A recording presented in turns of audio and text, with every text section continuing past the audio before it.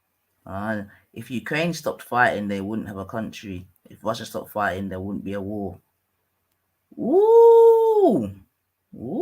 Let's repeat that one. If Ukraine stopped fighting, they wouldn't have a country. If Russia stopped fighting, there wouldn't be a war. That's fighting talk. If Ukraine stopped fighting, there wouldn't be a country. I don't know. That's a big talk still. What I noticed from COVID and lack of trust and support is government is people to take alternative media as facts when, in my opinion, it's another form of propaganda. Yeah. I hear that. Yeah, that's a fact as well, man. That's why, as adults, it's so important that we use our own sort of discernment, and it's important that we do, innit? It's important that that we don't just take information and just say, yeah, it gossip. You know what I mean? And that is the truth. You definitely have to sort of filter it and pick sense out of nonsense, this, that, and the other, But even with saying that, it's not an easy thing, right? Because we know that billions upon billions of pounds are spent, or just currency in general, in programming the people. Do you know what I'm saying to you, to get them to think a certain way? That's a definite. So, yeah. But yeah, man, in this time especially, it's very important to use your own discernment, man, because you're being fed a lot of bullshit. That's a fact. Stu said, I've seen lots of Russian propaganda. Yeah. Well, you should have seen Ukrainian propaganda as well, though, Stu. Facts, Stu. There is a war there. Anyone who supports Ukraine are supporting. Ooh, Sugar Hill. Ooh. The animator says anyone who's supporting Ukraine are supporting Nazis. Fact. Ooh, bloody hell. It seems confusion is the best weapon, and it's work. Exactly though, Urban. That's a fact though, man. Confusion is a serious weapon. That is true, and obviously, one of the biggest weapons in this time is hearts and minds, isn't it? Hearts and minds, isn't it? If you can get enough people, putting the Ukraine flag on their symbol, this, that, and the other, then you're onto a winner, man. And I'm sure a lot of the people that are doing these things, they haven't even really got a clue as to what's really going on out there for real. Do you know what I mean? Just what they've been told. Russia RV White in Ukraine's history. Oh. Supporting Ukrainian civilians, supporting their government regime are two completely different things. Aha. Another good point. But I would presume that it's hard to separate the two. That's what I would presume. You know what I'm saying to you? But yeah, that's a good point still. Trying to make itself a launch pad to target Russia was stupid. Well, yeah, I think they definitely got sucked in by the whole NATO thing and all that. So I agree with that. Unless, I hope after all this, they actually get into NATO, boy. Otherwise, it would have been for nothing. All the reports of Russia raping women and children are being suckered. A woman from the UN was fired for spreading it. Yeah. Sosa says, I don't support Ukraine or Russia. Neither of them give a fuck about me or mine. Fact.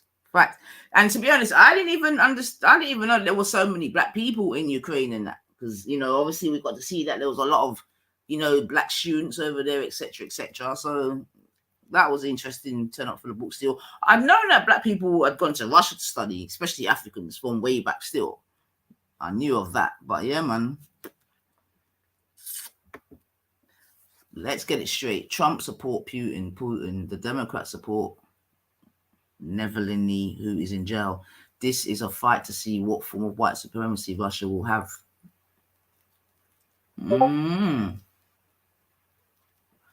Well, again, I think that's an interesting point as well, because even when we look at how they've been able to free, Roman Abramovich, whatever, the Chelsea owner, obviously we know what they were able to do with his money, and now Chelsea's had to be sold, etc. So that's a good point as well.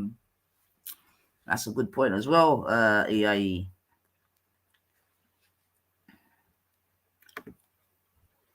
Political performance people was down to 20% pre-war. Okay, nice point there, Urban. Okay, so I take it that's the okay. Well, we know that. Listen, we know that war always does well for a person politically, right? And again, we can see that we can look back historically, you know, like what's his name? Thatcher, Falklands War done her well. We know Blair, he was itching to go to war. Itching. He couldn't fuck it. You know what I mean? Itching to get a war under his belt. That's a definite, man. Because we know that there was no need for that war, right? All that 45-second Scud missile bullshit. And this is what I'm saying about propaganda. You get me? Remember, up until that point, England was saying no. You understand what I'm saying to you? Even when they sent over the what's that guy called who mysteriously ended up dead in the forest with the beard? Where me him there? Oh boy, the one that they sent over to check if there was any thing would be of mass destructions, and he reported no, right? Yeah, remember? And then they had to come back with this 45-second or 45-minute Scud missile thing that could land, and then boom, we was in the war. You know, war is where, yep, 100%. And that's the next thing, you know, another good point was made, because we have to remember as well that certain weaponry or like some of these things have got a shelf life in it. That means they don't last forever in it. So they got to get their use out of it, man. Monica Zelensky is on his knees to join NATO, and look at him now. He's going to be silent soon.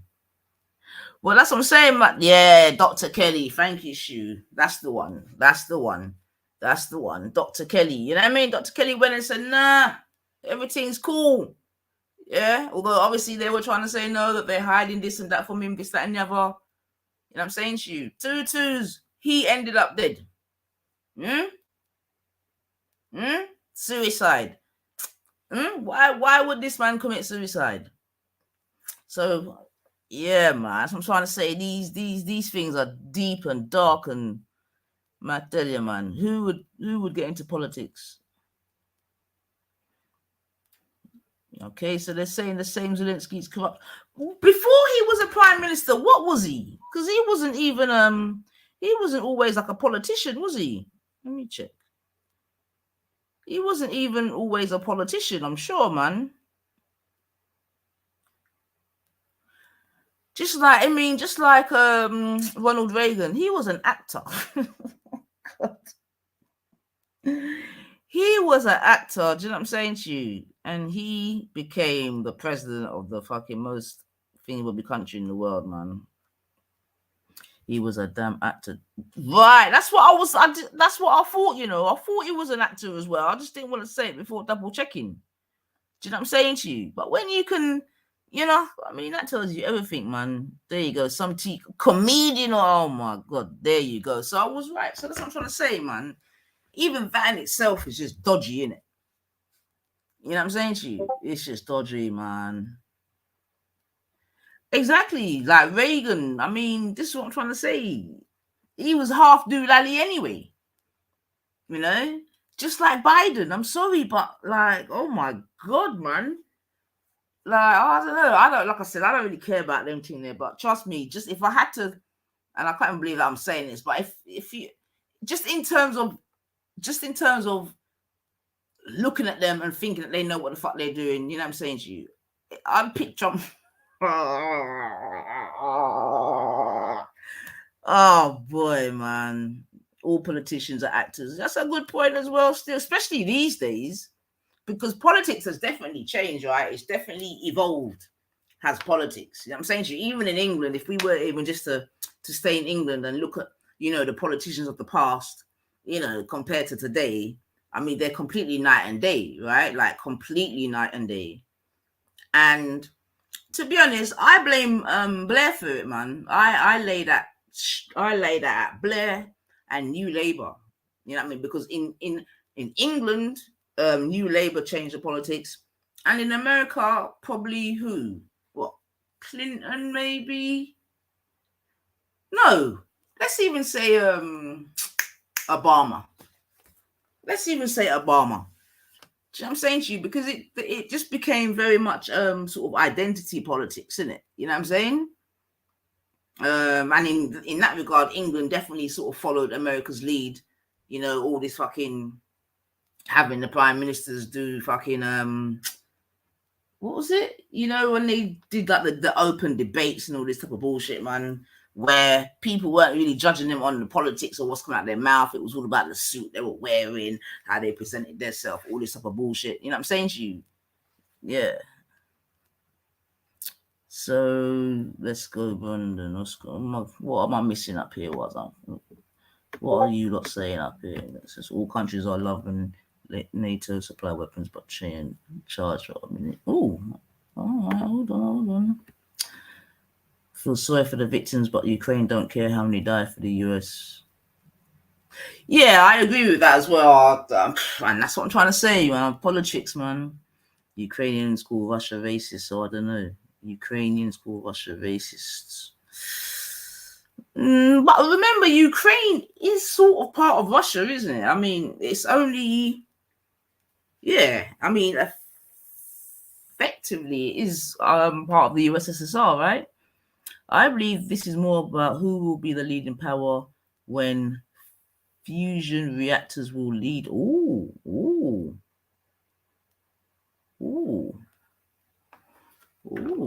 okay. Well, yeah, because we know that Russia and over them sides has got a lot of the gas supply, etc. So, yep, what am I doing? What is where the money's at? That's a definite. Because I mean, I can't. In fact, let's just see what I know they reduced it at one point, but let's just see what UK's defense budget is. Okay, to know how serious. Let me see, because I know it was reduced in 2021. Defense spending amounted to 42.4 billion in cash terms. This now that this is really interesting, right? So let me just in 2021, yeah, the UK defense spending amounted to 42.4 billion in cash terms. This represents a nominal increase of 2.5 billion on the previous year and a real terms increase of 1.7 billion. Yeah. So my question is, why has there been an increase in defense spending in the UK? Like where and how and on what? And for 1 year, you know, family, one freaking year from 2020 to 2021. Yeah. So that includes COVID, right? These are COVID years, right? Like the depth of COVID years, in fact. So I don't know, like 42, and you pulled out of Iraq amongst these 42.4 billion pounds spent in defense in 1 year, family. Yeah, but yet we're out here being squeezed for fucking for energy bills, fucking food, like that's what I'm trying to say. They're taking the piss, man. 42.4 billion pounds. So what was it? That was UK. So let's look at US's. This is what I'm trying to say, family, man. Fuck it, you know.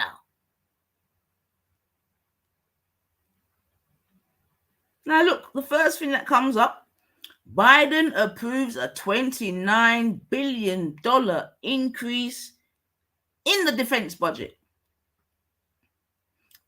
The national defense total in 2022 omnibus spending bill, $782 billion. This is America now. Oh my God. These numbers are crazy, man. Oh my God, I'm actually speechless. Hold on a minute, man. In 2022, America is going to have $782 billion to spend on defense. And this is also a 3.9% increase. Why? What? So, oh my God, man. Sorry, family. That's kind of flabbergasted me a bit, man. I knew it was going to be a lot, but I wasn't expecting those sort of numbers, man. And that's for 1 year. My God, man. East Ukraine is full of Russians. The neo-Nazi battalion have been shelling them for 14 years, killing 14,000. You have to know the history, and the crisis didn't start this year. Exactly. America wants to pass a bill to punish Africa for not condemning Russia. What? A bill? What do you mean a bill? Hold on a second. I mean, I've heard... Hold on a minute. You can't pass a bill to keep black people safe, but you can pass a bill to keep Asians safe. But you want to pass a bill to what? Punish Africa for not condemning Russia. Oh my Lord. This is what I'm trying to say, man. This is what I'm trying to say, family. Sometimes ignorance is bliss, man. You get what I'm saying to you? Because watch the now. EA is saying they're trying to pass a bill to punish Africa for not condemning Russia. Blood cleat. What? Hold on. I had heard some rumblings, but like I said, I ain't really... Hold on a second.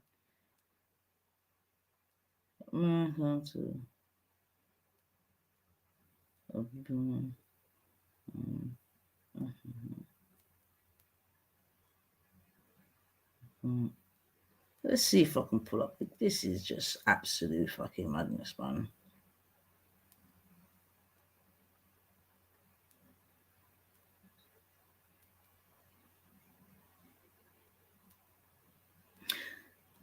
So the Senate approves $40 billion in new aid to Ukraine. Rastafari.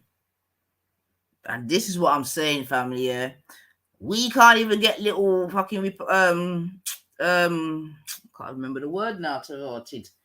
Money. We can't remember the word money. We just call it money. You understand what I'm saying to you? For the struggles. But yet they can be sending 40 bill to Ukraine willy-nilly, just so. 40 billion. And what are they going to do with that 40 billion? Okay, the House on Tuesday passed 40 billion military and humanitarian. Okay. All right. So more military. All right. Right. Low key, the Russians are backing us. Who's us? All right, let me go back up a little bit. I do believe places like China and Russia are needed to bring balance. Yeah. True words, Urban, because you could imagine what it would be like with that. I mean, that's such a sobering statement, to be fair, but I hear you, man.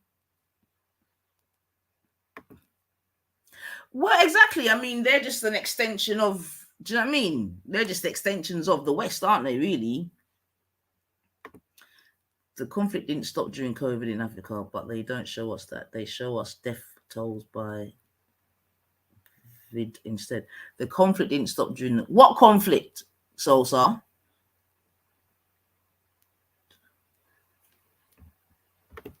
Nobody is perfect, and black people need to know this is not our fight. Yeah, 100%, man. I mean, but still, you know what I mean? It's good to, because one thing will be, it could be Ukraine, the next time it could be, Now I need to look up the Real News Network article in 2014 that shows how America was supporting Azov to overthrow the... Oh, yeah.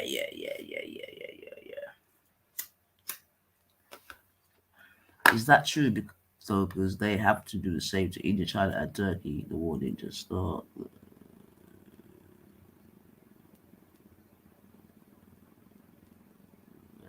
To leave Cuba in... So does anyone believe that this is basically the lead up to the Third World War then? Does anyone believe that, all these sort of ramblings is like the precursor to World War III? Do we think there could be a World War III? You know what I mean?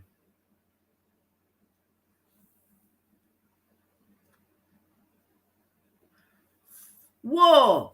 What is it good for? Absolutely nothing.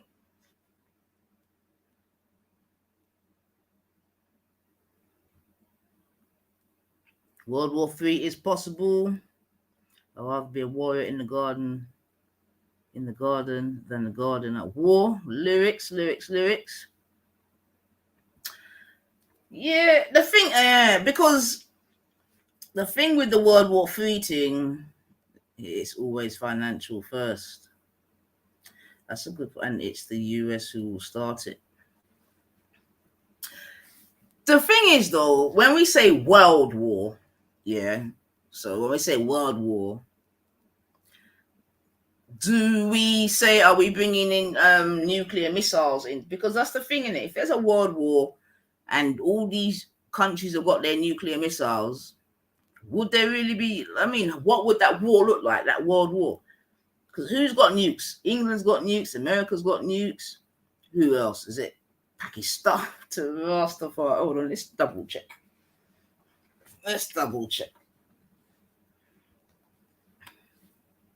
Paraguay insurgency, Chadian civil war, Bangladesh, Kenya, and these. That's true. That's good. But yeah, but those are civil wars, though, innit? But yeah, because they can wipe out whole countries without using nuclear weapons. Check out the rods of God, crazy weapon. They can wipe out whole countries without using nuclear. How do they do it without nuclear then? What, just drop bare bombs and that?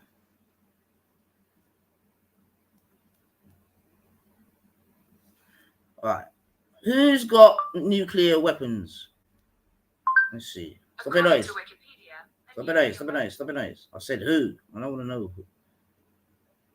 What is the current most nuclear powerful weapon? All right, let's have a look. I just want to know which.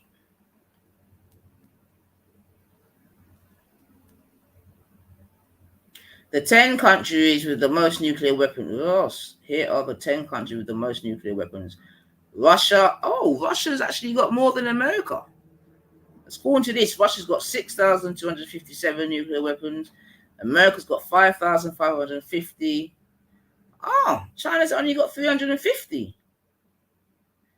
France has got 290. England's got 225. Pakistan's got 165. India's got 156. Israel has got 90 nuclear weapons. And North Korea has got 40 to 50 estimated.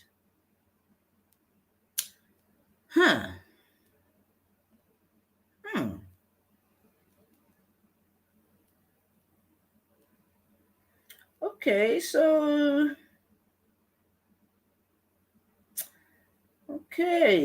Russia and America have got the most.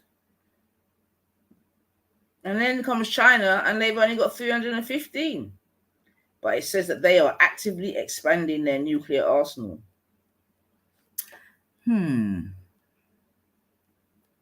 that's a good question still. How do we know that the stats? I mean, as I was reading them, I was just thinking it's probably double this, you know what I'm saying to you? But obviously they do have some sort of inspectors, this, that, and the other, that go and check. But yeah, I'm sure there's a bit of propaganda in there still. And just to remind us, to date, nuclear weapons have been used in war only twice.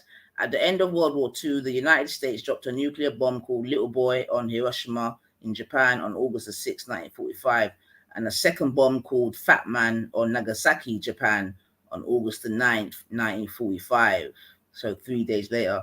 Little Boy detonated with an explosive force of approximately 15 kilotons, which leveled most buildings within a mile radius.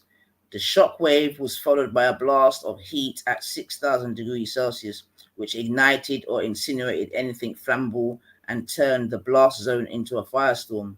Finally, the explosion produced lethal ionizing radiation and lingering radioactive fallout, in which debris blasted into the stratosphere by the initial explosion is held aloft by atmospheric winds and settles back to Earth over the next several days. Wow.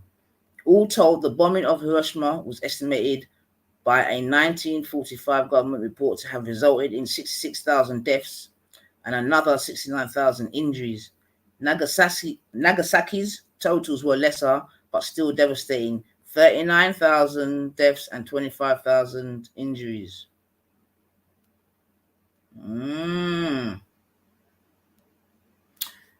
So, yeah, just a bit of just to remind us, because obviously the two that were dropped was in the Second World War. That's the first time. Okay, fucking hell, man. And we can only imagine that the nuclear weapons now are far more devastating. So, wow.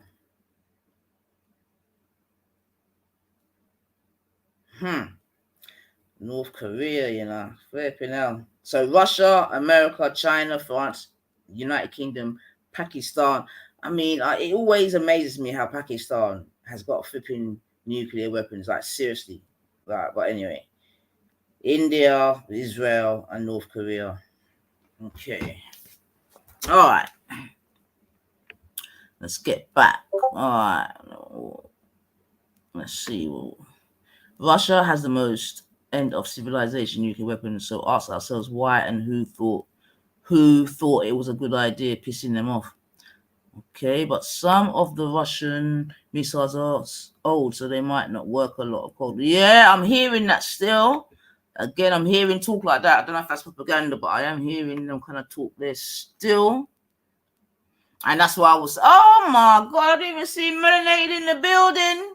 Didn't even see you there, sis. Come on, bless up yourself, man. That's right, and that's why I was saying that some weapons and armory and whatever, they have an expiration date in it. So I think that's why certain time come, they just got to go to war just to make, make it economically, credible, as it were. Okay, to be honest, we are in World War III now. Half the world is trying to crush Russia. Yeah, I mean, you could be right still, because I'm sure many of us maybe think about World War III in the sort of same vein that we thought of, World War I and II. Do you know what I'm saying to you? But for real, it's going to be a more sophisticated thing now. So, yeah, you could be right, man. EMP bombs and kinetic weapons. Oh, boy. How do we know whether to touch? Okay. Russia has them. Okay. Because they can wipe out whole countries. Okay, let me see. Where we at? Oops.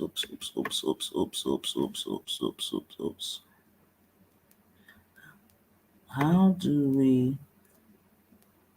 Hold on. Some of the Russian missiles are... Okay.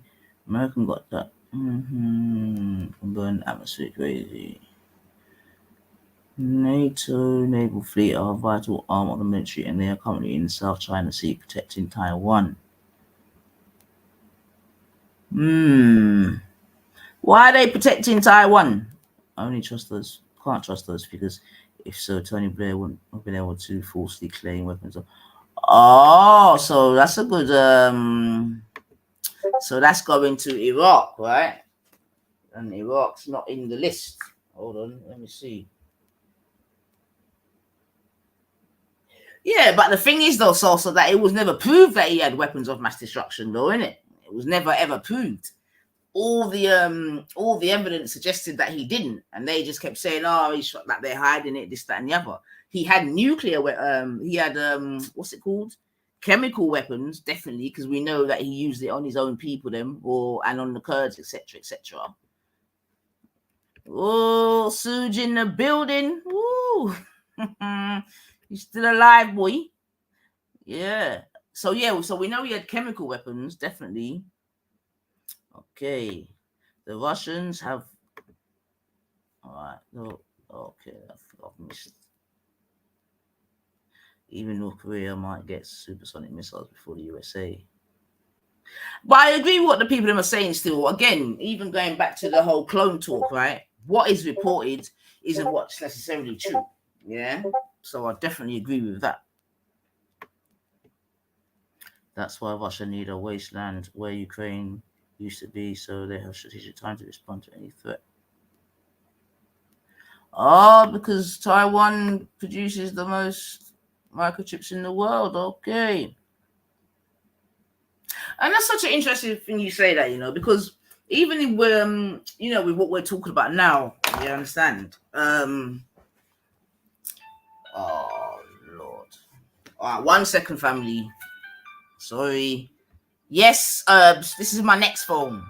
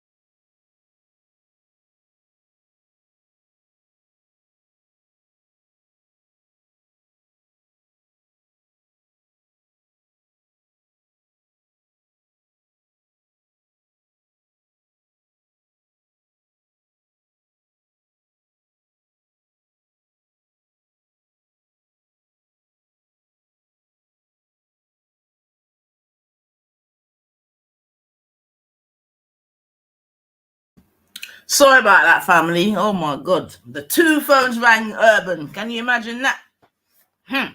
All right, back in the building. Hope everyone's living life like it's golden, since we all might get blown up. But stop that, Miller. But yeah, I see. I know you say it flippantly, but it's true. Still, sometimes you got to live this life like, It's your last day, man. Now, like you always hear me say, no one don't know the hour, the second, the minute.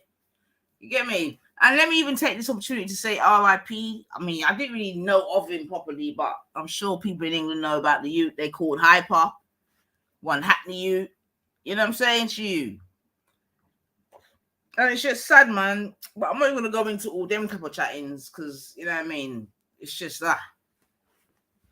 You know what I mean? But I don't know how, but these senseless killings have to stop, man. I don't know how, you understand? But I tell you, man, it can't continue like this, man.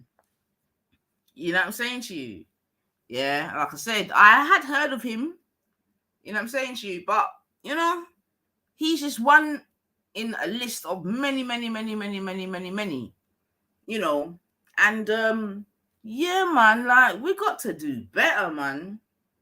We got to do better, man. I even see something where, you know what I'm saying, there's a youth in jail who's murdered a youth and he's in jail boasting, like, oh, God, man, it's just, and that's a, you know, that's what I tell you, you know, you see social media, man,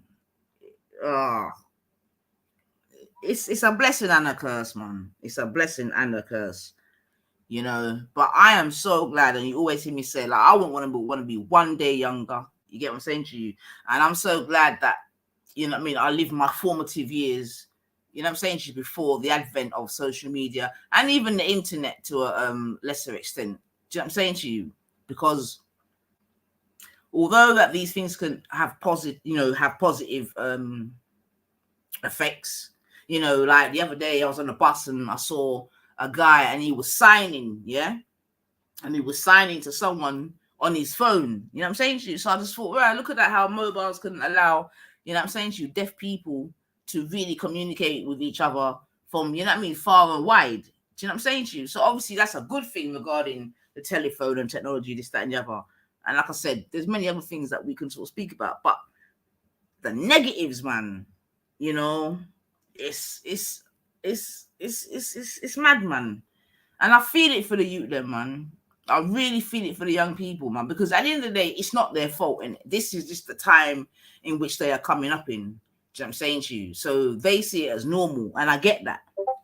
But for an older foot like me, man, it's just like, fuck here now, man. And don't get me wrong, obviously I've got a phone, as you don't hear it ring. You know what I'm saying to you? I'm not on social media hard. Like, the biggest social media for me is YouTube, etc., etc. But yeah, man, even in my little time off, I'll be seeing some things. I'm like, oh my God, man. It's just like, wow, you know? And I don't know, man. I don't know, man. But social media, and I think as parents, we just got to really try our best to really regulate and manage the way in which our children use it, access it, etc., etc., etc., you know? I really believe that. And to have an idea of what social media your children are even using and what, you know what I mean, what they're doing on there, man. You know, did you hear about the guy that died in the Buffalo shooting? He made a car that could drive on water, not petrol. Oh, I did. I mean, obviously, I heard about the Buffalo shooting. I mean, even that again. I mean, look, man. I tell you, boy. Now, all I want to say is this, yeah. That is two mass shootings, yeah. And I'm gonna say it of black folk, Zin. The last one being in, was it Charlotte or Charlottesville or Charleston or whatever? Is that the one where they bought in Burger King afterwards?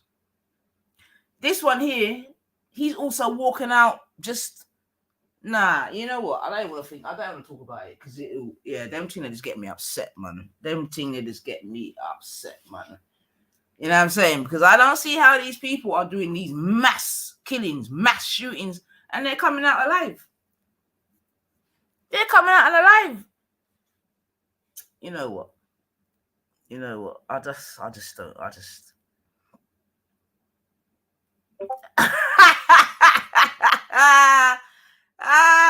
So you're funny. So she said, I watched too much YouTube the other day. I tried to skip the ads on normal TV. That's so funny shit, man. Fucking hell. America resources keeping Britain relevant. America resources keeping Britain relevant.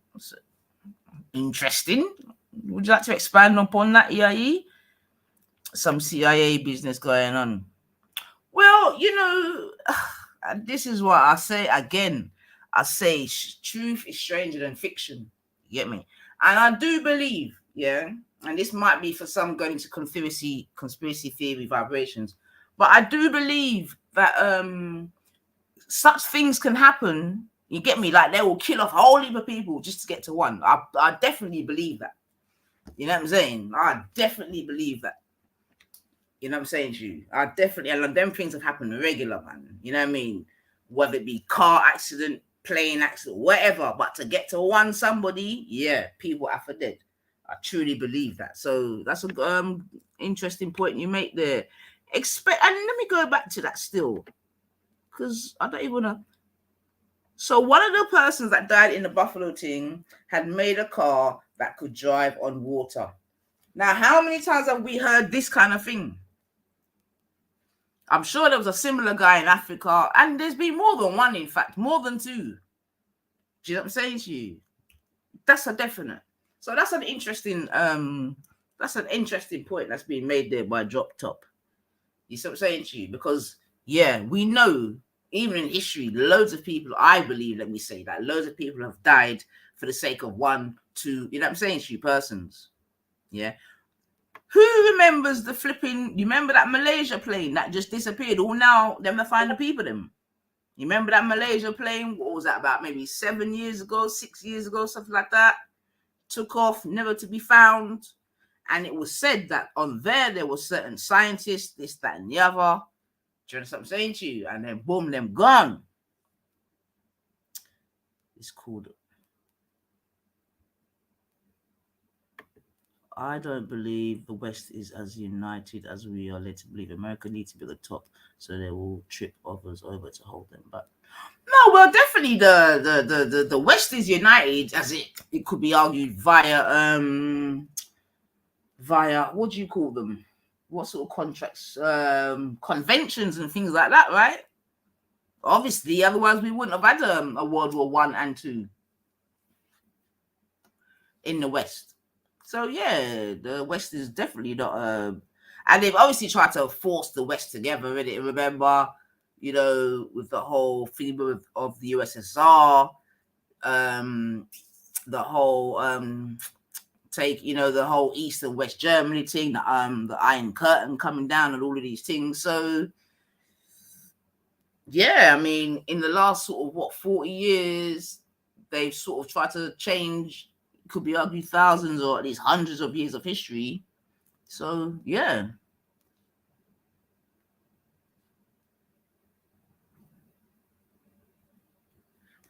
okay. I mean another. Okay. All right, sis. And he said, and the other white guy in the States got killed for the same thing. Right. So again, it all comes down to money. All comes down to money, because it's been known for, I think it's in fact decades, that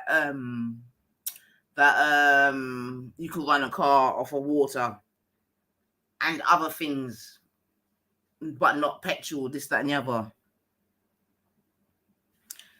Reanimator says the water power car is bullshit. It takes energy to separate the hydrogen from the water.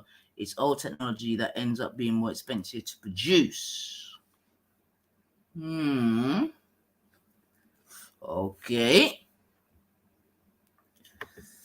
Without America, they would have had to look out for themselves, their own interests. But America is a muscle that. What are you talking about, EIE? What y'all talking about now? Without America. Who's they? Who's they? Let's not. Britain only picks on the Commonwealth with her weak military. China and Russia pissing in the British military face. I don't know, easy. Easy, EIE. I mean, I don't want to be out here trying to sound like I'm back in Britain, but like, what we do know is that America has the brawn, England's got the brains. I mean, come on, man. Let's not do all of that. America's definitely got the brawn, but England's got the brain. They equal the 5 eyes.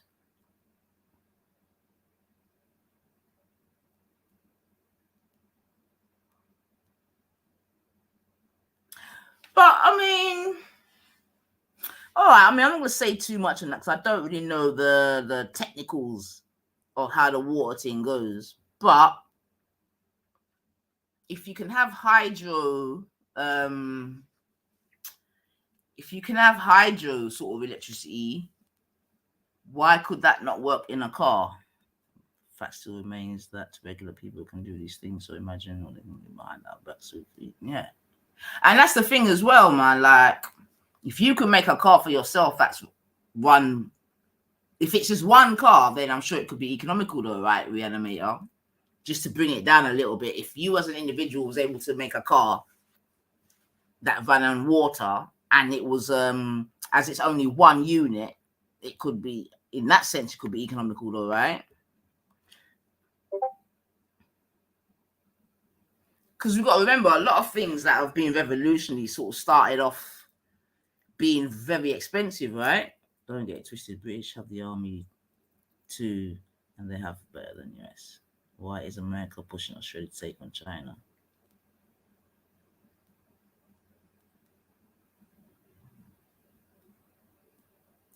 Nah, it's not economical because water is a resource. But I thought that's why it would be economical if it was just like a one-man thing. But obviously, it's not economical for, money makers. Why is America pushing Australia to take on China? America's pushing on Australia to take on China. Australia couldn't take on China. How? Military? What, in terms of military? Nah.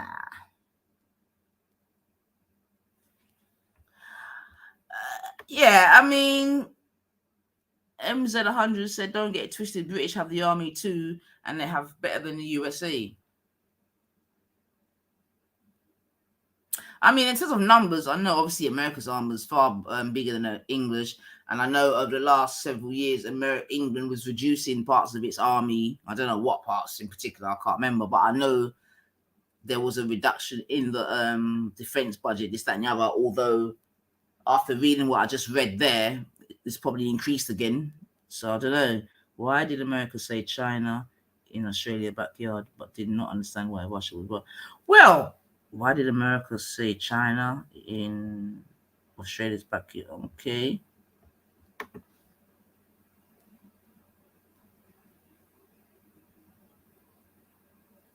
That's a good point still, but America, they don't care about no one else, is it? It's not cheaper though. People think you can just fill a car with water, but that isn't the case. Okay, that's what I'm saying. So obviously I know there's going to be some engineering involved, but still, if you could make a car run on water, it's still got to be cheaper than petrol in the long run though, right? Water tech is like steampunk, better with electric if they invent better charging docks. Tesla has many, however, Lucid and Neo are working on it. All right, big up yourself, Gain. So Gain has said water tech is like steampunk. Don't quite understand that. Better with electric if they invented better. Okay, right, I've got you. Okay. Well, yeah, because I know in terms of the whole which again is an interesting point you raised, right? Because obviously I know they're trying to, get over to EV cars, etc. But yeah, I know that the amount of batteries and this and that is also quite problematic. They invent better charging docks, right? Tesla has many, however, Lucid and Neo are working on it. I mean, I'm so glad that you've mentioned that actually,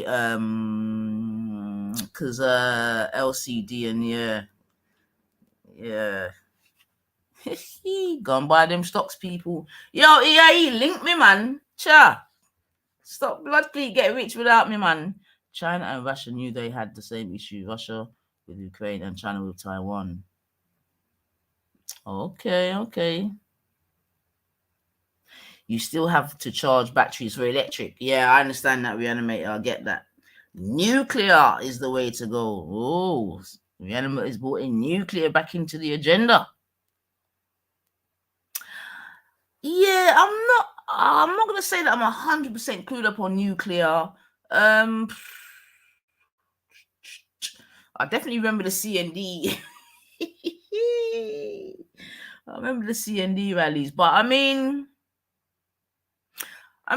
you would think a time will have to come where they just have to utilize the sort of the different resources available, man. Why work it water? It's just a gimmick. Water was a tech in the past, steam engine, but okay, right. Yeah. We're still gonna end up paying through the nose, though. We will never be able to sustain ourselves without them getting involved. Let's stay real, folks. All right. But I mean, the thing is, because I don't even know how true it is. But I remember even when I was going to secondary school, maybe, or you, I can't remember, to be fair.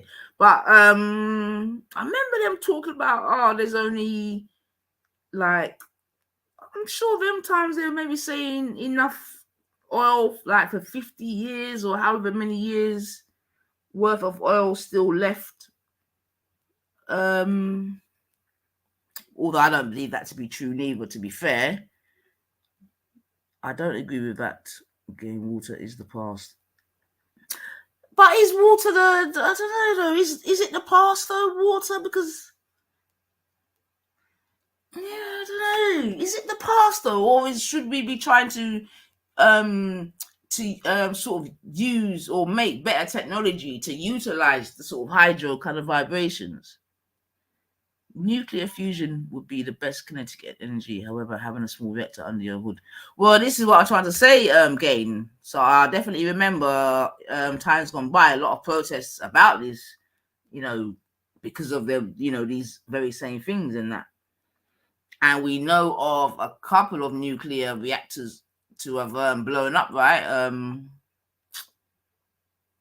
Yeah, in fact, didn't it? There was a big one in Russia, isn't it? I think where they're still having effects now, isn't it? What was that reactor called? Come on, Nines. What was it called? Oh man, my little brain. TLJ. What was it called? All right, fucking hell. I'm gonna have to.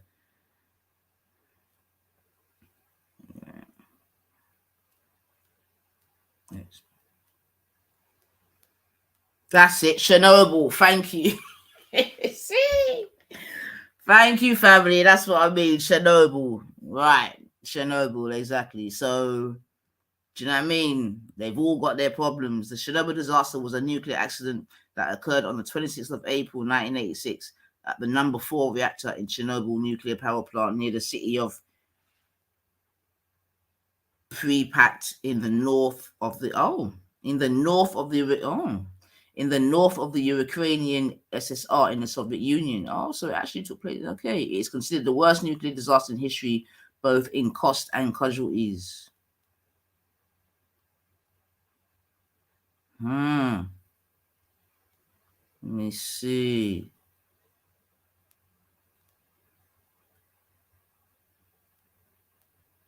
Is it still all the same?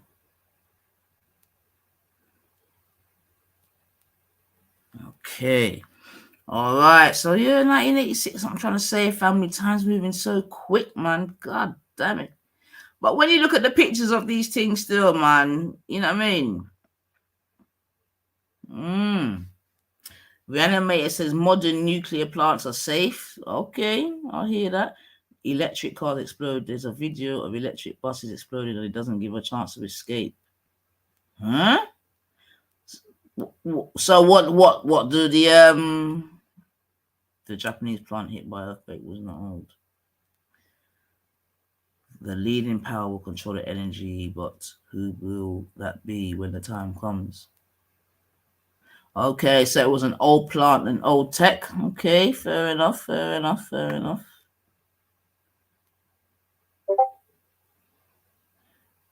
Electric magneto is used for Japanese bullet train. Not sure if sufficient on the road. Drop top. Electromagneto is used for the Japanese bullet train. Not sure. Fusion atoms will lead the way in energy splitting them is old hat. Gain is on it. Okay. The bullet chain is run on what? My son always talks about. It's used for Japanese bullet train. Not sure if sufficient on the road. Alright, sorry, I have to look that up, man. Fucking hell, hold on. Hold on.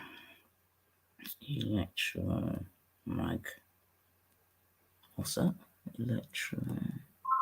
Oh my god, man. 1 second, family. Please talk amongst yourselves.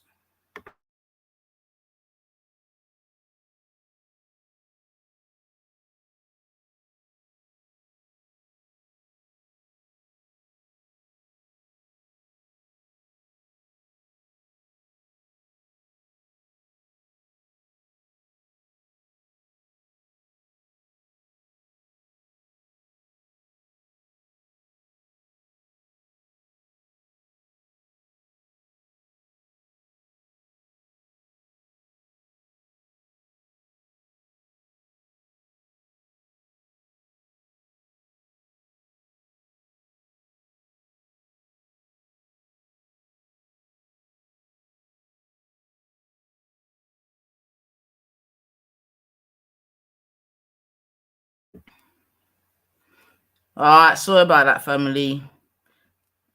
I'm just trying to see electro tubing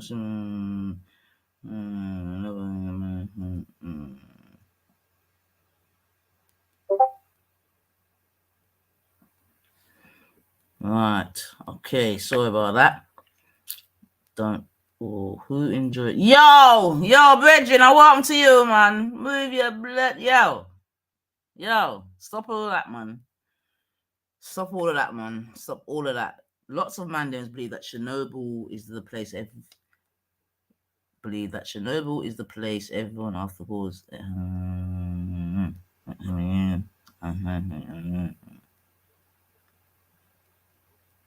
Menelin can be created. That Chernobyl is the place everyone. Can you write that again, please, Game? Because I wanna, but I'm not understanding it. When World War III pops off, I hope you lot run away like the Africans. Ooh! Oh, we got a troll in the building.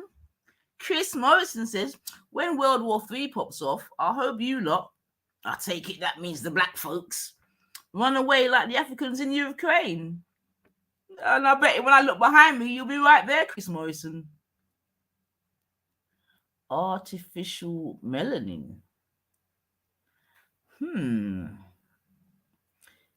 Yo, boy. You're saved by the bell, boy. Hold on there.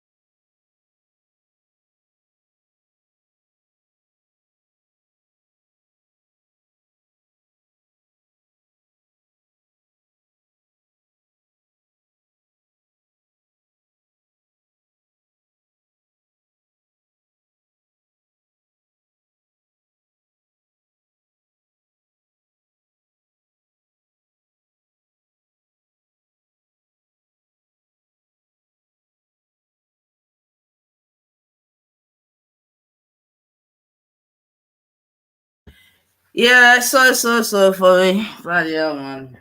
Now you understand why I ain't been about the cutter. But yeah. Right. What's the last thing I told was EIE for allow me, but that's all right. For £300 a month when gas actually has a double the right. So let's go up a bit.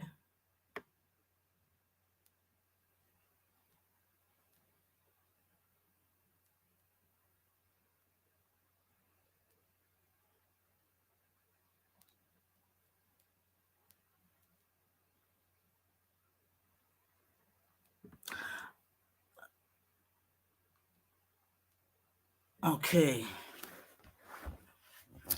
All right. I mean, with all due respect, Chris, I don't like what would you want black people to be doing anyway? To be honest, because I know you ain't gonna be doing shit. So what the fuck do you want black people to be doing? Found in South Africa, Chernobyl not required. They believe melanin is more valuable than gold, but can't really buy natural true melanin in the open market. Well, I don't know if that's true, Gain, but there's definitely talk that there's certain black people that have definitely been killed for their melanin. And like you rightly said, melanin is worth more than gold. So that's why soon we're gonna have to put trackers on our children. It's not even a joke thing out here, man. Between melanin and organ harvesting, we've got to be careful out here, man. It's not even a joke, man.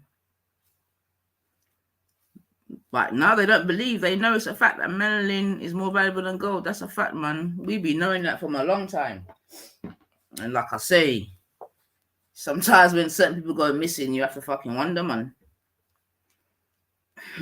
Mad thing. All right. It's how you raise them. Okay, I don't know what I missed. So what are you saying? Black man can go to space without a spacesuit, and black man can stand in a nuclear bomb and feel nothing.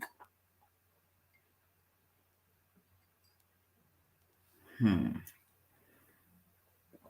right, I'll leave you lot to communicate with Chris Morrison, boy. Whatever alias he may be using today.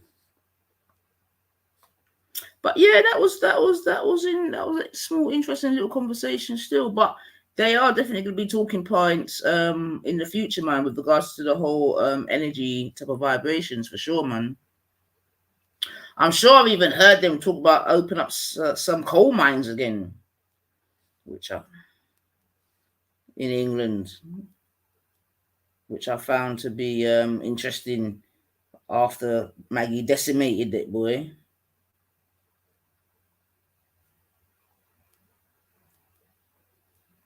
Decimated the coal mining industry, boy. I tell you, I don't even think they've recovered.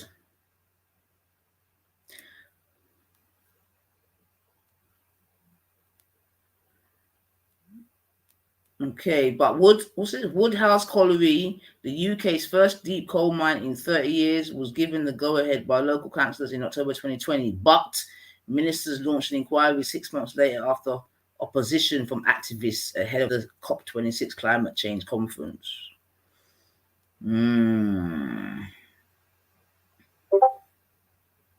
The last operating deep coal mine in the United Kingdom, Kellingley Colliery in North Yorkshire, closed in December 2015. Most continuing coal mines are collieries owned by 3 miners or are open pit mines, of which there are 26 in 2014.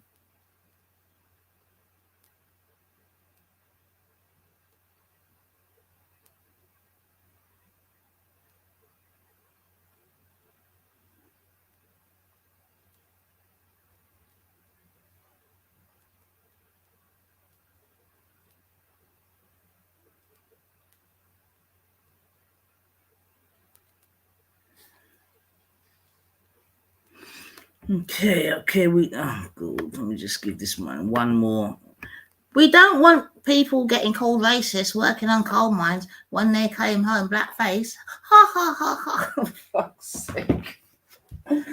Oh boy. But anyway, good old Britain. Good old Britain. There are no evidence. It's urban legend. You don't need to take from human. A lot of algae in South America has it. Also, blackbirds, cats, etc. has more than humans.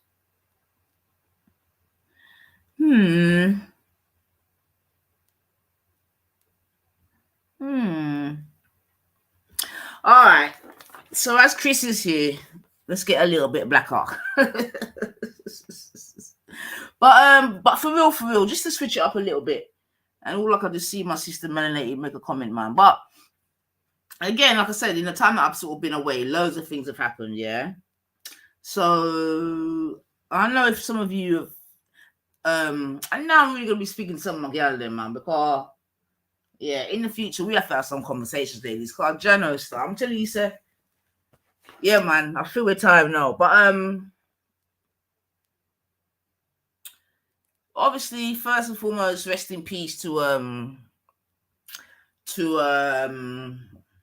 Kevin Samuels, right?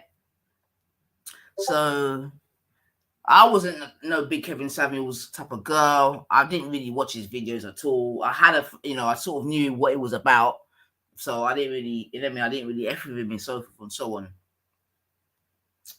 But obviously, I know what he's about. Now, we know that Kevin Samuels has passed in the last few weeks. Yo, Nins, where you at? Nins, call us. Someone call out Nins. I'm not saying him second daddy that, and I want to know how Nins feels about his second daddy dying. Rest in peace. Do you know what I'm saying to you? And all, the rest of this quote unquote manosphere.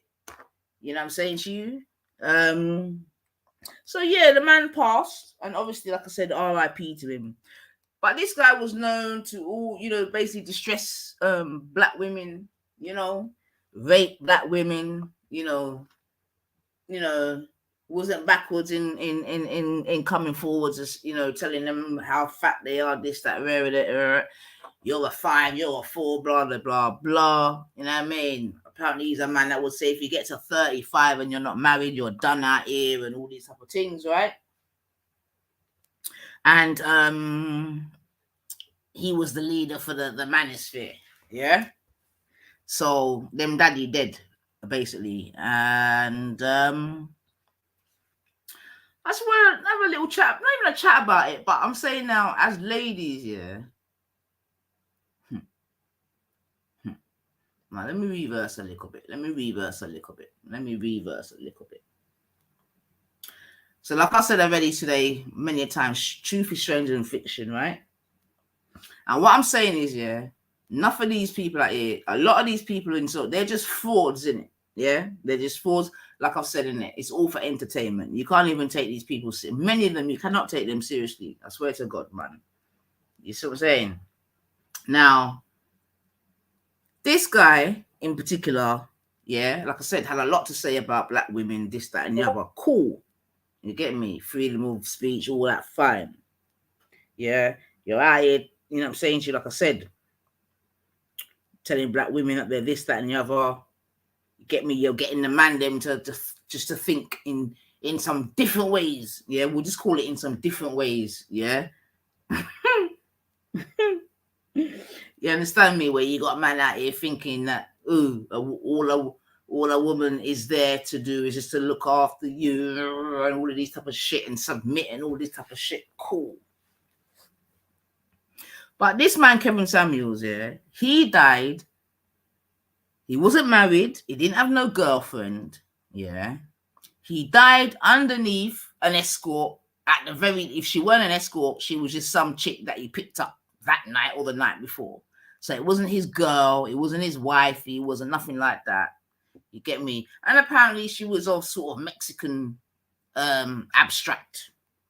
You see what I'm saying? Cool. So I just want to make the point that, like, I think as ladies, what we also have to do is be very careful, yeah, as to who we give our energy to. Don't want to hear about your paper. Okay. Who we give our energy to, right? Because I'm saying there's enough men out here that they're just frauds, innit? They are just straight frauds. Do you know what I'm saying to you? Yeah. So I'm saying going forward, ladies, and I'm going to put some other names under these fraud thing. Don't get it wrong. But I'm saying going forward, I think it's really important that we are very careful with who we give our energy to, where we put our energy, especially in this sort of social media world. Do you know what I mean? Who we give our likes and views to. Do you know what I mean? Who we may even contribute money to. You see what I'm saying to you? Because a lot of these men, they're frauds out here, man. Yeah, and a lot of them are frauds, and they what's the word? I can't figure the right word, man. But they come up off of our support, right? Okay. Now going back to the documentary that was had in England a few months ago, which was called Black and British, right? When in that documentary they stated rightfully that black women are the most loyal, yeah, straight up and down, the most loyal, yeah, and that's nothing that we didn't know, yeah. But what I am saying is that I just think that now as women we got to be careful as to who and where we give that sort of loyalty, right? Because you can't give your loyalty to some of these little fucking them little degger man out there, generous star. They don't deserve it, man. They don't deserve it and they don't appreciate it. You understand what I'm saying to you? So I'm just making the point that, yeah, going forward, I think we just have to be very careful as to who and what we give our energy to, man. Because you know what our energy is. It gives life, innit? Like, literally, it gives life. Do you know what I'm saying to you? But if people aren't going to appreciate it, yeah, get me. And, yeah, then I'm saying allow them, innit? Just allow them. Don't give them your view. Don't give them your like. Do you know what I mean? Don't even fucking subscribe, this, that, and the other, until they have an appreciation. For real, for real, for real. You know what I mean? Because there's enough man that enough man out here just talking some real bullshit on the thing. You know what I mean? And they're not even supporters of the thing in the first place. Imagine that. All the stuff that this man would be saying about black women, this, that, and the other, and you dead underneath a whole Mexican. A whole Mexican you dead under. Yeah, you basically died alone. Do you know what I'm saying to you? The next thing is the funeral. Yo. And this is what I'm trying to say. It's just all entertainment out here. Because I watched Kevin Samuel's funeral, right? Or bits of it, I should say. And you would think, yeah, with all the men that supported this guy, that had this man as their god, this, that, and the other, especially all these different YouTubers. Do you know what I'm saying to you? And yeah, I'm just asking the question, well, where was his support on his final day? Because by the looks of the action, and you know what I mean, it's a bit of a sad thing to have to talk about it, but fuck it, you was a public figure and you disrespected people, so it is what it is, man. But I'm saying, boom, for someone who had so much chat, this, that, and the other, where was all your support?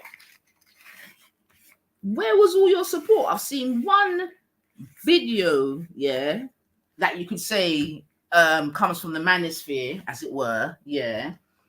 And it's, let me see if I can find it. It was a video of like men in suits and whatever, looking sharp, because obviously Kevin was an image consultant and teaching a man them to, you know what I mean, dress and all this type of bullshit. But where were they? Like, where were they?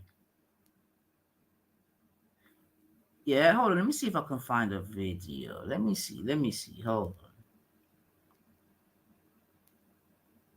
Let me see. And like I said, I'm not trying to be down on the dead, right? So that's definitely not what I'm trying to do. But I am definitely trying to highlight that, you know what I'm saying to you, got this man out here doing the most. Yeah, you got all these men following him doing and saying the most. He passes, and these men aren't anywhere to be seen to support him. Now, online, they were all chatting and streaming and getting there. And yeah, they were doing all of that. But at the actual funeral itself, none of them were there. You know what I mean? So again, I'm just saying that, listen, enough of them man out here. They're frauds, man. They're just straight up and down frauds. Yeah. Nins, call us, where you at? And I want to know what some of these men are going to be doing now that their daddy is gone. Their manosphere daddy is gone. You know what I'm saying to you? And he didn't go out in true daddy style. Like I said, he went out, he was in some apartment somewhere. The girl that was with him didn't even know the address of where she was. Apparently she tried to give him CPR. I tell you, it was just a mess, man. It's just a mess. But I'm just saying, yeah, you was a man that used to be down on black women, this, that, and the other, and you died lonely, this, that, and the other, without a woman in sight. To be honest, I don't even know how the man them even back this man, because you could just look at him and know, say, boy, well, let me say, I look at him and say, you're not really about women, man. Sorry. I don't really think you're about women, sorry. You know? But yeah, man, like I said, rest in peace to the man and that, definitely. But it just goes to show that a lot of this out here is just all entertainment and bullshit, man. Because, like I said, when it comes to, you know, his last day and whatever, or, you know, when they're sending him off to the ancestors and that, none of the man then were anywhere to be seen. Yeah. While was alive, obviously they all done what they did, you know, Kevin, made their money, whatever. But yeah, so I found that a little bit sad still. I mean, I found his whole passing quite sad. Obviously, one, because he's passed, because, you know, that's not nice in any instance. Two, the way in which he passed, you know what I'm saying? He was alone, you know, no family, no friend, just one girl that he may have picked up in one club somewhere, whatever. You know what I'm saying? He obviously done his thing with a Mexican. I have to keep reiterating, because my thing is this year, and I've said it before and I'll say it again. You see, if you was a black man, yeah, you see, if you don't F with black women, yeah, right, I don't hear nothing from you, you know. Yeah, I don't hear nothing from you. I don't hear nothing from you. I don't hear nothing from you. And this just reiterates this to me. You get me? For real, man. Yeah, he had so much to say about black females, rightly or wrongly, but you don't even F with them. And there's so many men out here like that. It's got the most, especially in social media, it's got the most negative things to say about the sisters, this, that, and never. But you don't even F with them. You don't even F with them. But you got so much to say. Yeah? But I'm telling you, see, the problem is there's a lot of, I tell you, man. This is why I'm saying, man, you got to love yourself. It is so important to love self, man. You got to love self. You know what I mean? Because as men and women, I'm saying, yo, before you even try to love someone else, try and love yourself, man. Because if you can't love yourself, there's no way you can go and love a next person. Well, in saying that, let me even take that back a bit still, because you got some people that don't love the but yeah, you gotta love yourself, man. You gotta love yourself, man. And we're definitely having a problem with men having low self-esteem. You know, like low self-esteem. You get me? I'm gonna start doing some streams and really investigating some of these things, like why a lot of these men have such low self-esteem. And oftentimes, the louder they are and the more gregarious, this, that, and the other, is the lower self-esteem that they actually have. You know what I mean? Because, you know, everyone's got their mask up. Do you know what I'm saying to you? That's a definite. But, yeah, man. But, yeah, like I said, initially, rest in peace to the man. But, yeah, you got to be careful how you're out here acting and talking this and that, man. You really do. But I'm saying, I was disappointed that his people didn't really show out for him. You know, I was expecting it to be a Mazza, you know, but no. So what does that mean? Does that mean that whole manosphere thing, it's just that free, you know what I mean? 1 second, family.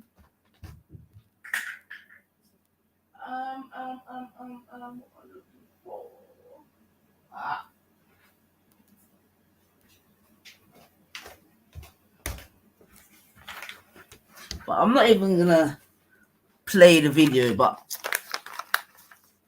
all right, hold on a sec. But yeah, man. But ladies, definitely, I'm saying going forward, I'm saying like if the men that we're listening to, and to a lesser extent the females, but if the men that we're listening to, if they're not about us, man, I'm telling you, just don't even fuck with them, man. Don't give them a view, don't give them a like, don't give them a comment, definitely don't give them a donation, man. Because there's a lot of men out here, yeah, man, they just use us for the come up, and then they feel, say, yeah, I hate that. Another pussy like that is this you they call Young Pharaoh. You understand what I'm saying to you? This and that's what I'm saying, yo, we just got to lead ourselves, man. Don't be trying to fucking depend on a boy for nothing. You understand? Because they all get jacked up one way or another. young Pharaoh, yeah, young Pharaoh, came on the scene strong. I don't even want to start chatting about the youth and stuff because it's so depressing, man. You understand me? But yeah, man, he's another one. Get me? Woman them putting which part of him there. Yeah, and then they get too big for their boots, and you know the rest, man. So I'm saying, because this has happened too many times, isn't it? So I'm just saying, in the future, I just think that we got to be very careful as to where we put our energy. For real. You know what I'm saying to you? Got enough man out here. Yeah, they stay like the flipping, just like the, Yeah, man. Let me see if I can for 1 second now. And it's just embarrassing amongst anything else. It's just embarrassing, man. It's just embarrassing. But yeah, man, there's a lot of guys out here with money issues.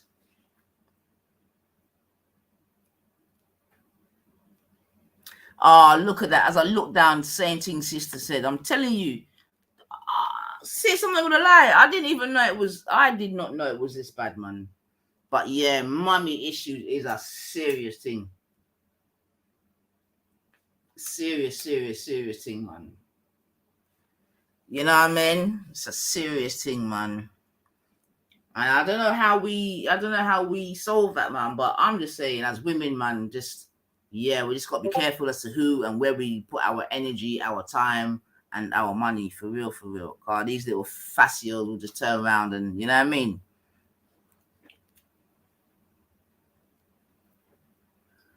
Bobby issues, But yeah, this dude, young Pharaoh, oh my God, man. How can you go from fucking talking about Kemet, that, to being on OnlyFans sucking your puss? Lord have mercy on my soul. I'm just saying, just allow them in it. We just got to be our own leaders. We don't need no leaders, man. We just lead ourselves. We got our own knowledge and information. And get me, the same sources that they use are the same sources that we can use. And we'll just allow these little fascists, man. Seriously, because what?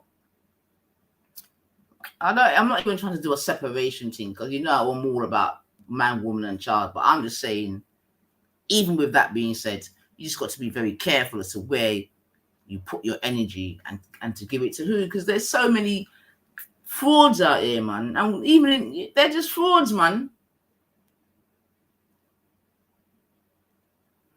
They're just frauds, man. You get me? And they know the what's the word? The commitment, the dedication, the loyalty of a BW. You get me? And they play upon it. There's this youth, yeah.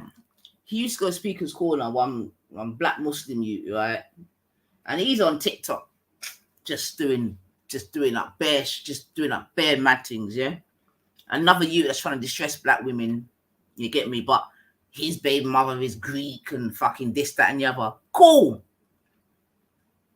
But just deal with your Greek, you know what I mean? Just leave black women alone, innit? Like, what's wrong with all these brothers out here just trying to distress black women, but you ain't with a black woman? What's going on?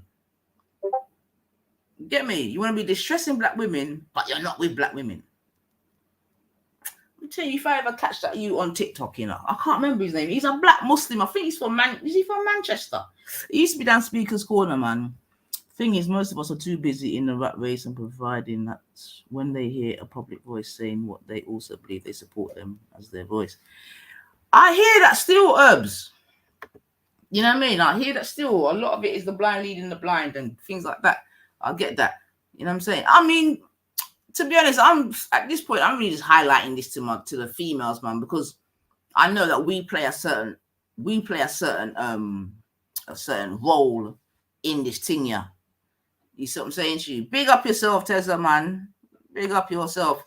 You get me? We play a certain role in this thing, man.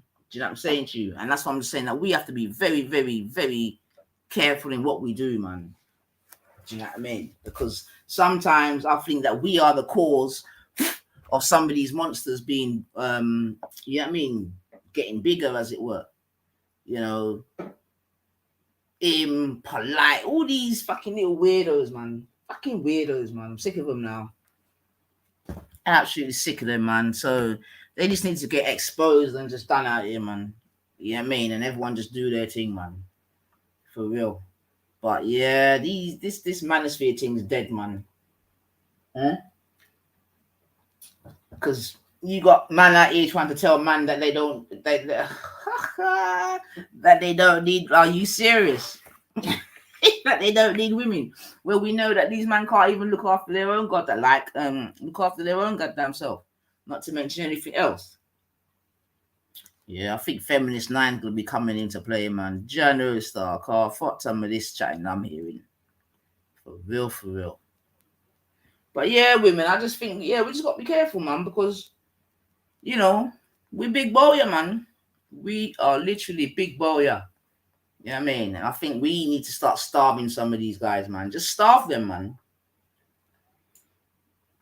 And also, ladies, you know what I mean? Especially the young ones. Some of you got to learn to close your fucking legs, man. You see what I'm saying to you? You need to learn to close your legs, man, and start loving yourself. Because that's the next thing I want to come and talk about, like, you know, how, and not just young girls, to be fair, you know what I mean? Some big old man too. Do you understand what I'm saying to you? But yeah, you letting these men play you a certain way, and it's just like, what the fuck? How and why? You know, I'll tell you, I was listening to one YouTuber. Oh boy, she's quite. I mean, I didn't really know of her until recently, to be fair. But I suppose in the young people's world, she's known in it. And boy, she come and in fact, hold on a second, I might even fucking bring it up to us. She gave me some fucking joke.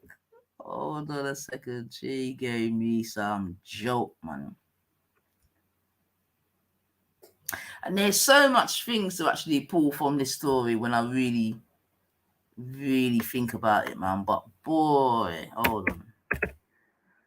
Just shut up, but I'm thinking if they fucking want to come and chat their own thing, then not wrong if me come complete though. But hold on. Alright, let me just. Success doesn't have to mean getting. And another thing I want to say, I don't know if you lot remember a couple years ago. Well,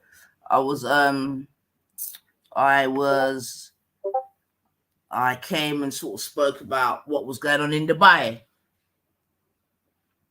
Do you know what I mean? But I didn't really go into it too much because it was so disgusting. Do you know what I'm saying? It was so disgusting and it was just disgusting, right? So I kind of touched on it a couple of times, but now it's properly, you know, being spoken about publicly. There's YouTube videos, there's even like sort of pictures and this and that. And that's this whole, you know, girls going to Dubai and just doing the most heinous things for money. Do you know what I'm saying to you? You know, IG. I mean, it started off with quote unquote IG girls, innit? But I think it sort of spread from there, right? And if you don't remember, I said if you don't got any little family, any girl that you know go Dubai and they come back looking moneyed up, ask them what the fuck they did out there, right? But I'm saying, like, you know, this worshipping of money, I don't know, it's a problem. It's a problem. But the next thing is also the fact that sex is now such a currency. Like sex isn't even.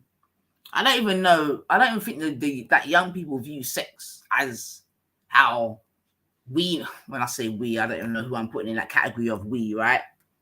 But you know, I tell you, it's such a shame. And you know the thing is as well, like things are moving at such an exponential rate, yeah. Because I'm not that old, but I'm not that. You get me? Cool.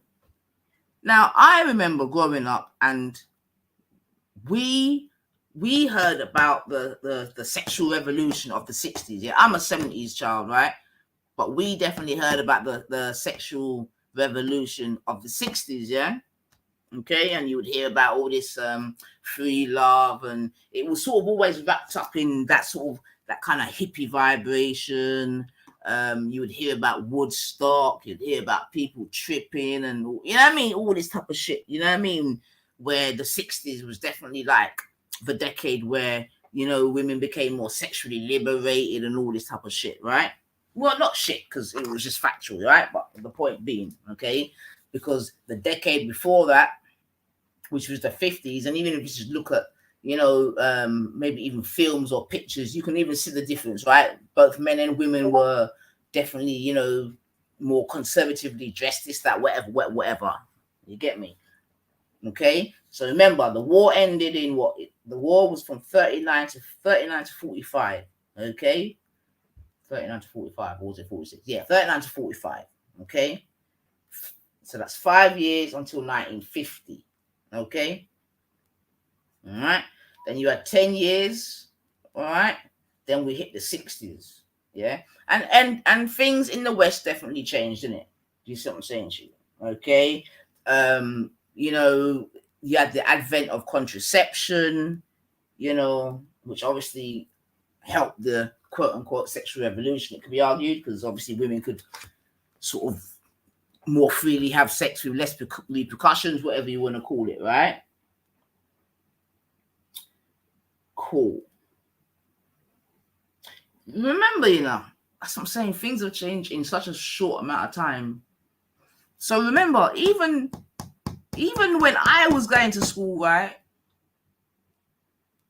Even when I was going to, I'm not rambling a bit, but even when I was going to school, like I done typing.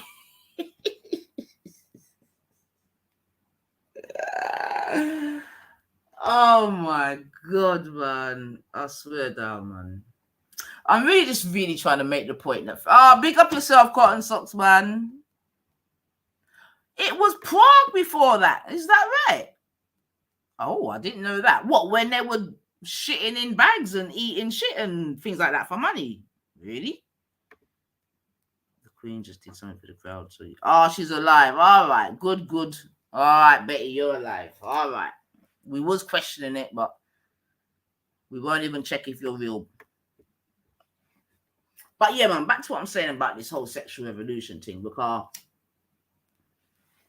I think women are really getting caught up in this, and do you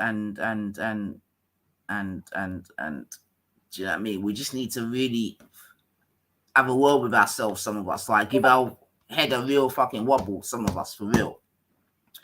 Adi Sabien, girls were paid to perform on stage, live sex for crowds, doing all sorts of nastiness.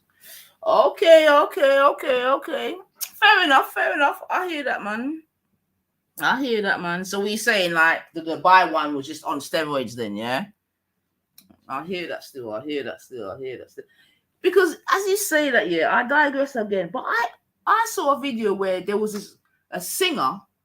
I don't know what country she was in, to be honest. I can't remember if it was in America or Europe, but it was in one of them two. A female singer, get me? And she was doing her set, and all of a sudden, she just pulled down her pants, and she just pissed just pissed in the man's mouth. The man was just lying there. It was bald headed. They look like sort of rockers, isn't it? Like rockers, kind of Hell's Angel-y type of vibrations. You get me? And she's there rocking out whatever. And then yeah, like I'm saying, tutus. The guy just laid down, and she just pissed straight in his mouth. So I hear what you're saying, Sosa, about, because I could imagine like, and that's what I'm saying now. Obviously, with the advent of phones and this and that, but yeah, man, my God, just pissed in his mouth straight, and he just lied there loving it, mate. You get me? But he did it for free. Oh my God! Someone said golden showers is fun though.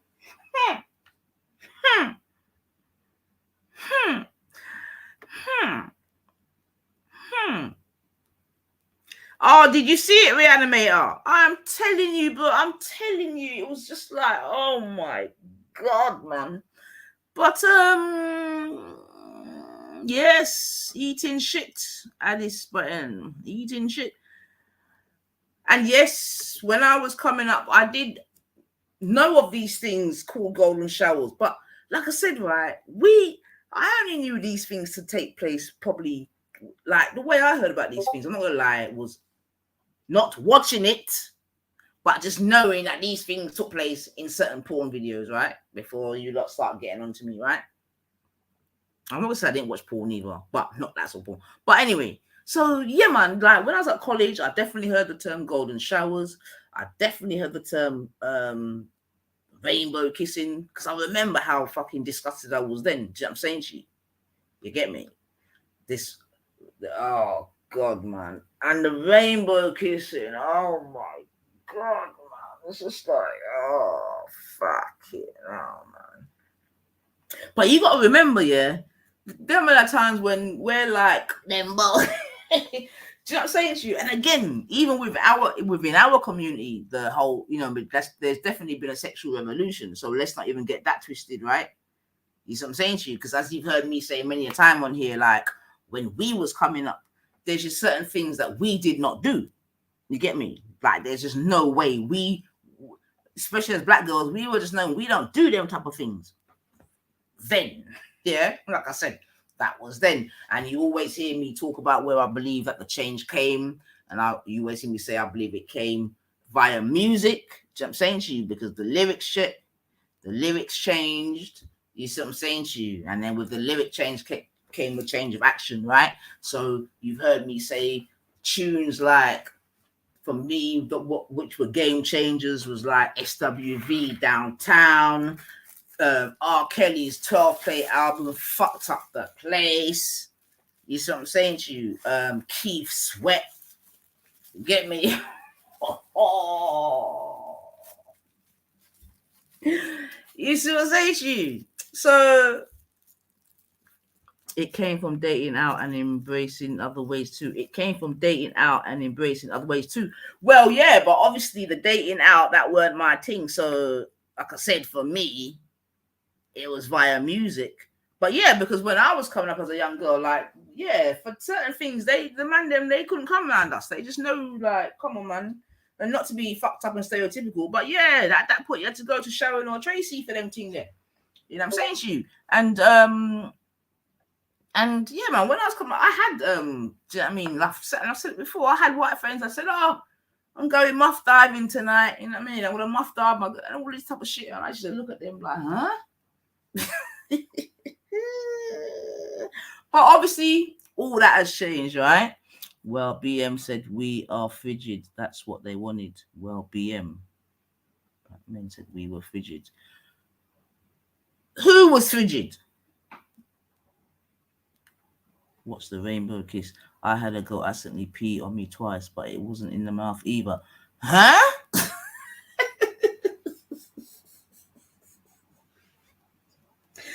What do you mean? Like, was that in the thrusts of passion or something, Reanimator? Accidentally twice. BM said we were frigid. That's what they wanted. Okay, well, I was never called frigid for such a thing, to be fair. Like I said, I think at my time of coming up, everyone knew what it was, man. You see what I'm saying to you?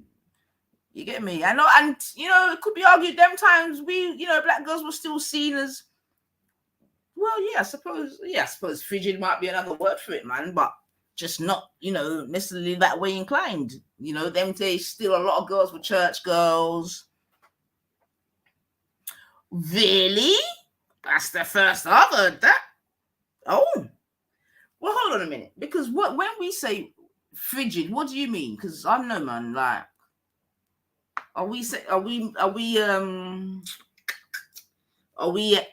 using the same definition of frigid? Because I mean, what then? What? So because God didn't want to suck dick, that made her frigid. Is that what we're saying? I thought frigid was just someone that was all stiff up and, You know what I mean? I ain't really on nothing, but I didn't know it was because you didn't really want to suck dick and that. Is that what we're saying? Because I never suck dick and no one's ever called me frigid to my face. Absolutely feel that there's certain things that we wouldn't do 100%. You know, and I'm sure for many of us, we remain. You know what? Actually, I could imagine if I was ever to go back out there, I could imagine they would be probably calling me that. Because to what I'm hearing, I'm going out there now. You get me? What is normal for some? Yo. So I'm with Mel, man. I'm good at being frigid, blood. Because trust and believe, there's certain things that Menardo being frigid is the way to go. Absolutely, Cotton. Thank you for being frigid is the way to go. Absolutely, I'm glad to see it, man. She's saying black men called us physical ways and what says can't be the person. Yeah, do you know what it is? So I didn't hear of it in the terms of. Do you know what I mean? Like I said, when I hear the word frigid, it just means like, you know what I'm saying to you? You're not going with nothing. I mean, if I don't want to, you know what I mean, partake in them kind of things, I don't, but I hear you still. Yes, I'm glad, like Fiona, come on, man. I keep talking about this is the next problem. This is the next massive problem. Yes, they're watching too much porn now. You can't compete. Oh, boy. That's what I'm saying. That thing there, that PORN is a big problem. And it's becoming even more problematic for the younger people. This is the problem. You get me? You know what I mean? At least us grown folk can say, okay, we know what is real and not, and very this and very that. But these young people, this is how they're cutting their teeth, man. So, yeah, that is a major problem, man. Major problem. Major. And that's what I was trying to say, that sex has now just become a currency. Do you know what I mean? I don't even know if they have, I don't even know how much feeling and emotion that some of these people, because I even receiving, if they do at all. Do you know what I mean? When it comes to the SEX thing, man, for real. And I'll even put some big women in that as well, man, for real. In the corner office. You know? Isn't always climbing the corporate ladder. Yeah, man. Because, like you've heard me say, Guys, right? And even going back to this whole Dubai thing, you understand what I'm saying to you? The porta potty and all this type of bullshit. This is what I'm saying to you. Because I'm saying in what we are in 2022, like in 20 years.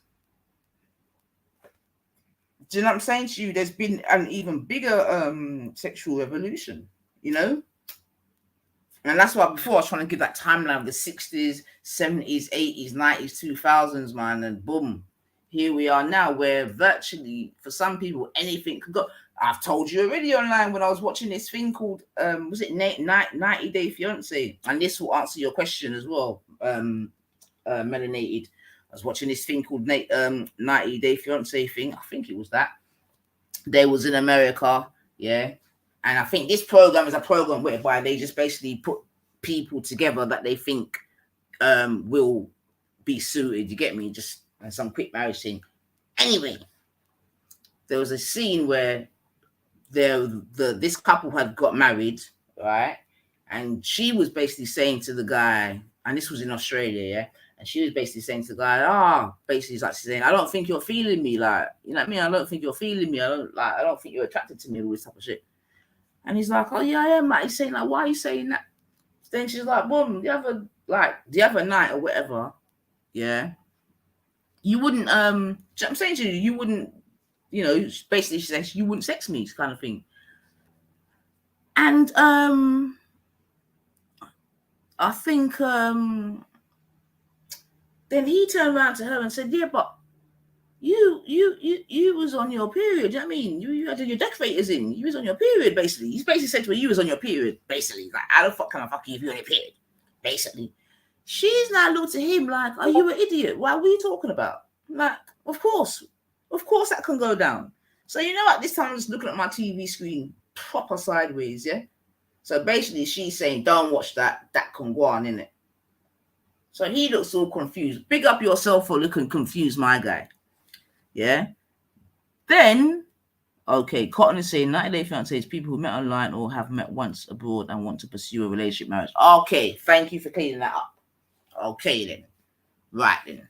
So these two, this couple was either they'd met online or they'd met once abroad. I'm going to presume they met online. Yeah.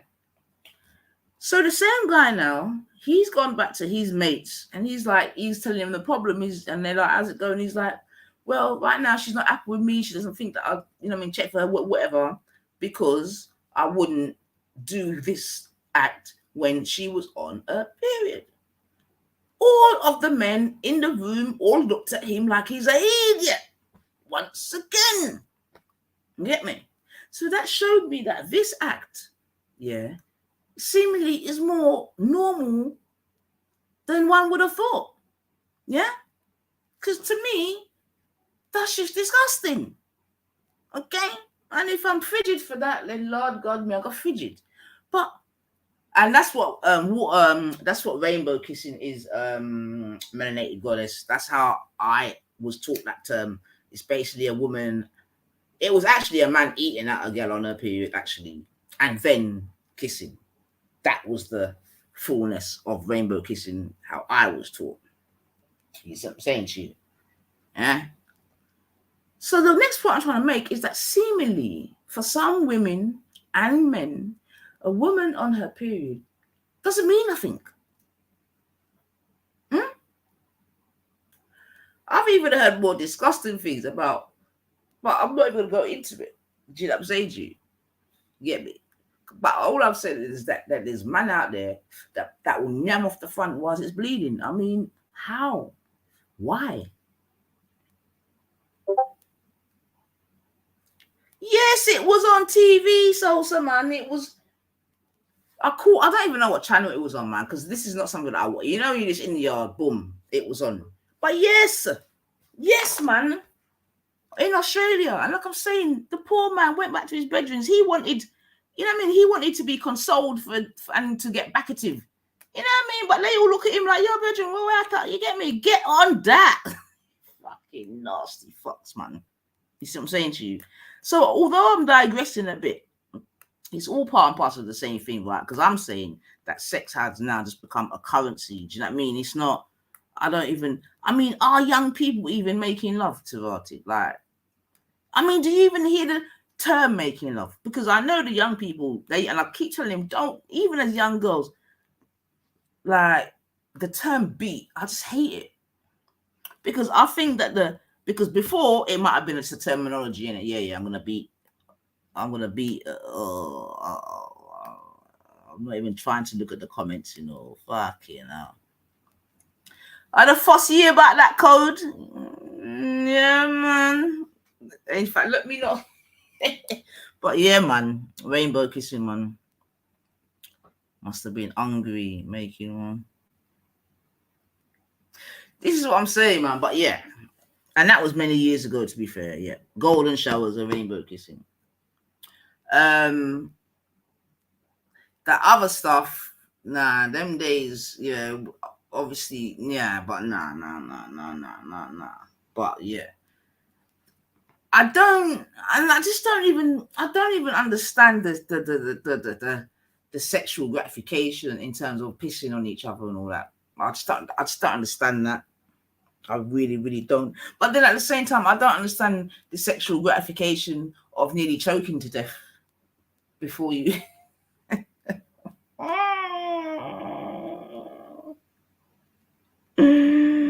Rest in peace. What a boy the name. And I love one of these songs, Da da da da da da da da da da da. You're one of a kind. What you there? Da da da da da da. I need you tonight. What's it called? I'm not. Oh my God! And he's saying that he was Australian as well, but he died of sexual asphyxiation or something. Michael Hutch. Is it Michael Hutchins? What was his name, man? Dun. What was his group called? Sorry, I'm gonna have to go and find it now. You're one of a. Come on, where's my pop people in the chat, man? What's his name? Michael Hutchinson. No, it's not Michael Hutchinson. You're one of a kind. I can't remember. Oh, thank you, Reanimator. Listen, is it? Yeah, Michael. Is it? And what was the group called? That's it, Michael Hutchins. Yeah, that's it. In Excess. That's it. In Excess. That's it. In Excess. That's it. And he died. Let me see. And this was in I think he died in, was it early 90s? Right. And let's see. Do they say how? Right. Hold on. They might not say. Yeah. He did Kylie too. That's right, Salsa. I need. That's right, because I'm not sleep. Come on, man.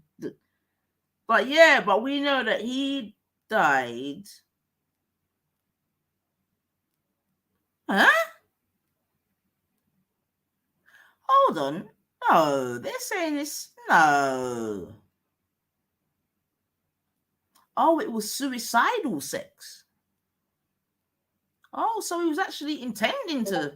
I just thought it was bad sex gone wrong. But are they saying it was suicidal sex? Hold on. All right, let me just quickly read something. Possessing allegedly the Taj Mahal of crotches, the late Michael Hutchins was not stingy with his architectural gem. As vocalist for the rock band In Excess, Hutchins was ideally placed to indulge in sexual thrilling seeking, and by most accounts, he applied himself with a diligence well beyond that of the mere, what's that? Dilettanti. I don't know what that means, sorry. Twosomes, threesomes, foursomes, hidden cameras. Michael was into all of that, said friend Nick Egan. How about sadomasochism, choking and tying up? Yeah, he did everything, said his lover Paula Yates, who's also got. Oh, I'm not laughing. Rest in peace, Paula. Ever since Hutchins was found dead in room 524 of Sydney's Ritz-Carlton Hotel on November 22nd, 1997, there's been speculation that he choked to death while engaged in a bizarre sexual act. The official verdict of the New South Wales coroner, Derek Hand, is that the singer committed suicide. However, In Excess, Death of Michael Hutchins maintained that a bout of autoerotic asphyxiation resulted in the singer accidentally strangling himself. Exactly, that's what I believe, man, about suicide. The program, even though it was almost as narcissistically portentous as the carry-on it indicted, made a strong case. Autoerotic asphyxiation hit the headlines in the early 1990s. See, this is what I'm trying to say. You see the evolution of the sex thing, man, when it was blamed for the death of British Conservative MP Stephen Milligan. The process designed to increase the intensity of orgasms involves the use of apparatus to produce asphyxiation, apparently by reducing or cutting off the flow of oxygen to the brain. The Taj Mahal of sexual thrills can be experienced. In Britain alone, about 200 people, men and women, die every year seeking such ecstasy. Wow, I didn't know that. So they're saying 200 people a year die from it. We met Stephen Hucker, described as the leading expert in the world on autoerotic asphyxiation. The simple facts that Michael Hutchins was found naked, that a belt and a ring bolt screw. Oh my God, fuck yeah, now. Let me start. Oh my, hold on, sorry.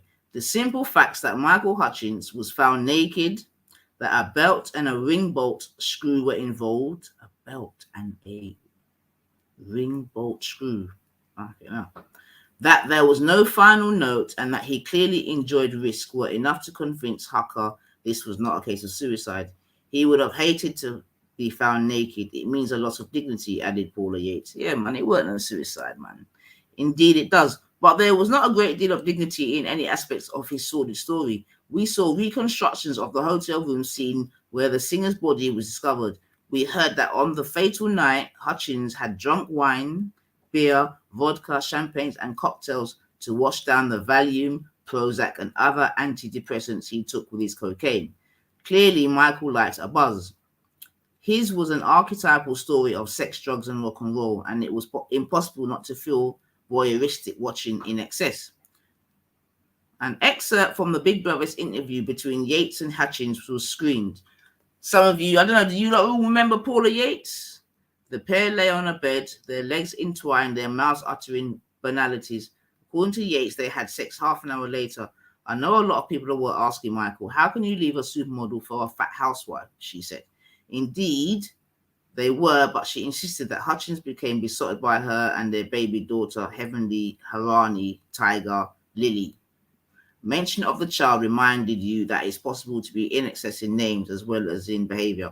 I'm not going to go any further, but yeah, so I was just really making the point again of the sort of sexual evolution, and yeah, just remembering this particular story where he died from, I just called it sexual asphyxiation, but they've got an actual term of, was it erotic? No, what was it? Erotic asphyxiation. Oh, autoerotic asphyxiation. So she said, what happened to candle wax? Reanimator says, I normally just hold my breath.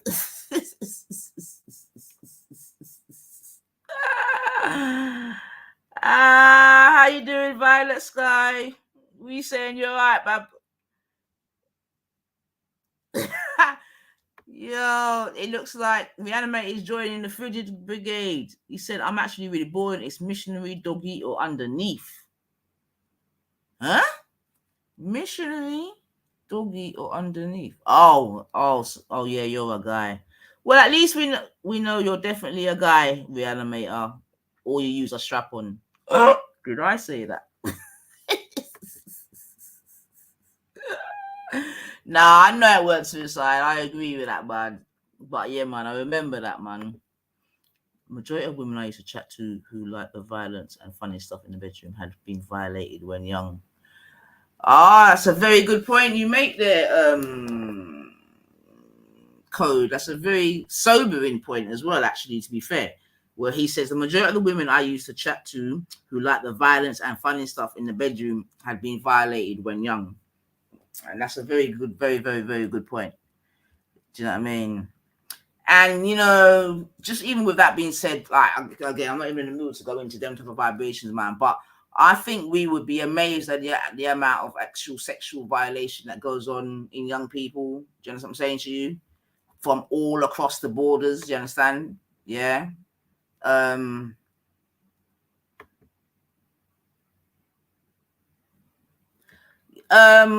Reanimate lady, exactly. That's why I'm saying he has to be a man, ladies. That's when you lot are on job. He calls it underneath.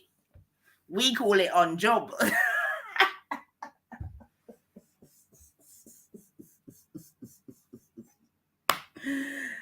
Like a cowgirl. Yeehaw!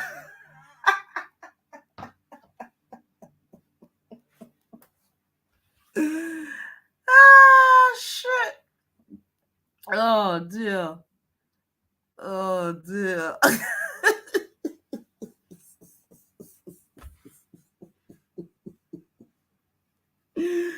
All right. Oh shit. Oh boy. All right. I don't even know if I should even show you some of this, but yeah. Did not.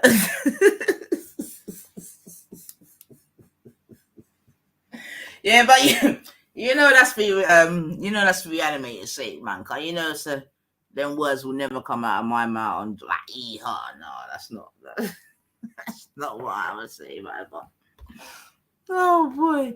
But yeah, man. So yeah, so I'm basically making a point about sex being currency, you know.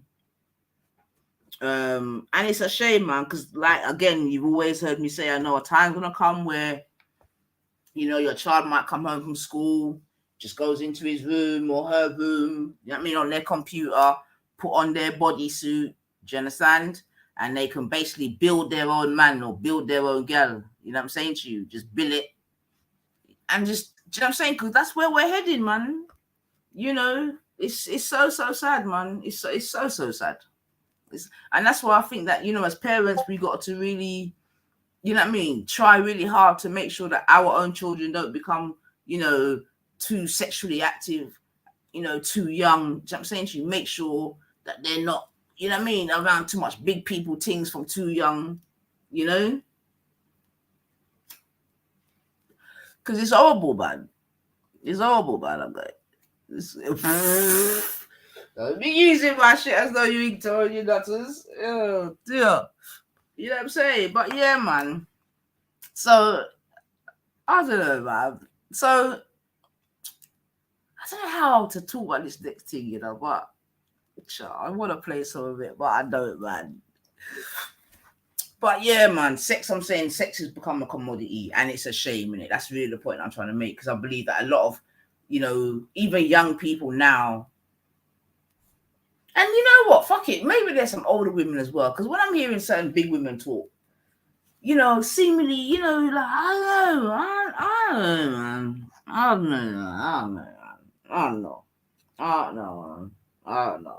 don't know. But yeah, man, I just think we've got to be so careful, man, you know. And like I was saying, I was trying to talk about that sort of terminology, beating it. Yeah, I'm gonna beat a gal and that. And I'm saying that terminology is now sort of in existence. And like I'm saying, ladies, like your man should be just always just beating you, innit? Like oh god, like you're not a hoe, innit? You're not a hoe, man. You're like if you got a man, you know what? Fuck it. Ladies, yeah. If you got a man and he ain't, oh no, do you know what? Let me not even go into it now. But yeah, I'm just saying that there's a sexual revolution going on, and it's not good. It's not good, man. And I don't know who's winning in this whole sexual revolution. That's the next thing. I'm not sure who's winning, man.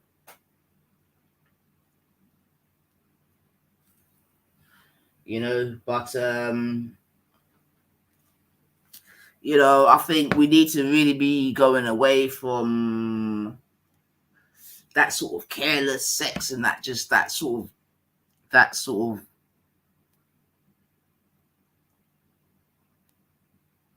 ATV says sex is love. These losers don't get it. Huh? Sex, and they become deviants because they lack love in their lives.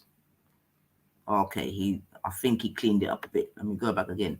Sex is love to these losers don't get it. Okay. They become deviants because they lack love in their lives. They become deviants because they lack love in their lives. Too much loneliness and emptiness in their lives.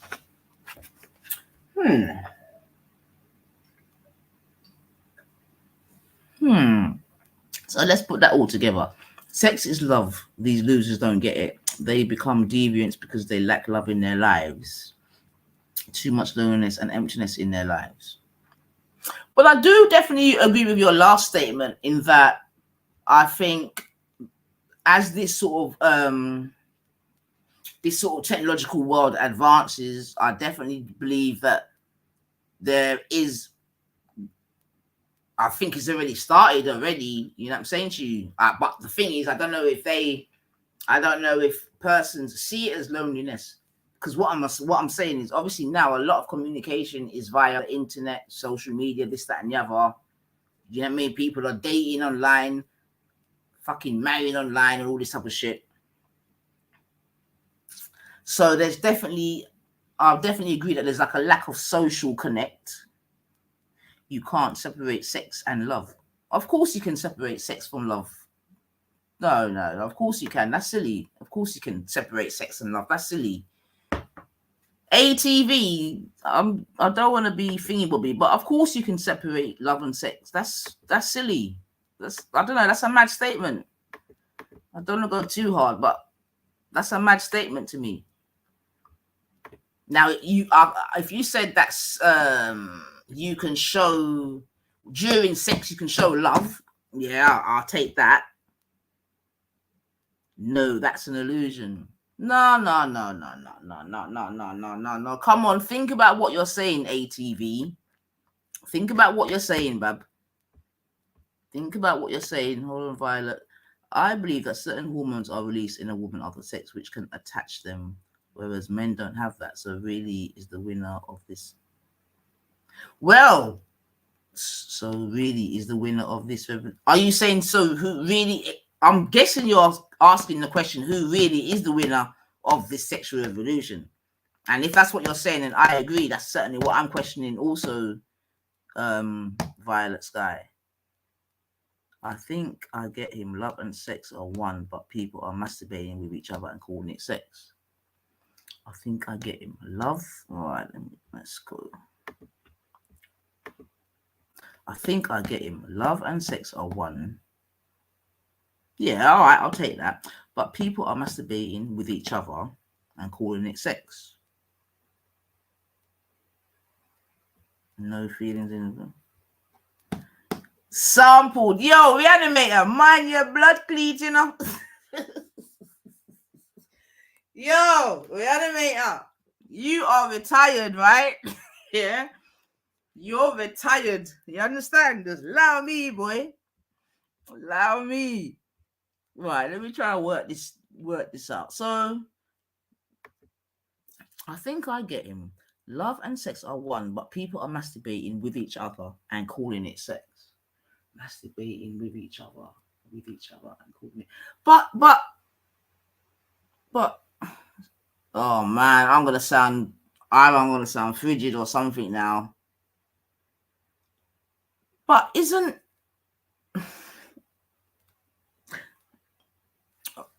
I think I get him. Love and sex are one. Love and sex are one.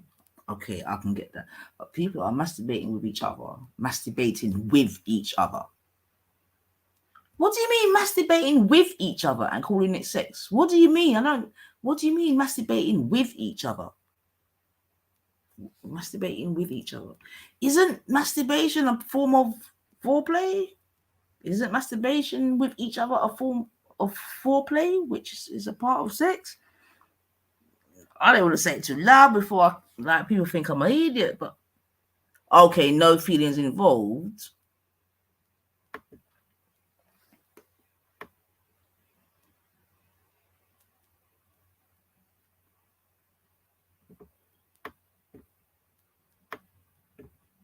Hold on, come down too far.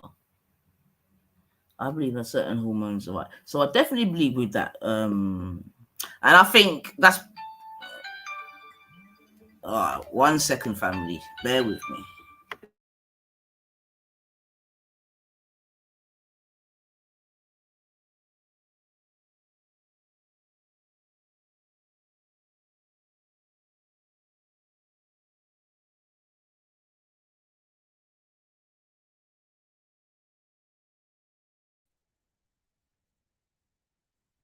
You talking, sis? Because I can't hear you. Take care. Okay. You go ahead. Yo, big up so go on, man. Sis, there.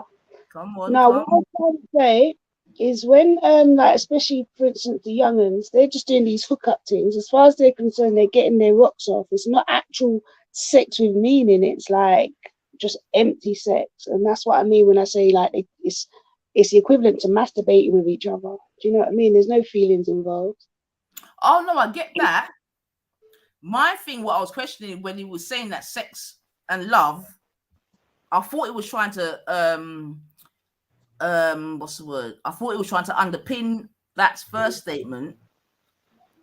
Oh, maybe I've missed something. I think they've separated sex from love. Oh, Yeah. You can't separate. Oh, okay, I think might have missed a bit. Yeah, I mean, I think I'm in agreement with. I think we're saying the same thing because I'm saying that sex now is just a currency, innit? There's no emotional attachment, no nothing. It's just like, you know what I mean? One can fling down cocky, one can fling down pussy. They both meet and you keep it moving kind of thing. So, yeah. The sexual education from a butterfly. But I'm saying I think it's really sad. Especially for the young girls coming up. And even and I said, like, who's in terms of the sexual revolution, are women really winning? That was really a question. And I think Violet Sky's come back and sort of reiterate the same thing. Do you know what I'm saying to you? Yeah, and I agree with her saying that the men are winning because no matter how you look at it, women are always going to sit back and think. Like, if we're real, women are always going to sit back and think of the person they slept with. A man's not. He's just going to sleep with you and on to the next one. Do you know what I mean? It's an emotional connection. There's more connection when it comes to women. So as long as this whole using each other to masturbate, as I put it, is carrying on, women are always forever going to be losing because, do you know what I mean? They're looking for that man to lead, but they're not recognizing that he ain't leading. He's leading with his testosterone, not his, do you know what I mean? He ain't got any. So yeah, I don't know if I'm making sense. I've already hit the blunt. No, you're good, man. You're good, man. But that's what I'm saying. Going forward, like, I'm saying that there's got to be a change in women. Like, there's certain women that are going to have to just man. Hold on a minute. Let me just fling up her thing, because hold on a minute. Not sure what's popping off.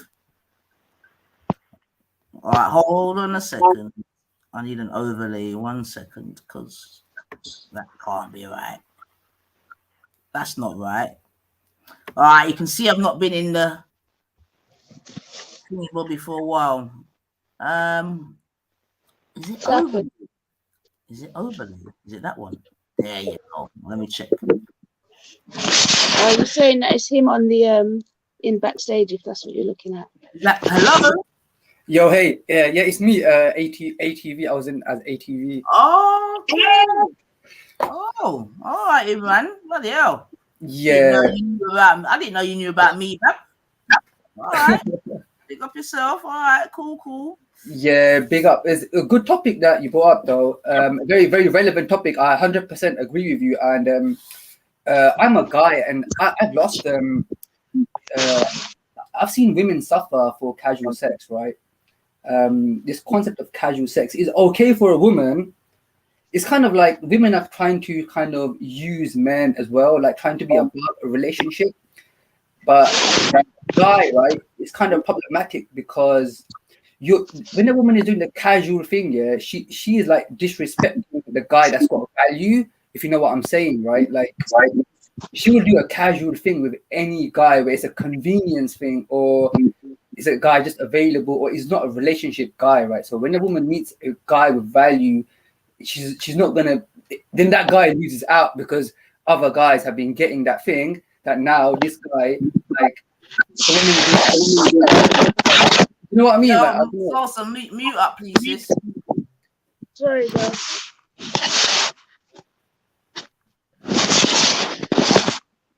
There's a lot of background noise, Sauce. All right. Yeah, my screen's kind of. Right, cool. Yeah, I just think, that it's problematic. I think we should move away from this casual thing. It's very problematic. I've seen, people lose out because of that. Because it has no value then, right? Like, if you make a woman, if you like are close to a woman, you impress her, you fall in love, whatever, and she's done casual stuff, you're like, well, I don't want to be in a group with those guys that you've been doing stuff with. Do you know what I mean? Like, you got your own dignity as well as a guy, so it can be problematic. No, I agree. And to be fair, actually, it's quite interesting that you've actually come on, because you can give maybe a slightly different perspective. Do you know what I'm saying to you? Because so we can safely say that this sort of mindset is also in your community as well, right? But the South Asian women are big time on casual sex, because what it is, like, a white woman or a black woman, right, could have a boyfriend. a South Asian woman is not really going to have a boyfriend. She's either looking for marriage, right, or she's doing a lot of casual sex stuff on the side. And I don't know whether this is fortunate or unfortunate. South Asian women, especially in London, brown women are doing a lot of stuff with black guys as well. So as a black woman, I don't know how, like, you know, like the South Asian women, they got a lot of issues there. You know, when you say South Asian, what we like, for those that don't know geography, like Indian, Pakistani type girls. Right. Yeah. Well, to be fair though, Imran, I mean, it's not much of a shock to me, because what I can definitely say, yeah, is that when I went to uni, yeah, and I went to uni in Birmingham, right? So that was a really that's where I learned a lot about different cultures, right? Especially like Asians, etc., right? So I know from even them days, and that was a good few years ago, quite a few of them girls were sexing all different men, innit? Black men as well, you get me? Definitely. You see what I'm saying to you? Like, I found it hilarious because, yeah, it was. I don't know what it is about brown chicks, yeah. There's some. I feel like they're deep in this casual thing as well. Definitely more than white women. Yeah, the brown chicks are into it. Yeah, I don't know about obviously black women. I don't know as many, right? Probably less than Asians, but yeah, the brown girls are definitely into it. And a lot of brown girls don't have confidence, yo. You gotta understand, yeah. A lot of Asian girls have confidence issues. They lack the ability to talk to guys. They don't socialize as much. Because when I go out and I'm interacting with women, the South Asian women are the least confident and least positive. When I'm normally out socializing, interacting, they have the least ability to talk to a guy or to have that positivity. And I think it's that culture. Sorry to cut in, Imran, but isn't that because they're sort of, I don't want to say late to the game, right? But again, just going back to my own experiences, culturally, you know what I'm saying to you, and that's what I'm talking about. Even this whole evolution that's even going on, man. That's why it's even beautiful that you come on, because I'm saying it could be argued. Oh, sorry. So the judgment thing, like when they see you, they know what's expected in their culture. They know how you may view them, so therefore they kind of, fear judgment. There's a lot of like politics going on with these types of girls, and on the one hand, yeah, the casual thing is used, I think, to bring down the sort of South Asian guy, right? In a sense of doing stuff with other types of guys. It is like a way to bring down that type of guy that they actually like. Do you get what I'm saying, right? It's like to bring him down in their eyes and disempower that South Asian guy by doing stuff with especially other types of guys. So it's all, I think it's all politics as well. Like it's all very like game playing, some high level game playing.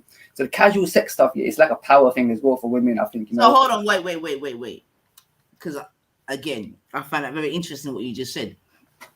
So are you saying that they sleep with, let's use black guys for example, like to basically, like to piss off the culture, to piss off the parents, to take away power? Is that the kind of thing you're saying? I think like a lot of these South Asian women, yeah, really always like the Asian guy the most, right? So when I was chilling with these girls when I'm in sixth form, uni, right?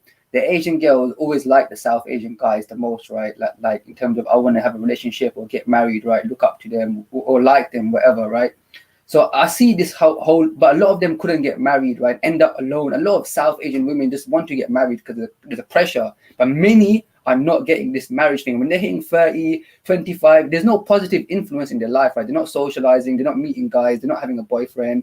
They're just trying to just do their jobs, and the only attention, positive thing they're getting is like, well, there's hardly anything, right? Nothing from guys, few friends, living at home with your parents, they're judgmental. When are you getting married? Blah, blah, blah, right? Wait, Imran, calm down a bit, because this is really interesting to me. So let's just go a bit at a time, right? Now, are you saying that arranged marriages are not as highly practiced as once before? Because all my Asian friends, well, most of them, let me say, that I went to uni with, they all had arranged marriages. Yeah, but a lot of girls are basically, if they're not getting that arranged marriage, right, a lot of them are ending up alone, and it's getting worse and worse now because like more people are getting. That's what I'm saying. So that's what I'm saying, Imran. So let's just go a little bit at a time. That's what I'm saying, because again, I'm trying to say this is interesting to me, right? Yeah. So, like I'm saying, a lot of my friends, Asian friends, had arranged marriages, both Muslim and Sikh, right? Okay, like once we finish uni, bare marriages, okay, cool. So are you saying that is in decline now, Bab? Yeah, 100%. So the whole culture of South Asian marriage system is under decline, massive. Since that time, see, I'm 37, right? I am my age group was like the first generation, mostly of South Asians born in this country, right? So my exact age group was like the big bulge where we had so much people born. So we were the first generation, right? And we were the biggest number of people that's around my age group. When we were 20, 21, we were still optimistic about the marriage thing, being an Asian, like Asian culture, Bangalore music, like relationships, the marriage thing. But since that time, what's happened, right, is that a lot of girls haven't got married, right? And a lot of marriages have ended in divorce, especially nowadays. It's getting worse and worse and worse, right? Okay. So basically, the positivity of my age group, right, of the women especially, right, because their age, they're more worried about the age thing. It's kind of been going downhill, right? So the girls who were 20, 21, 22, they were very optimistic.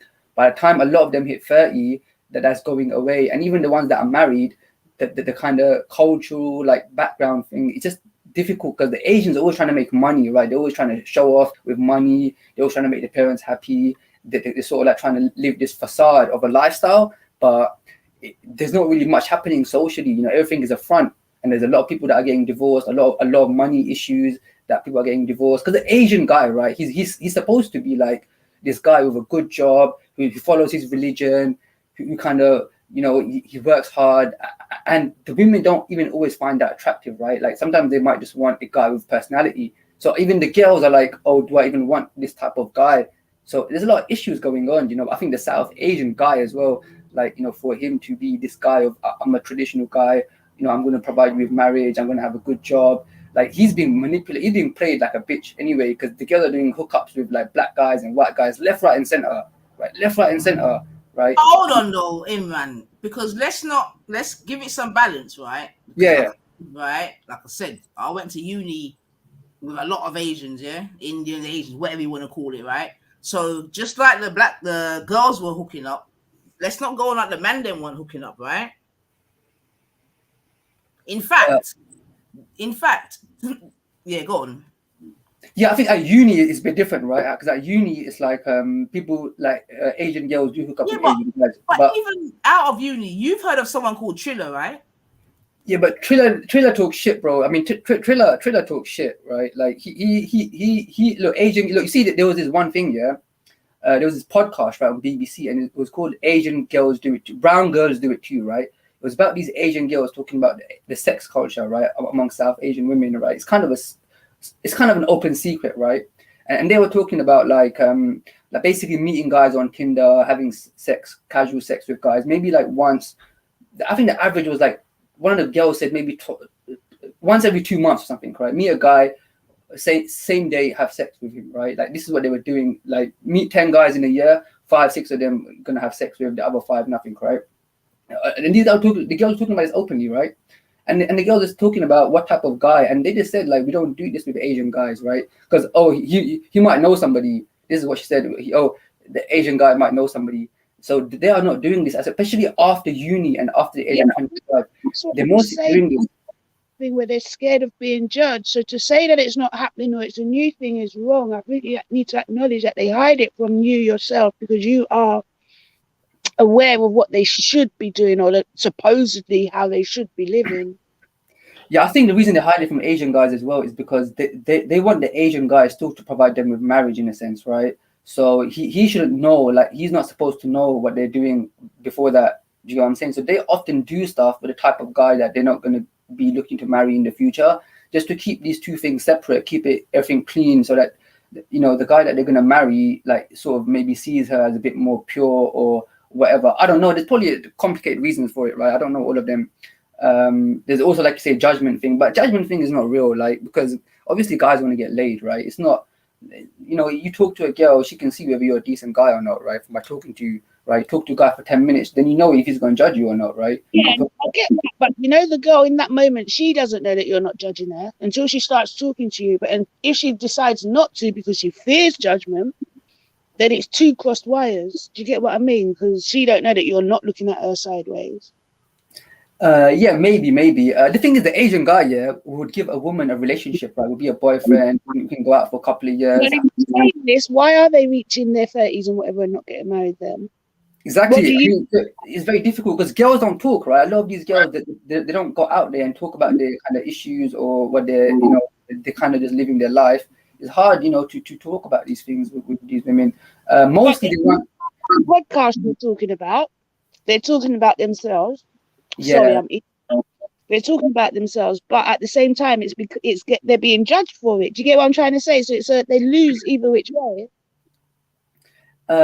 Yeah, but we're not necessarily looking to judge, right? Like I think a woman should just have a girl should just have if she wants to do stuff, she should have a boyfriend, right? And treat the guy as well. If the guy wants to impress you, like which type of, let's even talk about sex here. The thing is, which type of guy is getting it, and what's he bringing to the table for him to get laid? This is my issue, right? With casual sex, what is that guy bringing to the table that you're going to reward him with sex? Do you get what I'm saying to you? Then we look at that and we think, okay.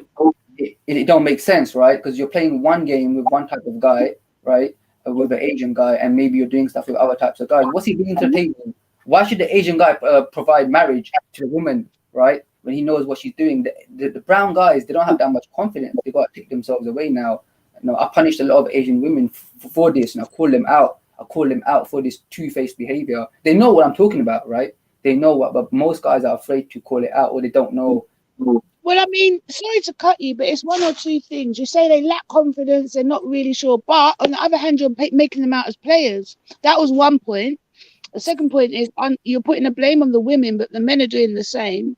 So they, as women, are looking and thinking, well, there's no men out there that's going to bring nothing to my table anyway, so I might as well just do me. Can you see where that might be? I think for the woman, the South Asian woman, right, the way she's coming to the table is this year.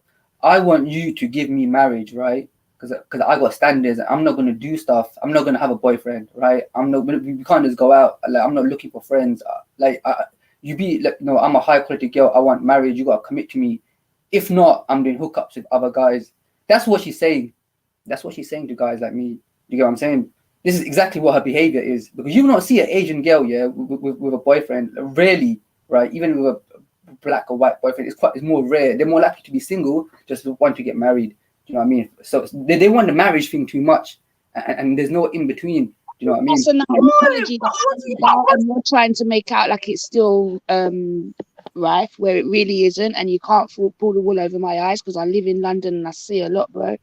So that might be the ideology that you want to put out there, but it really isn't the case. They're as loose as any white girl, any loose black girl, any loose other. They're loose.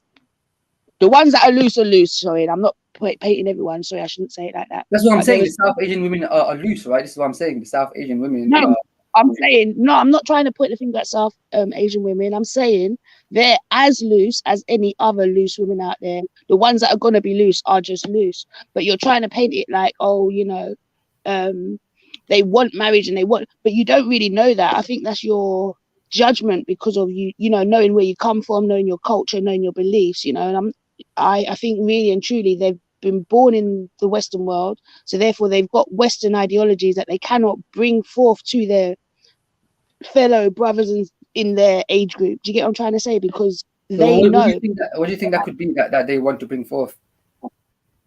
It could be anything. Like I don't actually have no preconceived judgment. This is just a general conversation that's just happening here in the now. It's not like, oh yeah, this is my views on them, so I'm trying to put it out now because I've got the chance. I don't have no preconceived views. I don't have any. I'm just saying on a realistic level, I see Asian dating. Hold on, I've worked with. I remember one Asian girl I worked with, for instance, and she was like, she had to, distance herself from her family because she just wanted to be free, and being free, she wanted to just work. She didn't want to get, like you said, marriage is supposed to be a attainable thing, but she didn't want to do that. She wanted to work and she wanted to, build herself up. And, she had touch with her mum and that, but her dad was disappointed.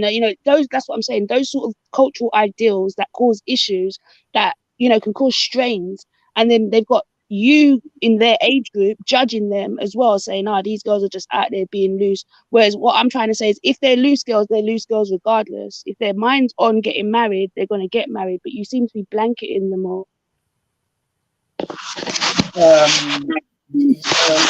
Maybe you got a point, but like I said, like this is the thing, right? Like it's not the Asian guy's fault that the parents are like most South Asian guys are actually quite kind of romantic, right? They do try to pursue girls. They do have some game, actually, right? A lot of South Asian guys would try to pursue women, right? And since since I was young with these girls, we've been good to them. Like we've been trying to. There's been issues, right? Some of us can be too jealous. We can be judgmental, but we've been like pursuing them like a lot. Now you've been good to them, and a lot of girls do like Asian guys as well. Have liked them since that we were since we were young and stuff. But what the parents are putting pressure on, like you say, I agree with you. The parents are putting pressure on their daughters to. One of the things is they want them to get married, right? Like they can't have a boyfriend. The parents don't really accept them having a boyfriend. The community doesn't accept. That's not really the guy's fault, right? Like I wouldn't mind if Asian women were more open to having a relationship, right, where they were more available to talk. I get that, but okay, but let's just take that same girl for example. Yeah, you will look at her and say, "Oh, no, she's probably a loose girl, hooking up all about the place." When really she's just on her grind and wants to be on her grind without the pressures of her cultural society telling her what she should be living up to. Do you get what I'm trying to say? So that's why I'm saying maybe you shouldn't blanket them all as being the same. Yeah, I mean the blanketing thing is a bit of an issue though, because I tell you what it is. A lot of girls, yeah, they're following each other in this in like a trend kind of way where they see other girls doing stuff, they're doing the same shit, right? So it kind of causes them to sort of converge and behave in a similar way. So I see many different girls sort of behaving in the same way, talking in the same way, having the same game, talking to the same type of guy, just because other girls are doing it. Do you understand? The guy may not even have anything good, yeah, but she can't recognize good qualities in men. All she can do is copy other women. So a lot of girls are doing that, and then they kind of do end up behaving in a similar way. So I've had that issue where I've now had to just criticize every Asian woman for this hookup culture, and especially for black guys. Do you understand? I've been criticized. Them the alternative, because if you keep criticizing, you're pushing them away. If you show them the alternative, show them that you are worthy, then you might win them back. No, I am winning them back. That's why I can criticize the hookup culture, right? Because I can make these girls sort of like me, or give them something, and I can be, after I've impressed them, that's when I bring up like this whole hookup thing, black guys, and I make them choose. I say, look, you find the black guy attractive. All right. Let's get to this, because I've heard black guys about 30 times. All right. We should get to it. It's not nothing. Let's get to it. So basically, there's a problem with South Asian girls hooking up with black men, yeah? Yeah, especially in London. Okay. Okay. As far as I know, yeah, because I'm from London, so I don't know if it's Okay. So But so no one wins. Huh? Nobody wins from this, right? Like no one's winning. Nobody's winning. I get you. I mean, I'm like I said, this is a really interesting conversation to me. You see what I'm saying to you? Because from this, I get so much, right? So one of the things that I'm taking out is that the Asian culture is definitely being penetrated. Yeah. Because the culture is dead. It's dead. No, but again, this is really interesting to me, and I'm so glad you came on. Do you know what I'm saying to you? Because like I'm saying, into that, not just the women. You's lot are quick to like fling in a patois word here and there and distance yourself from your true roots and culture. So stop pointing the finger. Well, you know how I go already, Salsa. Anything goes wrong, the women get the blame. You get me? So that's cool. That's all right. But we can reason with it still. So we're in 2022. You're saying that are you first or second generation yourself? Second, right? My parents were born abroad. So what's that, first or second? I don't know. My parents came from first generation then. Yeah, maybe first. Yeah, I don't know. Okay, you're first generation, and basically you're saying that a lot of first generations like yourself, get me, are basically entrenched in this hookup culture. Yes? Not myself. I'm talking about women, not the guys though. Yeah. No, like, but not of course. the South Asian guys. No, please. Imran, the younger guys, listen. The guys at uni, yeah. Imran, listen. In terms of the hookup culture, it would have been the men that started it first. This is the fact. Okay? So I know you're upset with your women at the moment, but we got to be truthful and we got to be logical, yeah? And even if I put in my little 2 pence worth, like I said to you already, innit? I'm a little bit older than you, whatever, but I know that Asian boys and girls were doing this shit from a long time, okay? That's what I'm saying. So let's not put it on the girls, I beg you, okay? Right. my question is, like I'm saying, in it, to me, this ain't necessarily no new thing. It's probably got more popular, this, that, and the other. But what I would have said is that in times gone by, the arranged marriage, you'd get me, is what I would have said saved the Asian, not the culture, but do you know what I mean? Where you can fuck about, but at one point you're gonna get married, and then that's it, boom. You see what I'm saying to you? So I'm saying from where I'm coming from, that's maybe what was more in place. You're now saying, well, I'm trying to double check that you're now saying that the arranged marriage culture is not as prominent as it once was. Is that a fair assessment? Because I'm hearing you talk about, are you married? No, probably soon, but it's more nuanced than that. Because what it is like some of the more religious communities of South Asians, maybe like places like Bradford or those kind of places where people are a bit more less cosmopolitan. There's probably a bit more success rate. Maybe more religious people are more still doing the arranged marriage thing. What happened with a lot of the girls is that some of the girls that maybe had higher standards, they didn't find through arranged marriage the kind of strong kind of attraction for the guy where they could kind of get married, right? So you find a lot of maybe the more attractive or higher standard girls that are unmarried, maybe with a more ambitious career or whatnot, right? So they're the first ones to kind of miss out on this. The more modern ones are the first ones because they have higher standard, career, whatever, right?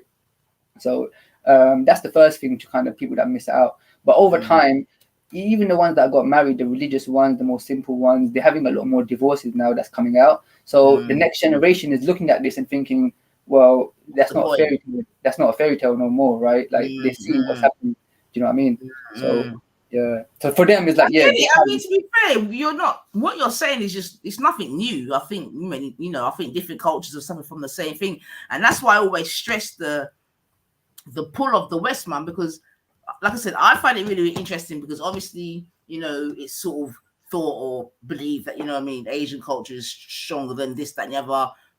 Because you have your own religion, well, at least from that's what some of us as black folk would say. You understand? Because you've got your own religion, your own culture, and your own language. This, that, and a lot of the things that the black people sort of missing in their community, they sort of feel like the Asians have it, but I feel like it's kind of the Asians are suffering, right, for the patriarchy because now everyone has to move into a liberal society. Like we have to kind of move into a liberal system because the sort of emotional well-being doesn't really work in this rigid traditional way because people are having to front too much and having to make the parents. It's the parents as well that are winning big, right? The older generation came here.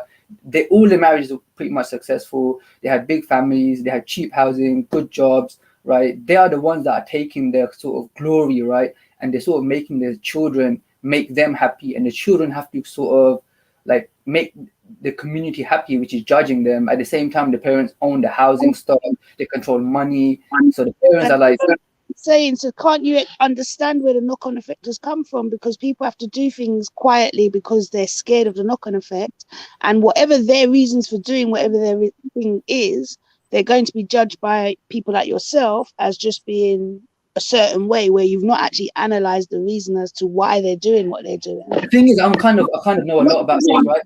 Because there's a couple of Asian, like I'm moving out of this monogamy thing, right? I got quite a lot of girls around me that want this marriage thing. I've made groups of them. You got quite a lot of girls around. Yeah, I do know. Yeah, so it's like I'm in a position where I'm sort of trying to, put things in my direction a little bit, right? I can't be having these girls doing this.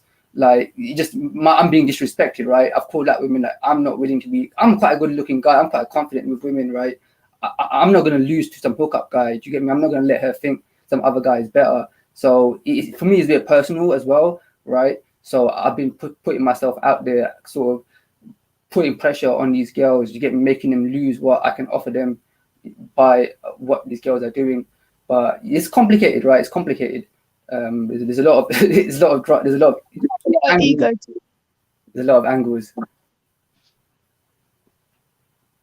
Yeah, again. Sorry, was you saying something, Sauce?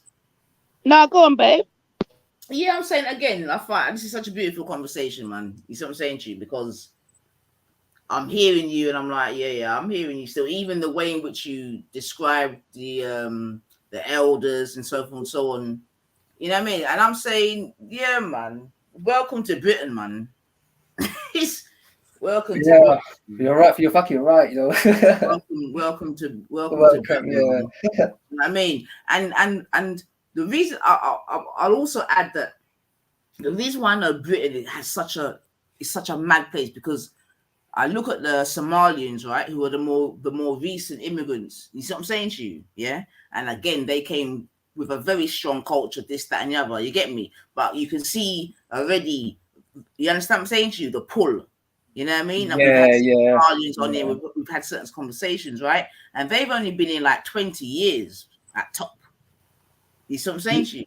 So you can't underestimate Babylon, Bridget. That's really amongst you can't underestimate as well the importance of having supportive parents and elders. You know, like the generation gap it doesn't help at all because it fucks everyone up, right? It kind of separates the men and women as well from each other.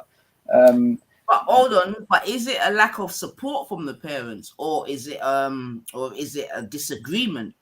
Because that's what I'm saying. So let me ask you a very direct question: are South Asian parents, as you keep specifying South Asian, are South Asian parents no longer insisting upon arranged marriages? Because like I said, when I was coming up, by most of my Asian friends were 27, 20, they're married with kids and a mortgage. Exactly. Married with kids and a mortgage. That's not sexy, is it? Right? You know what I mean? And some of my friends, they were being shown men whilst we were still studying.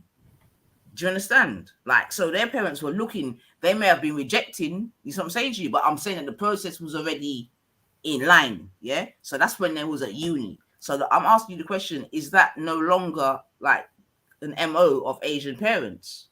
Because it still happens, right? Why ain't you married, Bab? Long story. I think I'll probably get married soon, hopefully.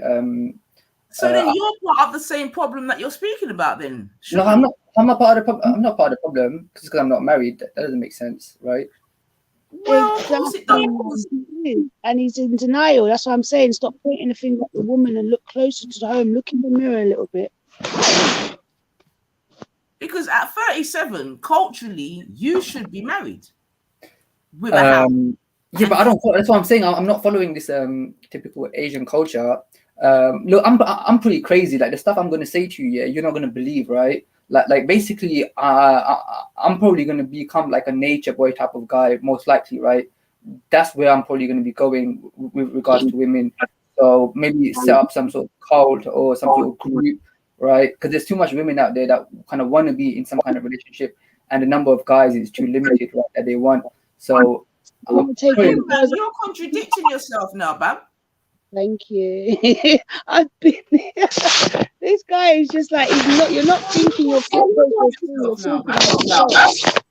Okay, I'm sorry. I'm not. I don't understand how I'm contradicting, but it's cool. At the same time, though, let me also add this caveat, right? Although you're contradicting yourself, you sound very similar to a guy that I know, actually. All right, that's cool. Yeah. You get what I'm saying? She's so wants that poly team working and always on the gal. You get me? So I understand Imran, man. I understand, to be fair. I understand.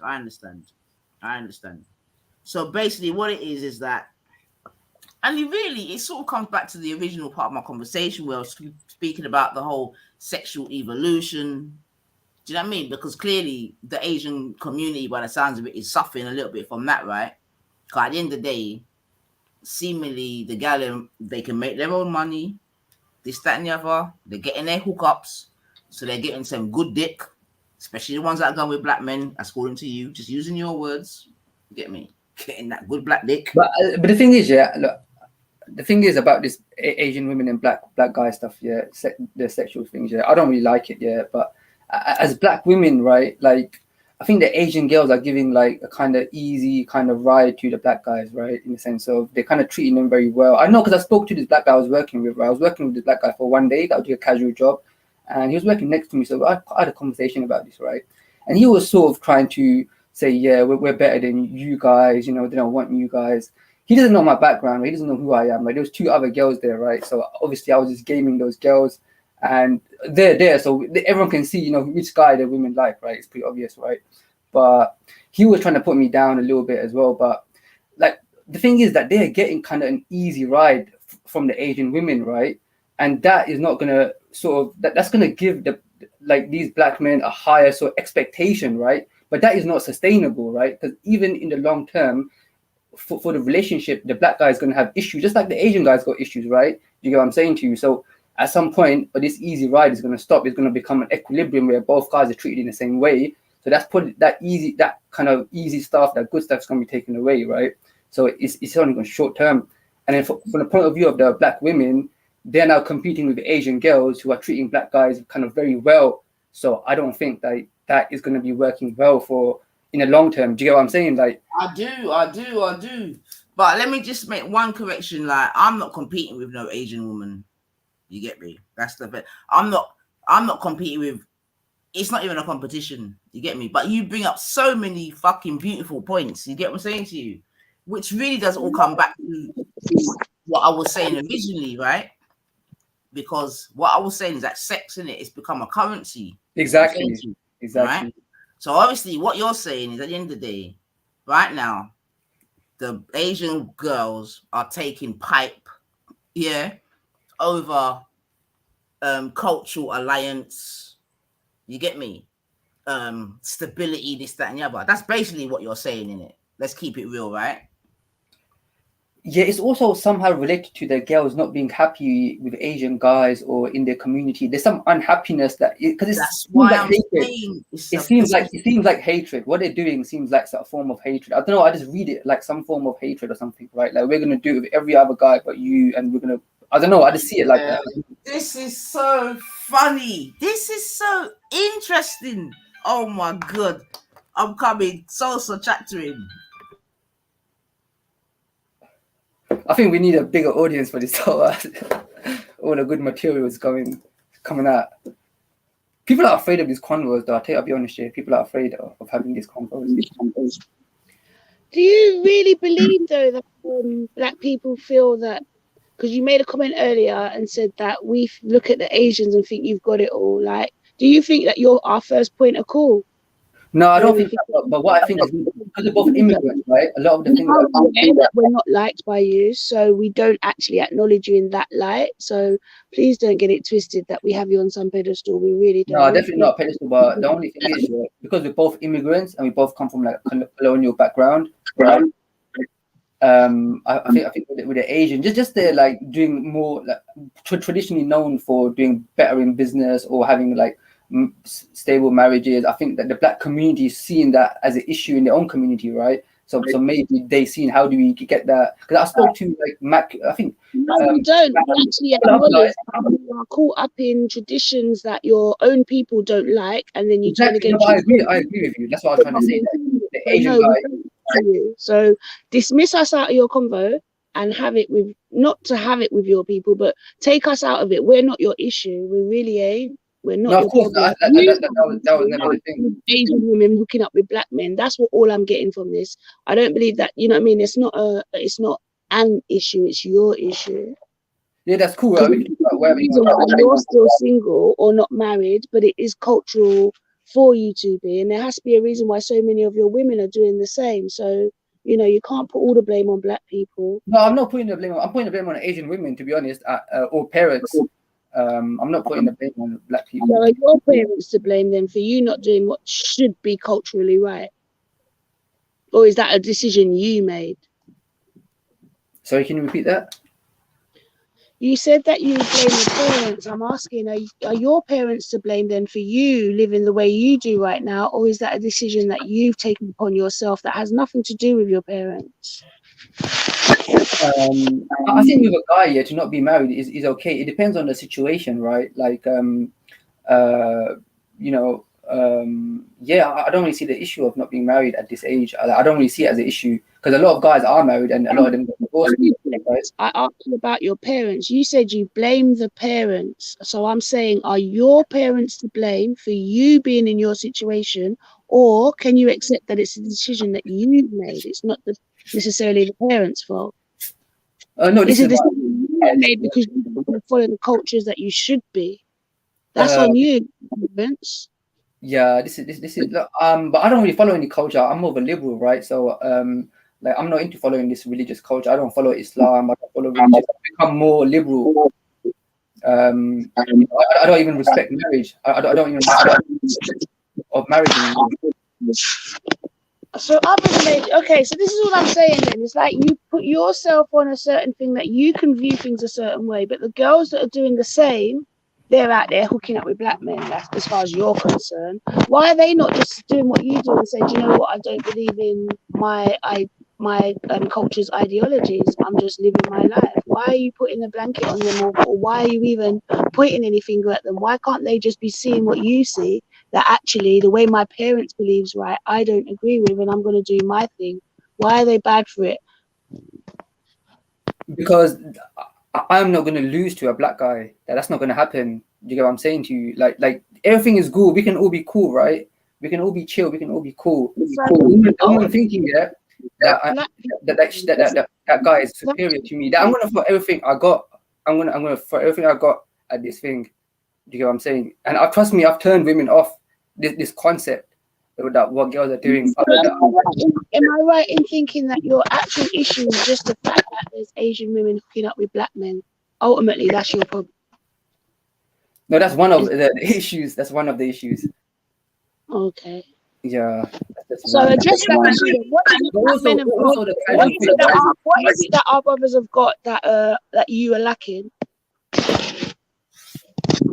Look, yeah, this thing, what you're trying to say, like I'm not trying. I directly ask the question. I swear to you, I don't have no hidden agenda. I'm having this conversation. You said people are scared to have the convo. I'm willing. Do you think that black guys hooking up with Asian girls, doing stuff? Do you think that that's respect to an Asian guy? Do you not think that when brown guys find out what's going on, do you think when brown guys find out what's going on, it's going to be cool for you people?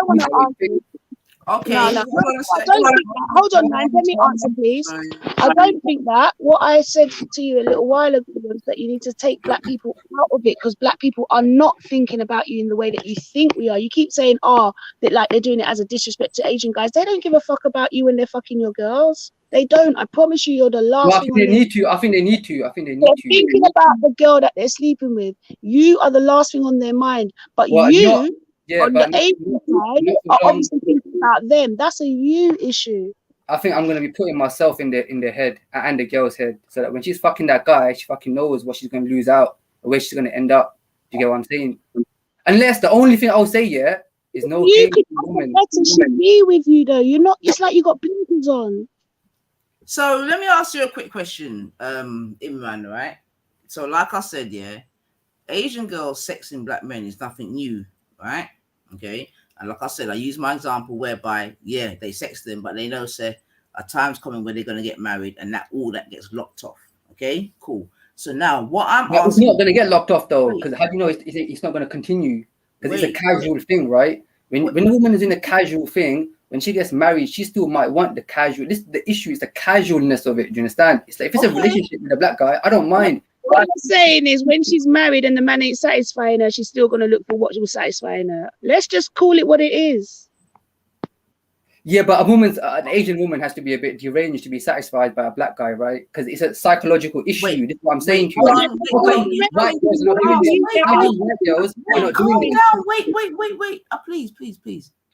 Let's just bring that back a little bit. She has to be psychologically what, sorry? A woman's got to have psychological issues, right? To enjoy casual sex with a guy that she don't even love or want to be with. I know this, right? Because women that are well adjusted don't do that. Like white girls are not doing this. This is happening from a community that's got issues. These girls, they have confidence issues. They have psychological issues. When you speak to them, you can see they lack confidence. So let me ask you a question. Are they hooking up with white men as well? Yeah, but not as much. And it's not the kind of the white man ain't got no prestige. The black guy's got prestige. You get what I'm saying? He's got that kind of, this is what you should be doing, or some sort of prestige. Obviously, that's so basically you're saying that the Asian women are suffering from the urban culture. Yeah, from the traditional culture as well, right? Judgment culture. No, but you're the one that's judging them. No, I'm not judging, right? Of course you're judging them, because you're saying that they've got psychological impairment because they're hooking up with black dick. Casual black dick. And you're saying because of that, you're saying that they have a slight. Listen to what you said, Bab, because if this isn't judgmental, I don't know what it is. You said that they have psychological impairment, yeah, because they're getting that black pipe, that casual black pipe. That's quite a big statement, you know. You see a woman, yeah, if she was to do the casual black thing, yeah, with a black guy, right, she's got to live with a black guy, get out of the community. If you value it, just get out of the community. We don't want to talk to you. They're lucky that this is a secret. But this is not unfair on my part. If I and other Asian guys are treating women a certain way and they're like, we want to fuck black guys, okay, cool. Let us know and go and live with them. We don't want to see you, chat to you, nothing. Do you understand? That's how it is. This is a secret. How are you going to deal with it? No, so okay then. So you wanna, anyone that does that, you basically wanna put them into exile. I'm saying go and live with that guy and marry him. Simple.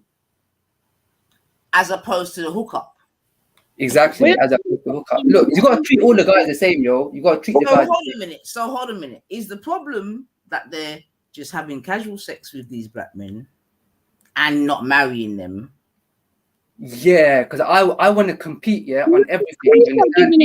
The problem is he's got issues with black people. No, let's also allow it, yeah, because he's making a good point. Yeah? We've always been aware of this.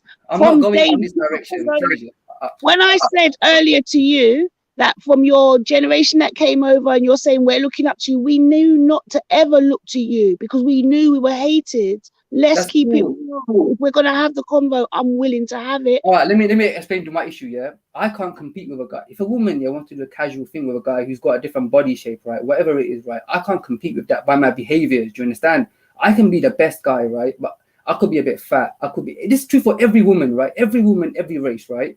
If a woman is just doing a casual thing, then why should a guy treat her well? Because that casual thing is not going to a guy that's trying to better himself. It's just a casual thing, meaning just a body. That's it. You get what I'm saying to you? I can never compete. That means I'm losing. Every guy that's bringing value is losing to the casual thing. Do you get what I'm saying to you? So why bring value then? Just only do a casual thing then. Only do the casual thing. Why am I talking to a woman and being good to her, pursuing her, getting romantic, getting emotional? Yeah, but again, the thing is though, bro, why haven't you married a woman and locked her down so she won't be out there doing nothing casual? She'll be locked down. But you're 37 and you've not locked down one of your South Asian ladies. Why not? Well, the issue is, right, when you get married, you want the best, right? And you have to take time to make your choice. Now, I got into the position where I'm no longer going to be in this monogamy thing. Yeah, I'm going to be talking to multiple women. Yeah, but I'm saying, all right, let me try it another way. What's wrong with you as a South Asian man? Why are you not married? Hopefully, I'll be married soon and living with a woman. But hopefully, I'm asking you, why are you not? You are 37. Yeah, in your culture, that's old. You get me? Yeah, but I don't follow this culture. I don't really follow it. And this is what I'm trying to say, bro. This is why I'm saying you're on a very sticky wicket, because in one stance you're trying to tell me that you're not on your culture, you're not on your code. You get me? But then in the other breath, you want to be trying to name and shame the women that aren't on your culture and you're at the same time. It don't make no sense. What I'm saying about these women, yeah, let us know what you're doing to the guy you want to marry. Why does she listen? Why is it all a secret? Why is it all a secret? You know what you're doing, and you're not even trying to. If I listen to someone like yourself and Trilla, then they're not even taking guys like you seriously. Yo, look, yeah, what I'm saying about my marriage thing, yeah? Look, I've got these 2 girls, yeah, that I've offered marriage to, right? And they seem interested, they seem happy with it. They're happy that they were single and now they got this shit. Probably is going to go through, right? That's 2. There's multiple other women out there that I could put into these groups. So this is why I'm not making one woman happy. I think now is even better to go into some polygamy, some open thing, because the supply of guys is limited, right? You know that little bit of time that you've been on this panel, you've shown that you can't manage one woman. You don't have what it takes in the noggin to manage one, let alone a few. So yes, it seems that you're picking up the insecure women, and the confident women are going for confident black men.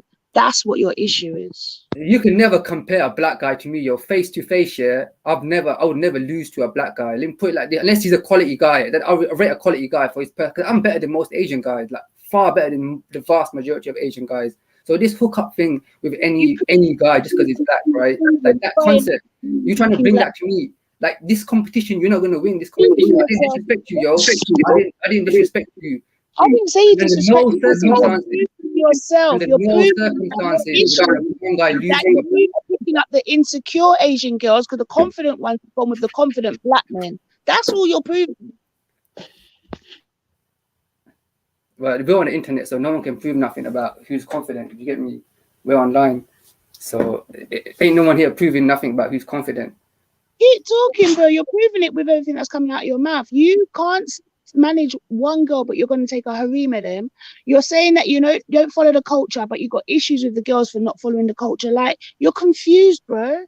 No, the issue with the girls is not that they're not following the culture. Is that all this stuff is going on in secret. Yeah, the guy can't react to it. I can't. Asian guys can't play this game because the girls are putting guys in different categories. You understand? They're not marrying black guys, right? They're putting guys into different categories, right? Hookup guy, marriage guy, right? Treating guys differently. I'm getting a different treatment. I could get married, right? I could get, that stuff. I'm getting different treatment. The other guys getting different treatment. Now you can't compare the two. It's like a manipulation that the girls are doing. Do you understand? Different guys don't know what's going on. The black guy don't know how she's talking to Asian guys as much, right? The Asian guy don't know what she's doing with black guys. She's playing both sides. But what if I find out? Then what's going to happen? That's the next step, right? Everything goes up front. Everything becomes transparent. Then things are going to have to change.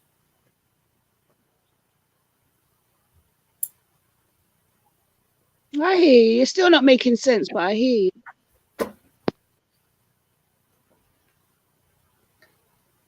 Now, if an Asian girl, married a black guy, right? Let's say she was married to him, right? Then she would see like he might have some, like if she's in a long-term thing, she might see, okay, this guy is not perfect. He has some issues, right? Just like the Asian guy has got to do a marriage thing. He's got to keep his parents happy. He's got to do all this hard work, right? If that was the case, it would have happened by now. They would have gone there for 1 year, spread the word, and no one would have gone back. But instead, they keep coming and they keep coming and they keep coming. So you need to look at yourself. What are you lacking that we have why they keep coming to us? But you don't understand yet. I have found out about this year, and the thing that Asian girls are doing stuff with in this way, that works in my benefit. For me, you understand? This is massively worked to my benefit because I'm just like, look who I am to you, and look what you guys have been disrespecting me. Now you owe me. In online crying because they like black dick. That's all they see, bro. It's like you're not understanding what I'm saying. Look in the mirror. I'm not crying. Yeah, I'm spreading awareness. This thing is about awareness. Awareness is important. Yeah, let's all be honest here. We're all in the community. Yeah, blacks, Asians. We live in London. We live in we need to get along, right? Like we need to get along, and the transparency is always a good look. When it comes to love and emotions, yeah, transparency is important, yo. Like when it comes to feelings, yeah, you can't. This whole thing is collapsing. Look, relationships are collapsing in every community. You get what I'm saying to you, right? In every community, relationships are going downhill. And one of the things is the casual thing, lack of transparency. Big up to big up, bro. Big up, family. Everybody all right? Big up to the chat and everybody involved. Big up Queen 9. I'm listening. Big up yourself, man.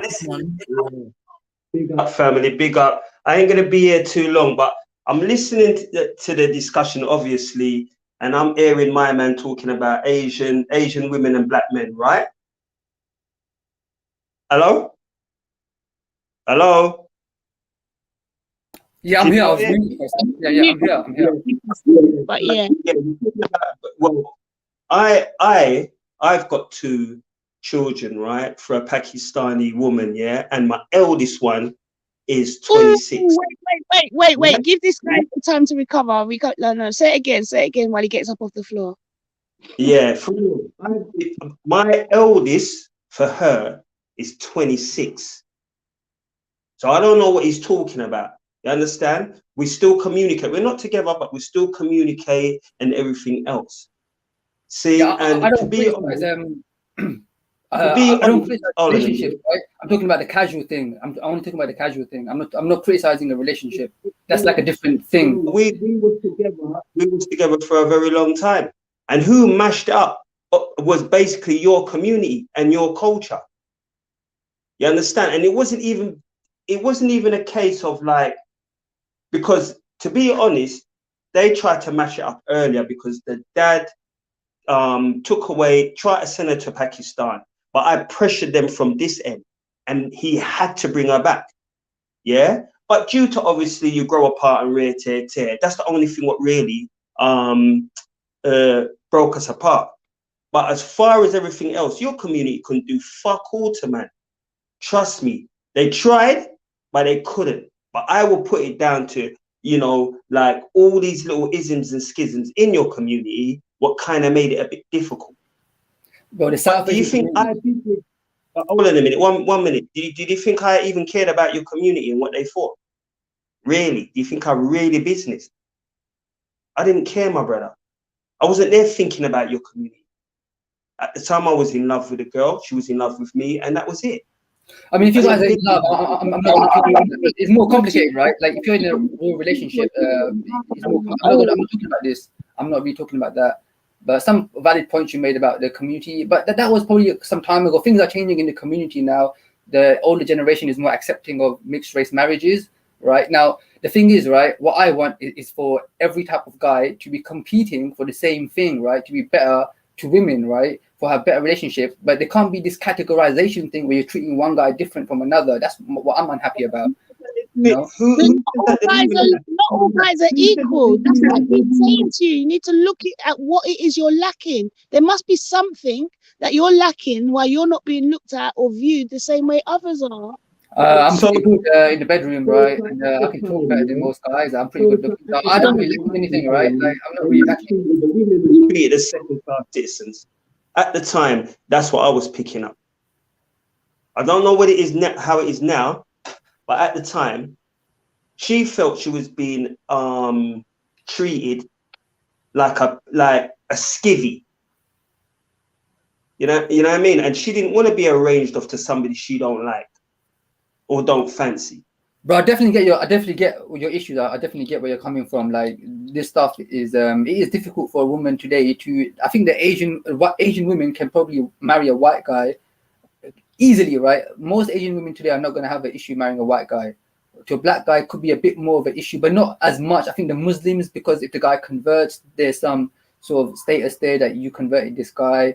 I think with the other ones, I think it depends on the guy, right? But the white guy has got status, right? Where a woman can definitely marry a white guy. The family is not going to be, because so many girls are not getting married, right? So now the family's like, okay, if you find a white guy, but I've not seen many girls marrying black guys still, right? Do you know what I'm saying? So I don't know how that would be accepted. It has to happen first for it to become more accepted. What happened to you was 30 years ago, right? It was a very different time then when everyone was getting an arranged marriage.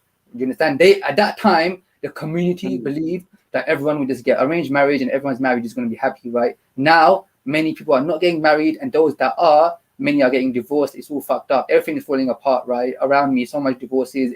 I was talking to my dad, yeah. And I was but that's with everybody. You know, society itself is dropping apart. Now, look, to tell you about the Asian community, I was talking to my father, you know. My father, it's happening in all communities, my friend. Yeah, but to tell you about the Asian community, my father, obviously the traditional kind of guy, not that clued on to modern times, right? But he knows about this. So I was telling him, he was mentioning the word marriage. I got him, don't even mention the word marriage. That word has been like lost its meaning because it's so fucked up. And he's like, yeah, I know the word marriage no longer has positive connotations. That's the way he said it. I said, badnaam means like it's got a bad rep. And he even told me, my father told me, yeah, I agree that marriage has got a bad rep because of all the divorces, all the people not getting married, etc., etc. So things have changed since 30 years ago, right? The community is definitely going to be more tolerant of marriages outside of Asian community, stuff like that. Because right now we are going through this period of massive kind of failure, right, in terms of the marriage system, right, and people being unhappy. So there has to be more tolerance now, and it's happening. But yeah, so what happened to you 30 years ago will probably be a bit different today. But yeah, I get what you're saying though. That was your story is pretty common, right, for mixed Asian marriages of that time period. I don't know about today though. I don't know how it would be today. It would probably be a bit easier for you. For the white guy, it's pretty easy. For the white guy to marry an Asian girl, the family ain't gonna say nothing. If it's a black guy, I don't know. I don't. It depends on the guy, but it's uncommon, right? So people would be like, this is uncommon. The white guy is pretty common now, right? To see an Asian marry a white guy. So that's going to be accepted.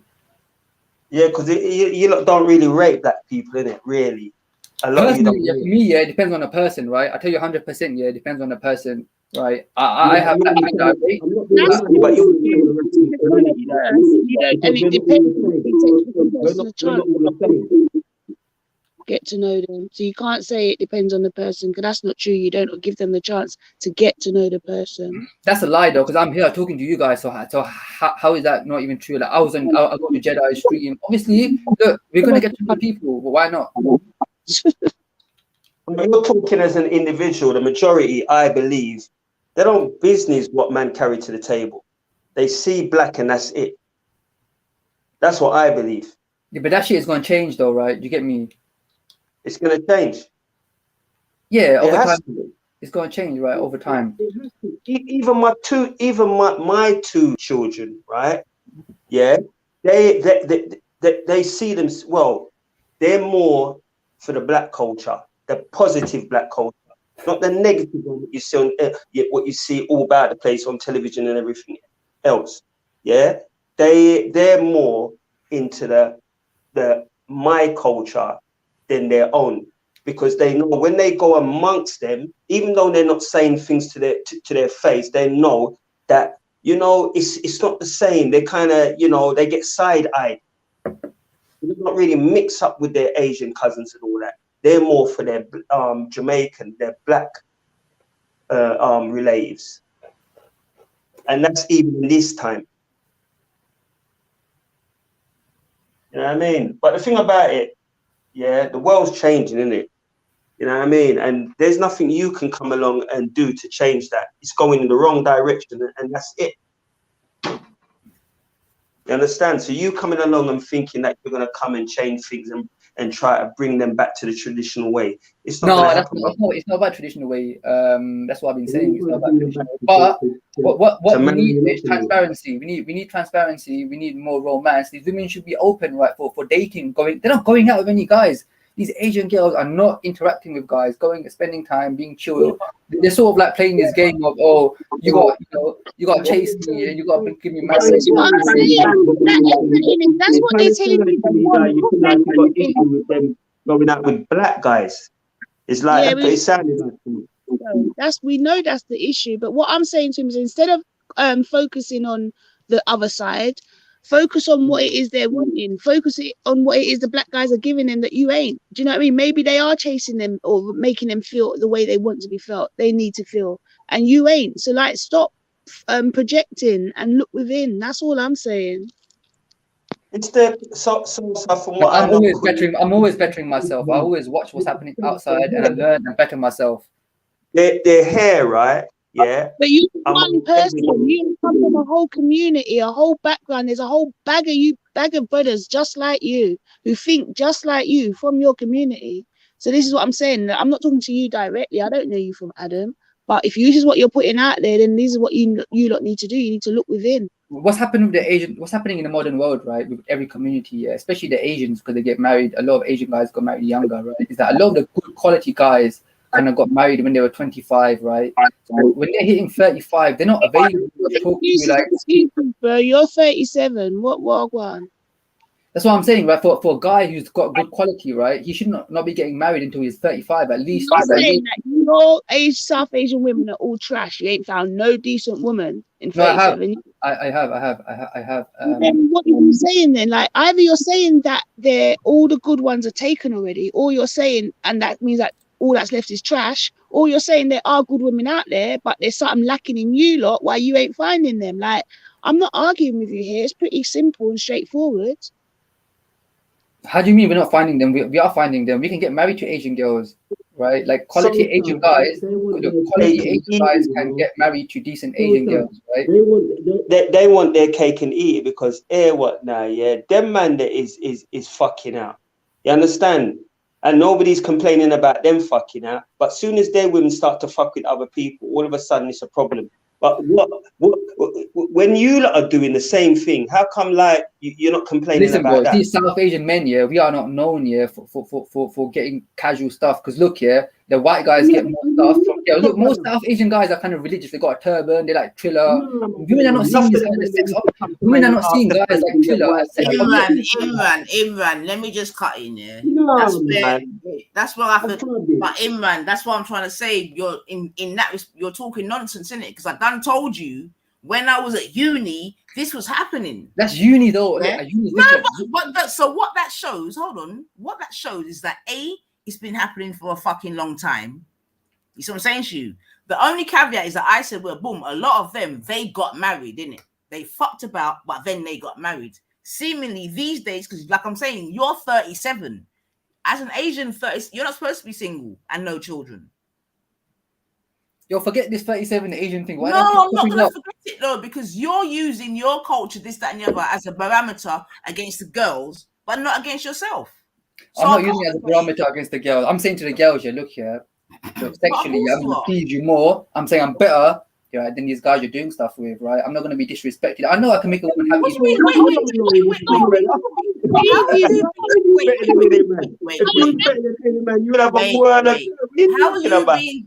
How are you being disrespected?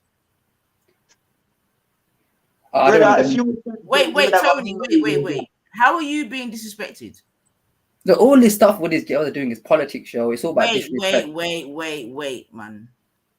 How are you being disrespected? I'm being disrespected, right? When the Asian woman is putting some prestige on a black guy, right? I'm being disrespected because that prestige belongs to me, right? I'm competing for that. I'm competing. I'm playing the game. I'm competing, yo. We can go a little bit at a time. All right. When you say prestige, what do you mean? There's a kind of prestige associated with like this casual sex. Like which type of guy is the best for that? Do you get what I'm saying, right? So hold on, wait. Is your definition of prestige related to sex? This type of prestige, yeah, exactly. Right. So you've got some South Asian women that are preferring to have sex with black men. Is that correct? Yeah. Okay. You see that as an offense. Is that correct?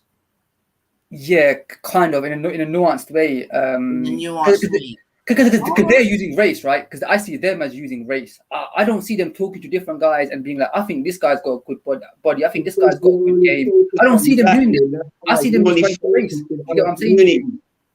You're only focused on our community. We're not the only community who are dealing with your women, my friend. That's true, bro. You're 100% right. You're 100% right. I'm not even attacking your community, man. I shouldn't even talk like this, bro. Like, I should not talk about this topic as much as it's been spoken about. Because it seems like I'm attacking, you know. Where to know? It's not like we didn't know before, but hearing it now, it just makes it transparent. So go on, talk.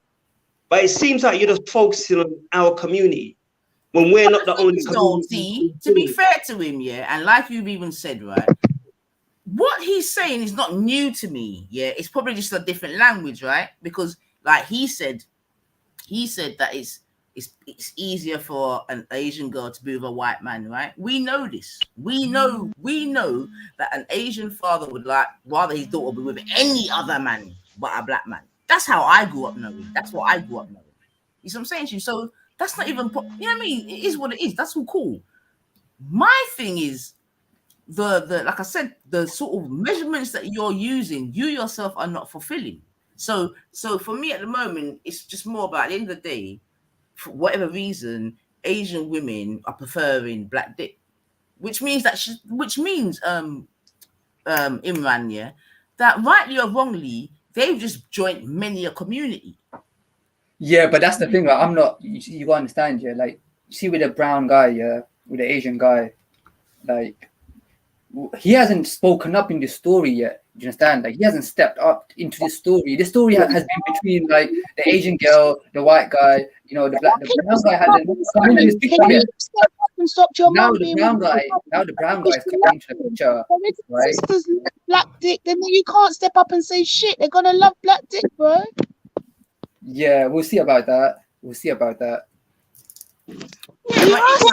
I think so. You've definitely made it all about like a sexual proclivity in it. Do you know what I'm saying? You've not said any other thing that black man might be able to bring to the table. Yeah. No, but I have, but we're not talking about this, right? You guys, someone keep bringing this thing back to this topic, right? Like I think it's so sad. I keep bringing it back to this thing about you're not good enough and they're going to our guys and this and that. No, but listen, Imran. But hold on, look. You yourself said, right, that you yourself said that you see it as disrespectful Yeah, because I asked you the question. I'm saying, who's disrespecting you? You said these girls that are basically taking black pipe. You get me? You feel disrespected. Okay. Okay. Correct? Yeah. Okay. And you've also said that maybe if she was getting white pipe, you may not feel as disrespected. No, I didn't say that. I didn't say that. But I'm putting it in different words, but that's what you're saying, isn't it? No. I wouldn't agree with that. Okay, so if Asian girls was getting just as much white pipe as they're getting black pipe, you'd be just as affronted as you are now, yeah. Not as much, because if they're randomly being with any guy, then listen. If they are not, if they're doing stuff, no. Let me make a point, yeah. Because if they are elevating one type of guy, then it's almost like they are saying this. But if they're doing it with multiple different types of guys, you think Asian girls are elevating black men? It kind of looks like that. I mean, from what I'm saying, right? Men, I hope you're listening. You get me? You're giving all these women pipe, and they think, and these communities that you're elevating them. I hear you. Yeah, Queen, elevating who? They're not elevating the thing is though, Tony, right? The thing is though, Tony. When I was with my baby mother, yeah, I was bringing food to the table. She wasn't doing nothing, and her community wasn't helping her. They wanted her to flop. But that's the relationship. I'm talking about the casual thing. I'm not talking about relationship. Because in a relationship, a guy's got to put the work in, right? That's different. Then if you're married, you're now. See, you're married to that chick, yeah. You're married to that girl. So she's treating you. You're not doing that. There's a lot of Asian man who's playing the field as well. And what are they doing? So they're not downgrading your women. There's a lot of you lot doing it your own. Look, Asian guys are dumb, bro. Look at Triller, yeah. He's stupid, yo. Triller, yeah, was talking about Maku. Was mentioning this thing, yeah, to Triller, right, or some other Asian guy, and Asian guys are dumb, yo. They're in their religion, like they're in their kind of talking to the boys, right? They don't dress well. They have beards, they have turbans. They don't know shit. Yeah, they don't know shit. They all they want, yeah. See an Asian guy, yeah.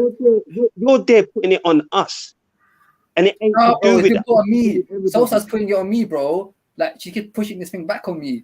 No, man, she's just talking here. She's asking questions. She's not putting anything on you. You obviously don't like the idea that black men Asian females like black men. Yeah? You just don't like the idea of that. For what reason? I don't know. But they're dealing with everybody. Yeah. They're not dealing with us. They're dealing with whites. They're dealing with Chinese. They're dealing with Middle Eastern. They're dealing with everybody. It's a big melting pot right now, my friend. So you saying that, yeah, you'll see what? It's already happened already, my brother. The turnaround has come already. There's nothing you can do. You can't stop the train running. It done. Your dance done, my friend.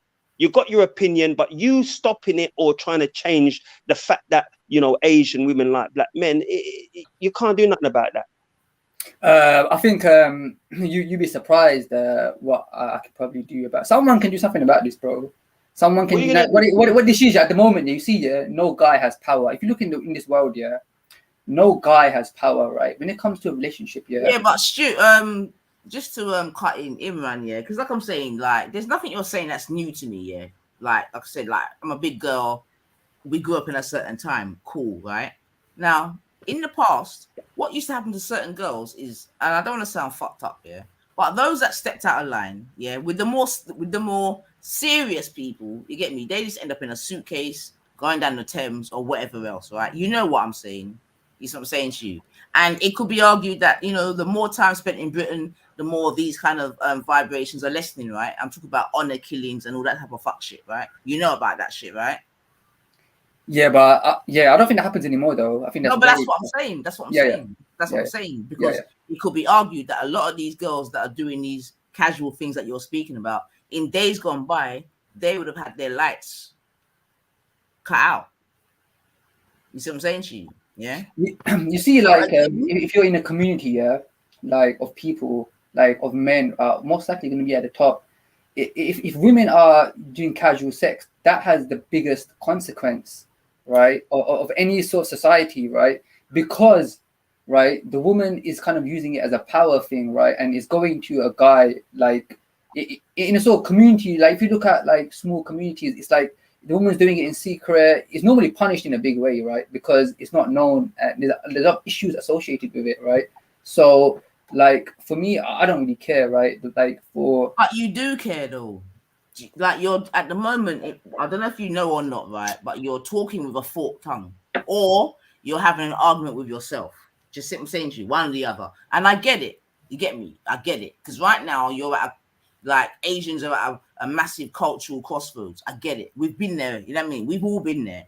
Yeah. Right. Like, and that's where you're at. I get it. You as a man, you're confused. You're 37 and you're married. Like, I think culturally you should be married. Just making that point. You know what I mean? Now what would I offer a woman married, right? Hold on. And with all that kind of slut shaming that you've done, let's call it, to your own women, let's call it, you're now talking about, well, you think you want to do a nature boy thing, you get me, and go into polygamy, which is also not cultural. So then what type of girls do you think you're going to get? You're going to be getting the hookup girl then, because you're not going to be getting married girls, are you? No, I've got some nice marriage girls, some really nice ones. I was talking to this black guy, right? Black guys like Asian girls, man. They think they're good looking. I think that black guy I was talking to at work, right? He wanted to see photos of the girls. If I showed him the photos of these girls, right? You see, the black guy is now starting to like Asian girls, right? Obviously, the best ones are going to be with the Asian guys. So it's just, I'm just going to show him up. I'm just going to show this guy up that I was working with. I'm going to show him up. Like, you're going to hook up with girls to shut a black man up. Do you see how you're disrespecting your own women and not even realizing it? Your ego's overinflated. You're sheltered to like it. I don't get it. I don't understand. I don't care about race yet. All I care about is competition of who's the best guy. Right? Every guy is trying to be the best guy. Right? I'm not the racist here. The girls are the racist. The girls are the racist here. I'm not the racist. I treat all women well. Do you get what I'm saying to you? Girls, who deal with black men? They're the racists. Is that what you're saying? Yeah, they're racist because they're treating different races differently. You understand? Because they prefer black men, that makes them racist. That don't even make sense, Imran. Check yourself, my brother. That don't even make sense, rude boy. Anyway, what was he talking about before we got engrossed in this fool's foolishness? Because I really can't anymore. Because I just don't have words to speak anymore. It just becomes a bit Tourette's and right. For real, in the circle. It don't make sense, Imran. You ain't got no case, family. You ain't got no case. There's nothing you can do to prevent Asian, white, Chinese liking black men and vice versa. Nothing you can do about it, my brother. That traditional Asian way in this country don't work again. When you're talking about traditional Asian, we're talking about a straight competition, yeah? Which guy is the most, attractive and worthy of having sex with, right? Which guy is the most worthy of having sex with? I'm in that competition, yo. Other Asian guys are in that competition. And it's the black man. You said it yourself, so let's stop now. I'm bored. I really am. Yo, what's happening, baby? Who's that? What's happening, man? How we fucking doing? Who's this? Who are you? I'm Pussy Lips. Hello? Hello? You still there? Hi, mate. What's happening? I'm Pussy Lips. Oh, right. Okay. Yo. Somebody sent me the link for this, man, so I thought I'd fucking bounce in and say on it. Oh, no. This ain't a bouncing type of thing, man. Especially with ripped right labia. No, that's just my name, man. Someone said somebody doesn't like Jupiter here, and I hate that fat cow Jupiter, so I thought I'd jump in. Yo, what type of mix-up people they're on, man? The guy in the chat knows me. One of the guys in the chat knows me. See that John BBBBB? He knows me, man. He'll vouch for this. John B4. Your people this? Alright, anyway, just stay on mute a minute and no, I'm not fucking muting nothing, man. Sorry? No, I don't go on mute, mate. I'm here to talk. No, listen, man. A conversation is being had. Either you stay on mute and listen to the conversation, and then you can maybe chime in, but you're not just going to come and chat, okay? And that's me being really polite about it. If not, you can kick out and find somewhere else. It's not even a problem. Think about it. Because it's clear to me what he's saying there. He said he'll think about it, innit? So you know what to do, innit? Is that what he said? Hold on, I can't keep saying an enemy of a friend or an enemy of my enemy isn't my friend. Like, who the hell are you, bro? We don't give a fucking friend. You don't know what we are. The man come here with no manners. Listen to me, YouTube. The man come in your yard and telling you that you can't tell him to take off his shoes. Tell him to come out of the house. Simple. All right, man. So yeah, man. But Imran, yeah. Back to yourself, yeah. Okay, because like I said, there's nothing that you're necessarily saying that is new to me, right? It's just hearing it from maybe like a younger generation, yeah. All right, then cool. My only problem is, right, with all that you're saying, you're not what's the word? You're not underpinning your own culture. Okay. So to me, you're just doing what the girls are doing, but just in a different way. You get me? And you feel that you're not supposed to be judged. Because like I said before, right? You're 37 and you're not married and you have no children. So culturally, you ain't on shit neither, right? That's a fact, right? How does your dad feel about you not being married, for example?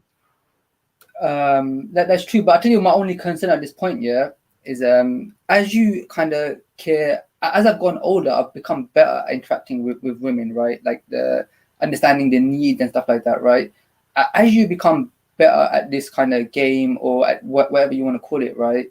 The thing is, right, that you kind of need this behavior of women. Like I can't be this, like at this point, I can't be this guy to just get married, right, and just do the marriage thing.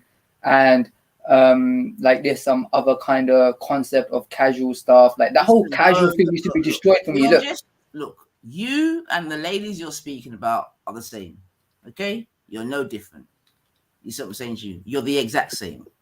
It sounds to me like Imran don't like the competition, and we're the competition. He wants to be this baller, yeah, and obviously he knows to himself, like, like, as far as he's concerned, we're top of the food chain, innit? And he doesn't like it, so he wants us out of the way. That's what it sounds like. Is prestige. Prestige. He's saying that to his women, black men have prestige. You get me? And when I try to get him to define prestige, it really does come down to, like I said from the beginning of the conversation, whereby sex has become a currency and a commodity. You get me? And the problem I think Imran is having is that the sexual commodity and currency of the black man at the moment for some of these women is greater than whatever it is that Imran and his kind have to offer. That's basically what he's saying, and I get it. And that's what I was saying at the beginning. Sex has become a currency whereby you might have, like in Imran's case, you might have a gal, by what he's saying, that is more the sexual currency is more important to her than maybe the one of cultural this, that, and the other. It's not the culture. I don't really care about the cultural thing, but then it's the marriage thing, right? The relationship thing. Do you get what I'm saying to you? Yeah, so but that's cultural though, Imran. Because but marriage is in every culture, right? Marriage is in every culture. No. But we're not going to be silly, Imran. You get me? Because what you can't do is pull the wool over my eyes. Yeah, because we know culturally Asians have arranged marriages.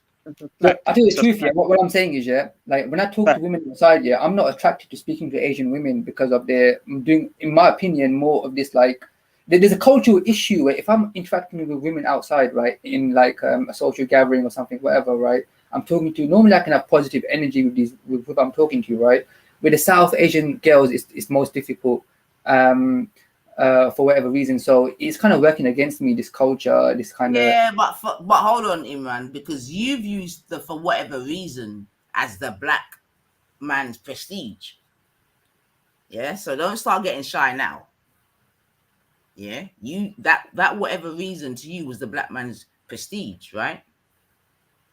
Not the only reason. I think South Asian women, right, find it difficult to kind of socialize and have boyfriends and stuff. Like I just find white girls and black girls. Why should they have? Wait. This is what I'm trying to say, though, Imran. Why should they be having boyfriends? Because culturally, that was not the thing. Culturally, they get to a certain age and then they get married. Now, that's what I'm saying, right? And some of them were allowed to further their education, yeah. But then culturally, they still got married, yeah. So now you are now saying that in 2022, there's some sort of disconnect where they're not getting married as before. You get me? Because like I said, you're 37 without no children. So culturally, you're going against your team. Like you are an old man in your culture. and you're not That's a married. fact. That's a fact. So Culture, they get the married wider question in the now needs to culture. They be, get married early, and that's a Imran, fact. the wider question needs to be now, why are South Asians like yourself and the other women that you're speaking about, why are you not getting married? Why are you not following your cultural traditions and getting married? Whether it No, be, but I don't follow my cultural tradition. I'm not talking about this. I'm not like invested in traditional South Asian culture or traditional patriarchy or getting married at early age. but then know of these girls then, and then that's it. Story done. Case closed. No one's following their culture. They're No, out but there you see these girls, yeah, they do want to get married though, right? They still want to get married. My brother, listen. What do you want out of this, really and truly? What do you want?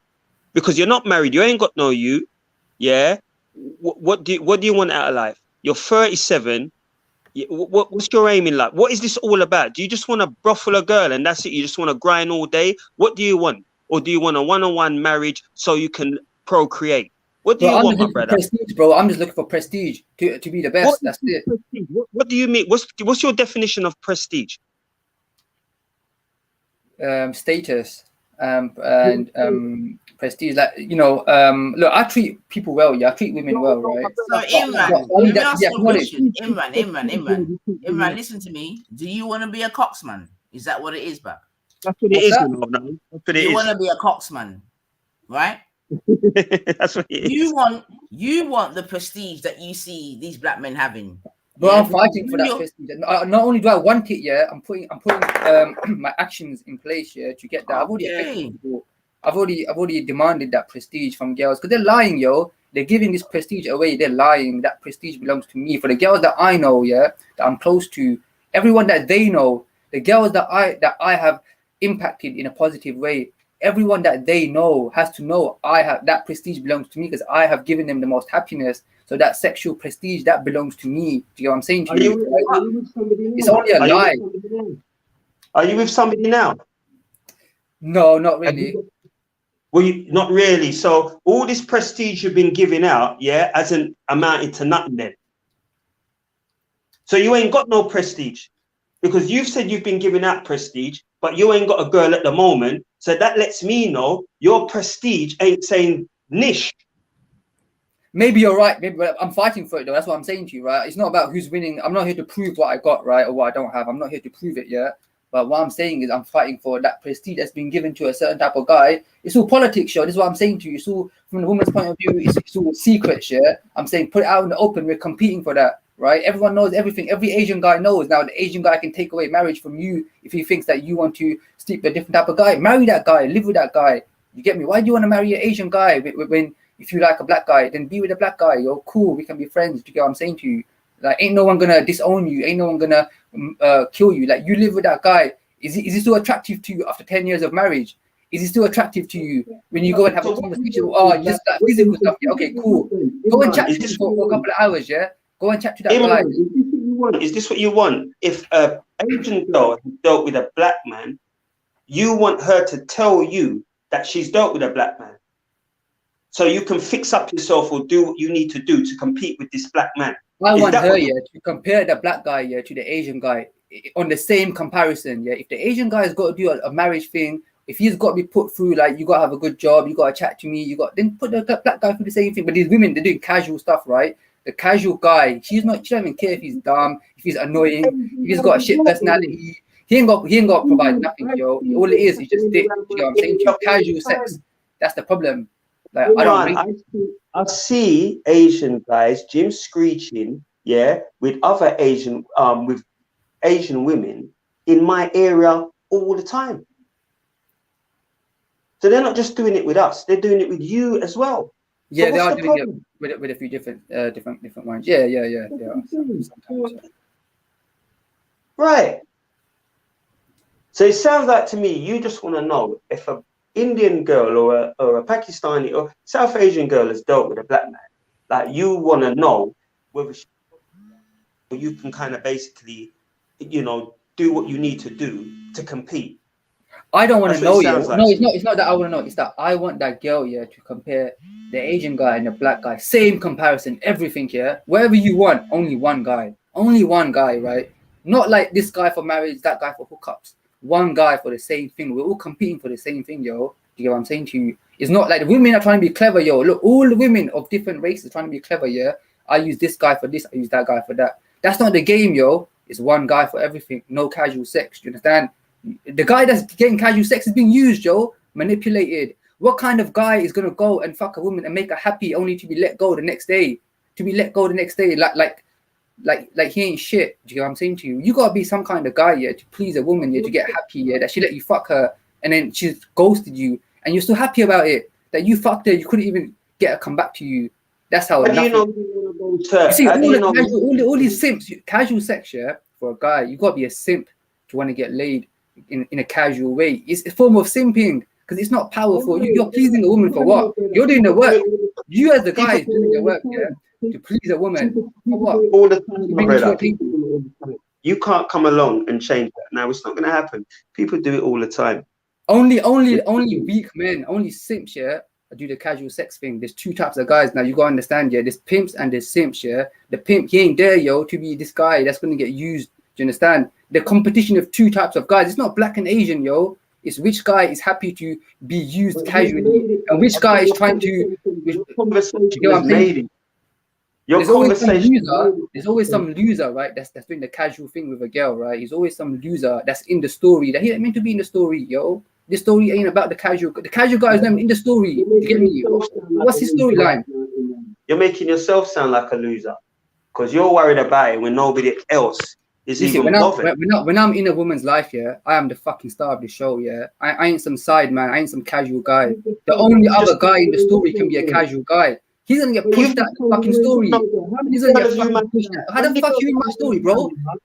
Get the fuck out of my story. You mashed down? How many? Has it been a lot? Has it been a handful? How many have you mashed down? Look, I'm doing okay, bro. I don't need like some guy like you to be talking big on the internet, bro. I allow it. I have a question, but since we're on the topic, well, how many girls have you dealt with? Because you're talking as if like every girl you touch, you got a week. So how many girls have you dealt with? And why ain't they still with you now? Bro, look, I'm not playing this game with you. I came to tell you one thing. I told you, right? There's two types of guys out there. One guy. Look, simple, innit? Yeah. For you to talk big, yeah, about doing stuff with girls, it probably puts you like a simp the way you're talking. Do you understand? Women know this, bro. Look, this is the thing, yo. Look, Nine is not talking.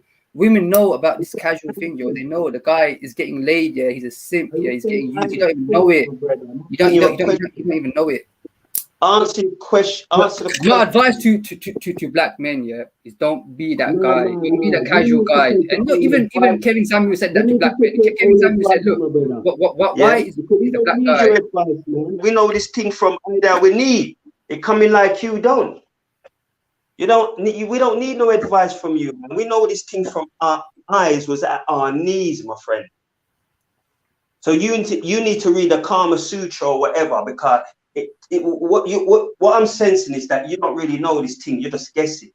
Bro, look, there's two types of guys, right? It's not about races, right? It's either you're the guy bringing value or you're the guy just doing a casual thing. These are the only two types of guys. You understand? And the woman is going to use that casual guy to sort of have power over the actual guy that has power and brings value.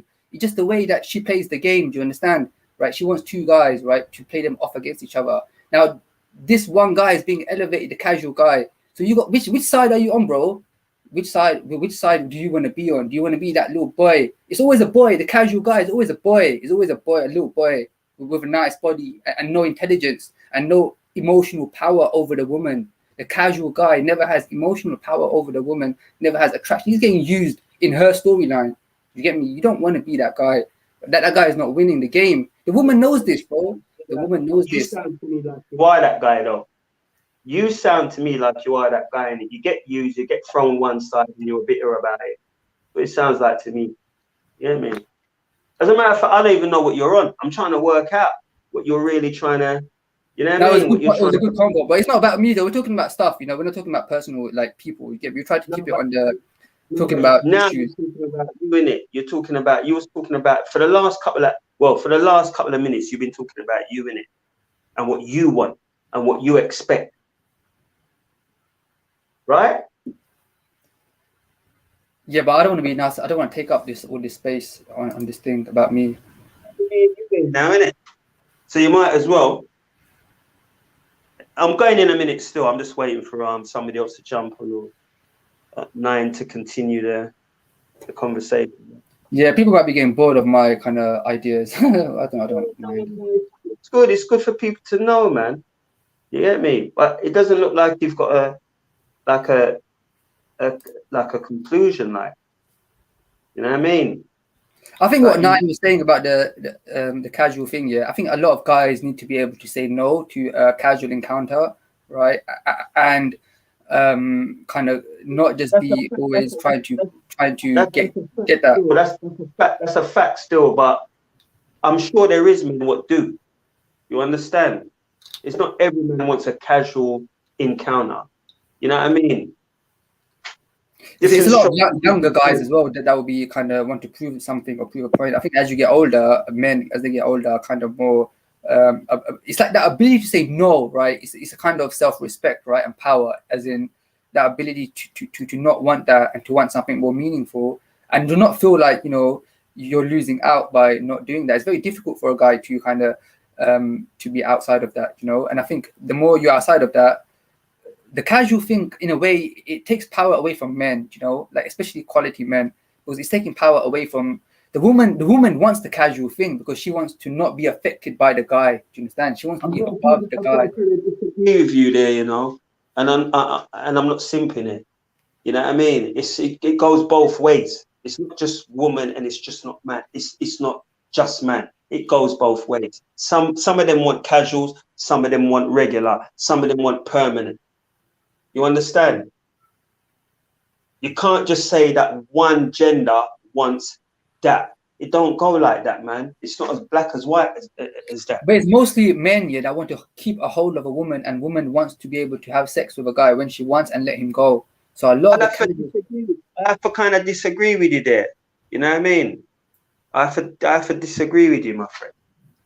Maybe depends on it, but a lot of guys that I've spoken to, yeah, like when I've been on this manosphere stuff, like a lot of guys kind of want a relationship as well. They don't just want to get laid and that's it. But I think a woman is like, for a woman, she's using guys, right? Like going through them, like using them, like they have no power over her. So everybody's using everybody, young man. Let me tell you that now. Everybody's using everybody. You know what I mean? Like I said, it's just not one set of people. Everybody's like it, man. You just have to try and circle yourself with like decent and empowering people. You understand? That's all you need to do, man. Just circle yourself with positive people. Yeah, of course. I mean, look, this is not difficult for me, right? Like, it's not a difficult situation. The casual stuff. Through my life, yeah, I have made women pay a price for the casual thing, not honor killings, not physical violence. Women have suffered like for doing the casual thing. I never rate the casual thing because if you're a guy of value, you are going to lose value when a woman does a casual thing because the casual guy has no value. A woman is not going to do a casual thing with a guy that she rates because she wants that guy in her life long term. Do you know what I'm saying to you? A guy of value, Imran. What is a guy of value? When you mention this guy of value, what do you mean? Well, I mean, that depends on the woman, but if there's a guy that a woman rates, if a woman really rates a guy, if a woman really rates a guy, right, she's not going to be doing this casual thing, that she's going to want something a bit more deeper and meaningful. Do you know what I'm saying to you, right? So at that point, the competition is just between a relationship kind of guy or a guy with value and a casual guy. That's the competition, bro. It's not about races. Do you understand? Yeah, I would big up even any race of guy who's on my side, who's saying, look, I want to have power over women, or I want the sex thing to go to a guy that's got value. You get me? But some guys of every race, they don't get that, right? And they are the ones who have less value. They are the losers, the beta males, right? These are the losers that just want a bit of action. You gotta be a loser to just want a bit of action and make that makes you happy. Where the guy has got value, he's controlling that thing. Do you understand? The guy that's got value is controlling it. But the guy at the bottom, he's trying to get a little bit for himself. Those two are the ones in competition, not different races. Do you understand? It's about two types of guys.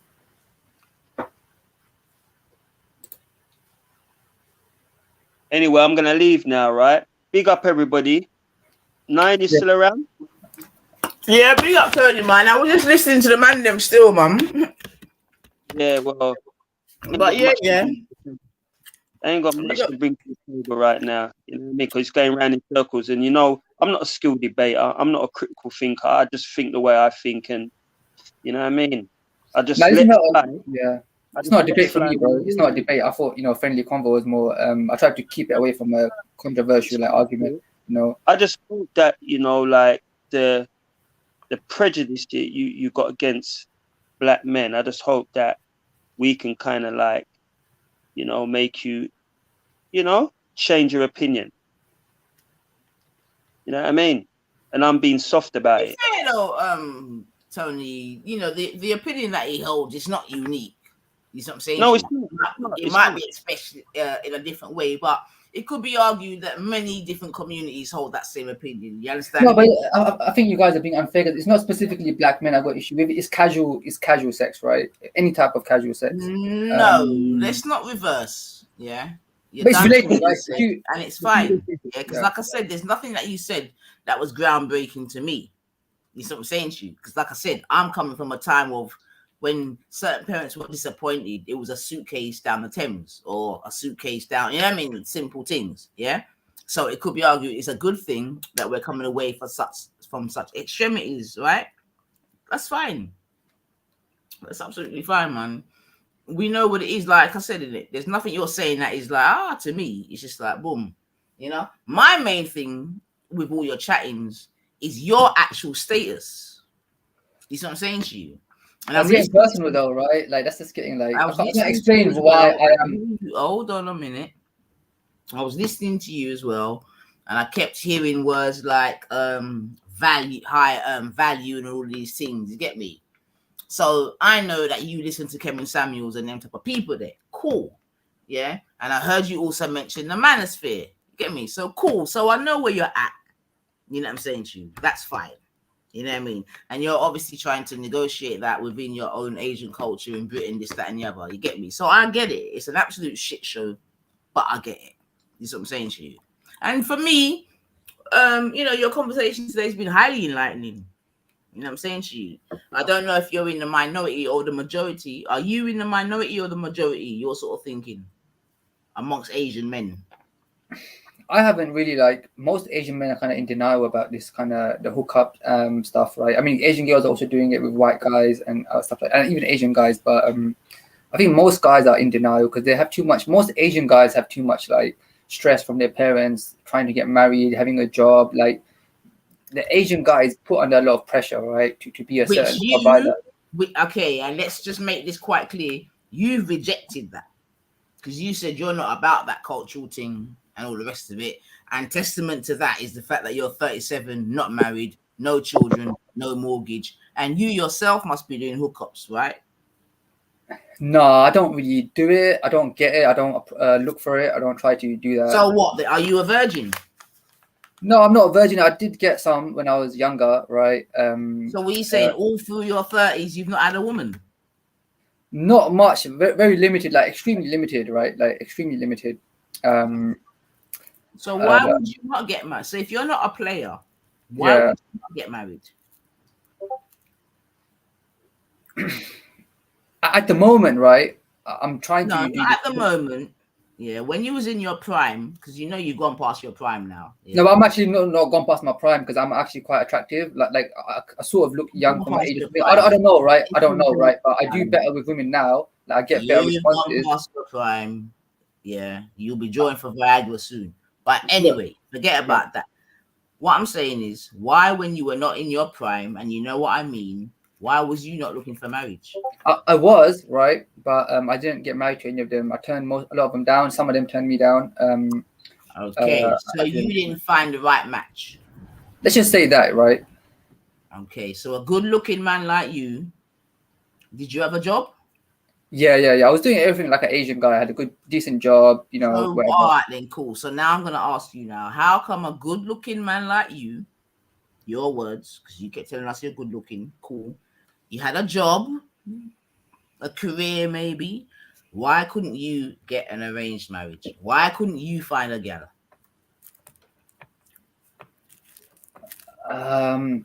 I'm not sure. I mean,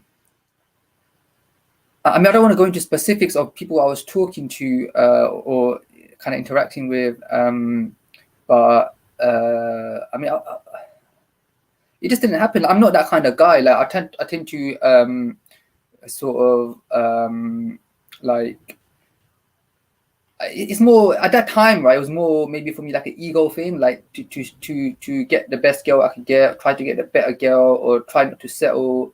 Do you know what I mean, right? So I was not like one of the guys who just kind of wanted to get married. Like I wanted to see if I can get the girl that I want. I wanted to improve, the game, learned about how to get girls to like you, stuff like that. It was all interesting, right? And I kind of just ended up in the situation. For the last few years, I had throughout my 30s, I hadn't really been interacting with women much. Like from the age of 30 to the age of like 35. At the age of 35, I kind of came out again a bit more, and I found some more positivity, and I was able to do quite a bit of work to bring women closer to me and become a better person. I only became better after the age of 35. So I think most men shouldn't get married until they're 35 because they kind of reach a peak of maturity around 35 that I experienced myself. That when I was 25, I was not as good at this thing as I was at 35. So I think but Imran, let me just cut in then. So it sounds to me that you didn't want marriage, you wanted to be a player.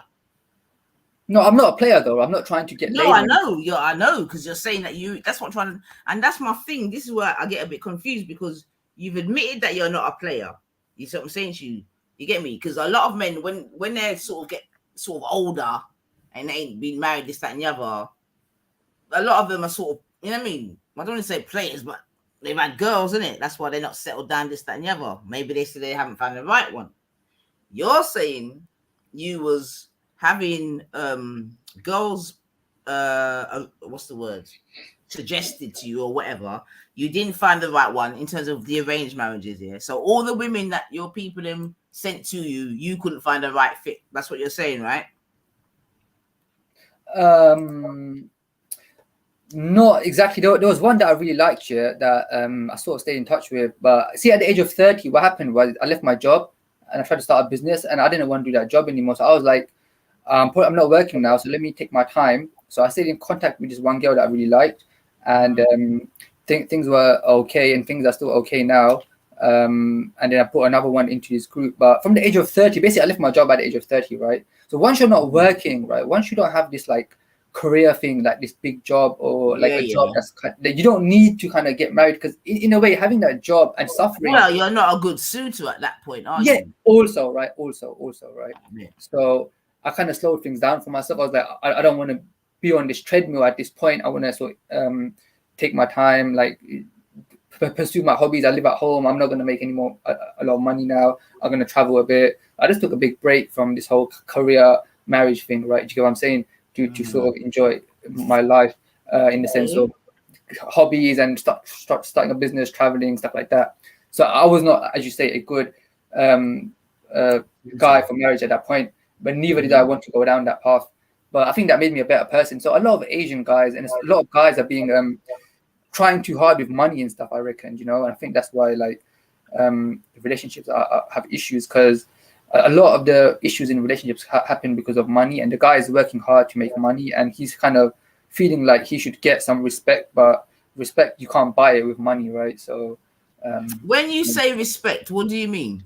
Like love, right? Like a good relationship. You can't just have a good job and that's going to guarantee you a good relationship. Do you get what I'm saying? It actually has hardly any effect on it, like so let me ask you a question. Yeah, do you think, by the sounds of it, yeah, culturally you haven't necessarily got game, yeah, because culturally you was never out there, right? Do you understand what I'm saying to you? So it depends what your definition of game is, right? Okay, I'm gonna get to it, man, and I'm gonna use your own terminology as well, right?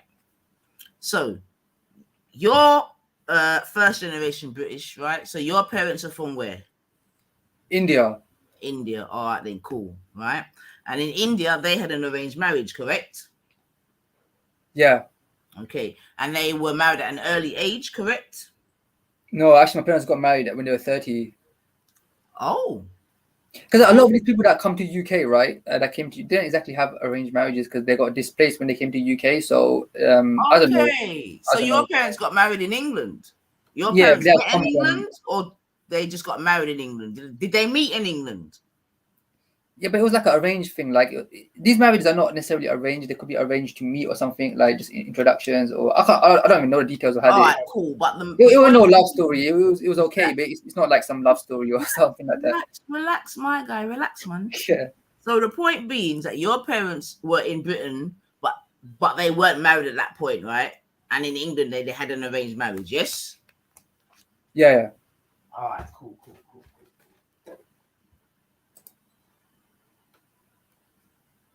Hiya. Yeah. You all right? Mm-hmm. Yeah.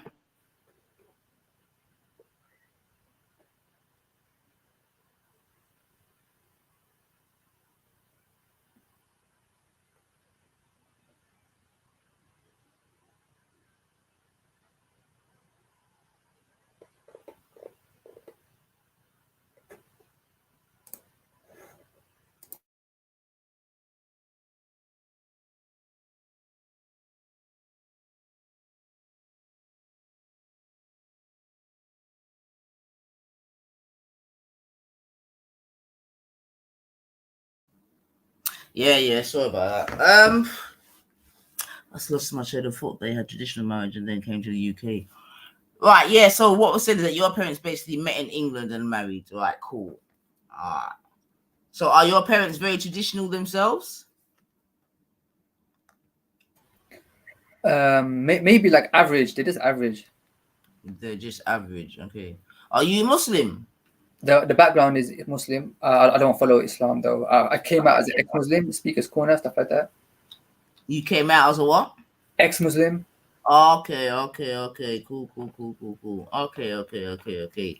So you're in a little bit of a sort of dichotomy, aren't you? Because so seemingly you're an ex-Muslim, but you're holding your Muslim sister to the standard of a normal Muslim. Because as an ex-Muslim, you're just out here, innit? We ain't holding no one to no standards like that. Nah. I think you are though, Bab, to be honest. I think you are. And I think just listening to you, and you may believe or not believe me, but just listening to you, you're just another sort of community that are going through that sort of that transition, innit?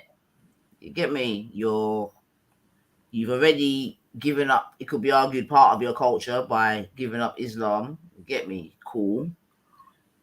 And yeah, man, seemingly you want to replace it with polygamy, because I know you mentioned Nature Boy, etc. Well, I mean, it's an interesting point. You see, like a lot of times it's the woman that wants marriage, right? That wants the guy to provide and stuff like that. Then you have to ask the question. Like we're talking about casual stuff, right? Like if women are doing casual stuff with one type of guy, any race, right? Then why would a guy want? What's the meaning of marriage, right? Like if the sex thing is completely separate, then it's like, okay, what's the value of sex and what's the Well, point the of thing marriage? is, yeah, in the normal sort of society, yeah, if I can call it that, generally what will happen is that young people may have some sort of casual sex, you get me, and then they meet the partner that they believe that they want to spend the rest of their life with, and then they get married, and the casual sex stops. So, are you saying that the Asian girls are not meeting worthy enough partners to wanna? Because I heard you say something before, yeah, and what I want to say to you is that as a female, yeah, she's always gonna, well, all things considered, she's always gonna take the stable man over casual dick. You get me? Yeah. So if you're saying that they don't want to even marry the stable man, then I think that the sort of things that you're erring upon is more sort of problems within your own community. Do you know what I'm saying to you? As opposed to your girls going out there and getting different dick. The issue of women not having marriage partners it's an issue in every community, every country, right? So it's like in the West, it's like 20 to 30% of women are not getting Yeah, married. but respectfully, we have to for yourselves, it's still cultural. Yeah, but it's actually an issue across different groups. So it's not specific to South Asian men not being good enough. Although there's issues with South Asian men, of course, right? And a lot of these girls just had high standards, right? So like me as a 25-year-old, I couldn't really impress these women enough. At the age of 35, those women are quite easy for me. Those 25-year-old attractive women, if I meet them, I kind of know what I'm doing. Right? I kind of know What how do you mean? to. But wait. When you say impress them how? Like when a woman is meeting you, right, for this marriage thing or whatever, right, like this introduction, or as a normal person, you might go on a date with a girl, right? As a normal, like non-Asian person, you might meet a girl, right? Like that whole impressing thing is like, how are you gonna make sure that that first thing is successful and she kind of wants to see you again? She doesn't really know, right, how she's gonna feel after meeting you, because she may not have been through that before. She might just look at you on paper, but he's good looking, whatever, let me meet him again. But it's like as you get older, you kind of experience that interaction, you kind of learn more about it, where it's now easier for you to sort of continue that interaction where it can lead to something, right? So when I was 25, I would not have been as confident talking to any woman as I am at 35, just because you know more, right? You know how the sort of what are the factors influencing stuff, like the emotional aspects, the kind of attraction aspects, the excitement aspect, the talking aspect, right? The sort of you. But then that's the thing, though. What I'm trying to say is that obviously you're not very cultural, because an arranged marriage is not about all the things that you just listed. Exactly, but most of the girls, even if though they meet guys through this kind of arrangement thing, they still want some kind of emotional kind of attachment or excitement, feelings, right? You Okay. get me? A lot, especially like I said, the higher quality ones, the ones that have higher standards or more of a career or whatever, right? They're less easy to kind of submit to you in that way. Do you know what I mean? Like you, But this is the thing about this manosphere, yeah. Okay, because obviously you're in this vibration of submission and all this stuff. no, I'm not into submission, but I use that word. But wait, because when you're talking about the high quality ones, yeah, what have you got to match? What are you taking to that high quality South Asian woman, right? What are you taking to the table? You see what it is, yeah, with Kevin Samuels and these guys, yeah, they sort of consider the guy to be high SMV if he makes a lot of money. No, forget Kevin. I'm Yeah. asking you about you and your culture, yeah. So what is a high when you're talking about your South Asian women who are looking for high quality men, yeah. Well, every girl is, right. Like every girl of any background could be, right, looking for a something. Okay, then. So what does that mean to you then? What does high quality mean to you? For the woman, it's just attraction, right? Just emotions. It's just your ability to make them think about you. No, do you know what I'm saying? No, it's about emotional stuff. It's about listen to me, man. I said no, it's not. What is it? What do you So think? You think that a high quality man is just a man that can accommodate a woman's emotional needs? A high quality guy, right? He's just she's going to be attracted to him, but it's not about his money, right? Necessarily, or it's not about like having a good job or anything like that. You keep contradicting yourself, man. But I'm talking about reality, not South Asian culture. I'm talking about the reality of how women react to guys. Then the reality of so what? Okay, are you saying that a woman doesn't want financial stability, especially a high quality woman? A woman should be able to make her own money, yo. She should be able to make her own money. She should be able to make her own money. All right, then, cool. So this high quality woman, yeah, is she making her own money? Yeah, most likely, yeah. Okay, then, cool. So she's high quality and she's making her own money. What are you bringing to the table? The guy has got to bring some kind of attraction or masculinity or that game. It's just a game, yo. It's just a game. You know, it's the game. That's what it is. Okay, then. So, cool. So you've got a high quality woman that earns her own money. I'm asking you what the guy's got to bring to the table, and your answer is game, yeah? Yep. All right, then, cool. Okay. And like I said, you obviously followed Kevin Samuels, right? I listen to him. I don't agree with everything he says, but I do listen. Have listened to him, yeah, a little bit. Okay, but you're definitely about that high quality thing, though, right? As in what, for men or for women? Like, how do you mean? Well, for both, I'm presuming, but certainly for men. Well, I don't agree with Kevin Samuels because he defines a high quality guy as a guy with a lot of money, and I completely disagree with that point. Right? I don't think that that's how it works. It's not about the guy bringing money to the table, because the guy has to have the skills to keep a woman interested in him, right, and respect him and look up to him, and he got to provide like social, cultural, like emotional leadership. He ain't got time to be working and grinding and making money too so she can spend it. That relationship dynamic doesn't really work. Do you get what I'm saying to you? So when he talks about a high quality guy, when Kevin Samuels talks about a high, and even the women that listen to him, right, they kind of get too caught up in the money aspect of it. But that's not the reality, right? That game, the actual man himself, not the money he makes, but what's himself is the value. Do you get what I'm saying to you?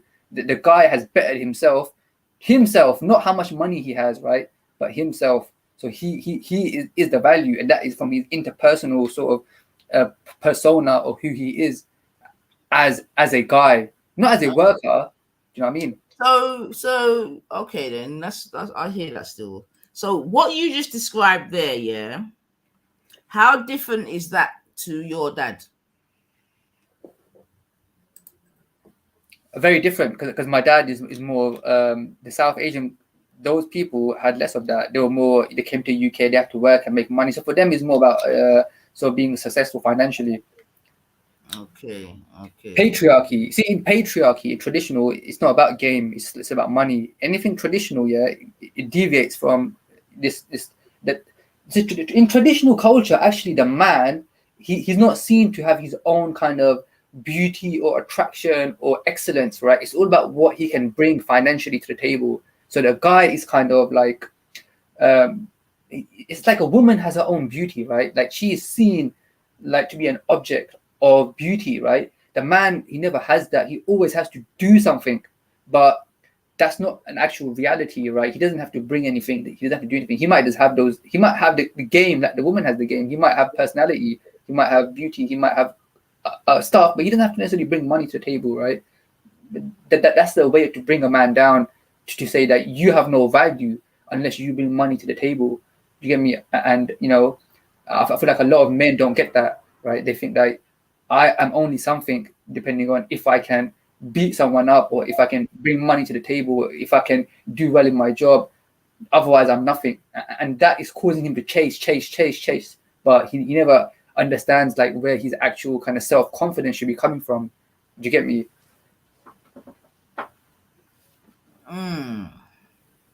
But I hear what you're saying, and I guess in the position that you're in at the moment, it's sort of easy for you to say that.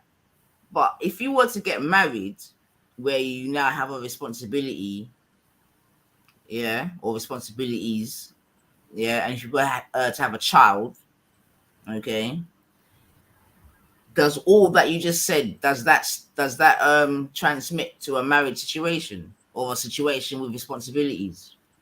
I think you have to balance like you're making money with also giving your as a man enough time, giving yourself enough time and kind of comfort to not to keep your personality and your kind of emotions in check, right? Because I think too many men are just once they get down this path, it becomes too much about a money thing, a success thing, and especially with South Asian as well, right? Because it's like once you go down this path of getting a job, working hard, slaving away to get married, you're on this path of trying to accumulate wealth. It becomes like almost the meaning of your life in a way, right? How you impress your wife. We got a big house, we got a nice car.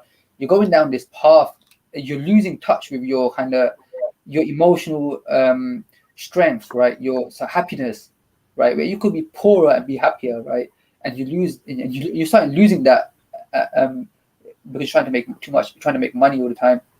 So I think a lot of guys are messing up. So you got to balance it. You got to keep the balance. You got to be very careful about bringing money to the table. You got to be very, very careful about it, because as you start to become valued for your money, that would then start to take over. If you start providing money, it will just take over, right? She will start to see that as the value instead of you. So you have to be careful not to project this idea that you're just there to provide money and value, just to provide money, because you're going to go down a path where she's going to take your money and leave you at the end of the day, right? Do you get me? So, you've got to be careful about that. Yeah, I mean, I hear you. and there's certain things I agree with. I guess on the whole, what you're sort of basically you're going against your culture, isn't it? Generally, because I'm going against traditional culture, right? Because traditionally women didn't work and have their own money. Now that no, women wait, work, you're going wait. You're definitely going against your culture. yeah, of course, yeah, but Okay, so let's be very pertinent in that, right? Because you know that within your culture, culturally, you get me, it's very male and female role dominated, right? Hence why you even still have arranged marriages. Okay, and obviously when you have an arranged marriage, we know what it is, isn't it? Okay. yeah. Yes. So yeah, I'm definitely going against my culture because I told you I already left the religion and I've become All more right then, liberal now. cool. Yeah, So yeah, yeah. the only thing that I'm saying is that with that being said, like I don't know if you're trying to like start a movement. Do you know what I'm saying to you? But I would just say like in terms of the young ladies that you had a lot of spirit for before, I think you're all in the same boat. You see what I'm saying to you? You're all Yeah, I think obviously the communication is important and people coming together is important. I think that we need to move away from this like monogamous marriage thing because this whole concept, right, is causing too much issues in every community, right? Like, no. you don't think so? No, like, but you haven't got the ability to be polygamous, so I don't even know why you're thinking about more than one when you But can't I even. think, yeah, okay, look, forget polygamy, yeah. What would be the point? All right, hold on. What would be Yeah. the point of you having more than one woman? What's the point? Let's forget polygamy for now, yeah. But let's say we were in a society, right, where a woman could have a baby without marriage, yeah, and it was more of a communal thing, like maybe taxes helped out rather than having a husband that you're gonna lock down, right? This concept of locking a man down. You see these two concepts, yeah? Casual sex, locking a man down. They're so opposite, yeah. They're so opposite that I think a lot of men even are struggling with this, right? So if you look at the manosphere, you follow Kevin Samuels, they all talk about like woman's notch count, this and that. Why am I going to commit? Because a guy Yeah, is but not. you see the problem with, like I said, in it. I know you're a Kevin Samuels fan, right? And I'm that's not why a fan. my show, like I'm saying to the women, like you can't even follow these little facios, right? Because Kevin Samuels died alone under a fucking escort. I don't rate him, but like I was just using that as just saying that. But Yeah, what it but that's is, what I'm trying to say, man. Like I'm trying to say, all this manosphere stuff is bullshit. Yeah, the best but thing I'm for saying, men, yeah. right? Listen to me. Listen to Auntie Nine, right? The best thing for men is to just keep it traditional. Yeah, get yourself a good woman. Is it? Get married, and you know the rest. Because otherwise, it's just bare confusion, which is what you're coming out with, But man. we came from that system, yo, and the first thing Yeah, is that but men. did it hurt you? Did it hurt you? No, Did look, it I'm saying hurt? the whole of the West, yeah, the whole of the world came from that system, right? And I wanted to go back to that system. I was a traditional guy, right, up until about age of 30. I didn't want women in. I wanted them to get married. I wanted to get married. I wanted women to get married and be traditional, right? But the problem is we're not going in that direction. You get me? First thing is the women are seeing these guys. I don't want to marry this guy. I don't want to marry that guy. I don't want to marry. He ain't got no game. He just got an okay job. Now the women are earning the same as men, right? So a guy's gonna come. He's gonna have the same job or lesser job, right? He's gonna have a lesser job, right? Do you get me? He got no game. All he's got is his job, right? And traditional guy, right? He has Yeah, no the game. thing is though, you talk about this game, right? And before you talk about the black man, then, and I'm sure a lot of the black men that these women are sleeping with, I'm sure their jobs ain't no worse or better than the Asian man himself, in it. You see what I'm saying to you? So this game thing, I don't know, man. I think you got a problem. Do you watch porn? No, not really. You watch a little bit though, innit? Yeah, maybe a little bit. What sort of porn do you watch? I just watch vanilla stuff. I'm not into no like stuff like kinky stuff or anything like that. I'm not into Do anything. you watch No, interracial porn? Do you watch Asian porn? not particularly. I don't really have any preference. I just go to the first page as watch what's there. Oh my gosh.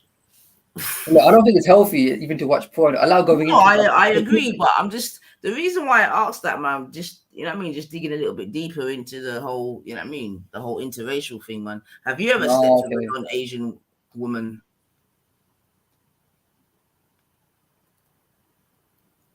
Yo, are you still there? I said, have you ever slept with a non-Asian woman? Yeah. Yeah. Why? I haven't really done much though, to be honest. Yeah, I'm not a guy that was out there on Tinder or trying to get laid all the time. Do you think you was disrespecting your Asian women when you done that? You see, the thing, this is not like a fair comparison, No, right? wait. Because Just look, wait. Just a yes or no to that question, please. Do you think you were disrespecting your Asian women? no, because I would have rather have been with an Asian woman. Hold on. Did you say no? Yeah, I said no. Okay, cool. So if it's a no for you when you do it, why is it when your girls are doing it, it's a disrespect to you? Because they are doing it as a disrespect. This is how I see it. Because they are not like. Whoa. So now you're putting something upon them then.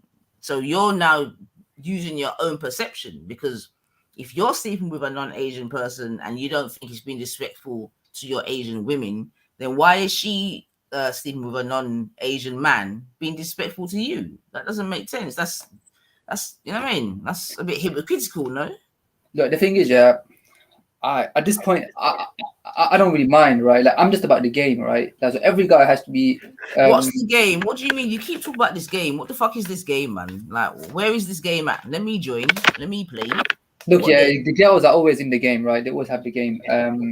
Now, what it is, right? The guys have to be compared equally. The Asian girls, this is the only thing I'm saying, yo, that they are playing a lot of politics here, right? And there's a lot of secrecy. When that stuff comes out, it's different, right? It's like they are not comparing black guys and Asian guys in the same boat. Do you know what I'm saying to you? Like, they are not telling the Asian guys what's going on, what's wrong with them, like what they can improve, why they're unhappy. This is all like I'm gonna do this, I'm gonna, whatever, I don't know, right? But I see it as a disrespect as well, right? 'Cause it looks like it could be a disrespect, like a fuck you to the Asian guy. Do you know what I'm saying to you, right? And I don't know, right? I don't know. But all I'm saying is, whether you're sleeping with a different race guy, I can accept it, right? But the guys are all competing for the same thing. There's got to be some kind of, like, not treating guys differently based on race, right? Where, okay, the Asian guy is working, trying to come to you for, imagine how dumb an Asian guy is, yeah? Coming to you for a marriage thing. You're trying to say to you, yeah, I'll marry you, commit for life, yeah, I'll work. And then the woman is like, yeah, I'm just going to be having casual sex with other guys before that. And now you come to me and you're offering me a marriage. Why? The guy is offering the woman marriage because one reason, he wants to have sex with her, right? That's one of the reasons why he's offering her marriage. You get me? But she's been giving that away for free to other types of guys, to other types of, not even that to the same type of guy, but to other types of guys, yeah? Now he's coming in offering her marriage, right? He makes him look stupid, right? Makes him look like a loser. And, it's that level of disrespect that that's why this has to be come to the forefront. Okay, so basically, you want to shame these girls. Yeah, you want to let it be known that a lot of these girls are out here taking pipe before they get married. If you want to take the pipe, yeah, take the pipe. I can talk to white girls, do you get me, or black girls. Do you get what I'm saying to you? But let it be known what game you're playing, and let the guys react to it. Do you get what I'm saying to you? If you know, that means the other guys know too. You ain't special. Yeah, true. Some of them know, but not a lot of them. Not a lot of them. And too many guys. I'm sure they do, man. Too many guys are just dumb, yo. They're just into their job and their religion. You see them at the park talking about religion, yo. That's the women don't even care about religion. You understand? The Sikh women and Muslim women, they don't care about the religion. Well, I'm sure that there are. Come on now, don't give a disservice. I'm sure that there are many that do in it. Do you know what I'm saying to you? Obviously, look, there's gonna be some in the dunya, is it, and some on their ting in it. You see a lot of guys, yeah. You're obviously not on your ting. Yeah, so your pool's probably a little bit murkier. A lot of Asian guys, yeah, are losing out because they're not on point. They're too much into making money, their parents and their religion, right? Stuff like that. And they don't get it, that the girls don't care about this shit. That's your culture, though. Yeah, but I'm just saying the guys. That they're the ones that are on point because they're sticking to their culture that's been going on for hundreds and hundreds of thousands of years or whatever. And persons like yourself, not even one generation, is already flopping the show. So maybe you're the disgrace. Why am I leaving this culture, right? Firstly, the culture is losing because the women, look, whatever the women want, yeah, that's going to be winning, right? Because in nature, the female decides, right, what she wants. And that's the thing that's going to win, right? So women have rejected traditional culture. So all the guys who are in it are kind of losing. They don't even know how much they're losing, right? All these religious guys, like all these guys who've got beards, like at the park or arguing about stuff, fighting other guys, fighting the Hinduism, fighting Sikh. No, girls don't give a shit, yo. They don't see them as the heroes. The girls don't see them as heroes. You get me? Like they don't see these guys as anything. And the guys think, yeah, but what's them gonna happen? man there that's doing all that down the park, they're not doing that for women. That's a definite, man. Obviously not, but they don't know how much they're going to lose because the women have taken so much steps away from this religion that they are not even going to. You see me, yeah. I went to the park and I was debating Muslims, yeah. And right now, and I had this issue where I thought I didn't like the religion a couple of years ago, yeah. But now I've realized I don't need to debate them because the religions are losing, yeah. The religions of the South Asians are all losing just by the fact that the women don't want to be a part of that. They want to be mainstream. You get what I'm saying to you? Like they ain't got time to do all this religious stuff, to make their parents happy, to have their relationship, to have their job. They ain't got time for the religion. They don't. They just it's just a front. You know what I'm So saying? you're saying that the women are far more westernized than the men? Is that what you're saying? And that's the reason why these religions in the West, like in England, is going to go down. Islam is going to go down massively because all the educated ones are not interested. All the middle class educated Muslim girls are not really that much interested in it. Now You know? that I think that's a very significant point that you make there, and that's something I can definitely agree upon. Whereby seemingly it would seem to me that the more educated one becomes, the less you know what I mean, religion has a, you know. Yeah, of course. Yeah.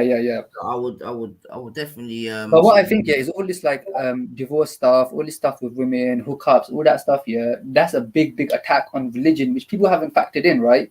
The guys who are talking about the religion and stuff, they haven't factored that in. They factor in like sort of disagreements, debates at Speaker's Corner, or like logical debates. But even like 10 years ago, yeah, the Muslims like Ali Dawa and there was an American one, like the Muslim girls were sort of into them. I don't know about Ali Dawa, but there was this guy Adam Saleh from America. Like he was he was not Islamic, but like a Muslim guy. He was a YouTuber. The girls were into him. They were into like some other guy. Like there was this like this preacher guy. The girls were kind of into these like Islamic kind of young men. Now they don't seem to be into those guys, yo. Now they're into like white guys and black guys. Do you know what I'm saying to you? So it's like I can see that over only the last 10 years how much has changed. You get what I'm saying? The girls are not interested in the religion guy anymore. So in the future, that I don't need to even debate these Muslims. I know that it's just going to die out because of the women are not interested in it. You get what I'm saying?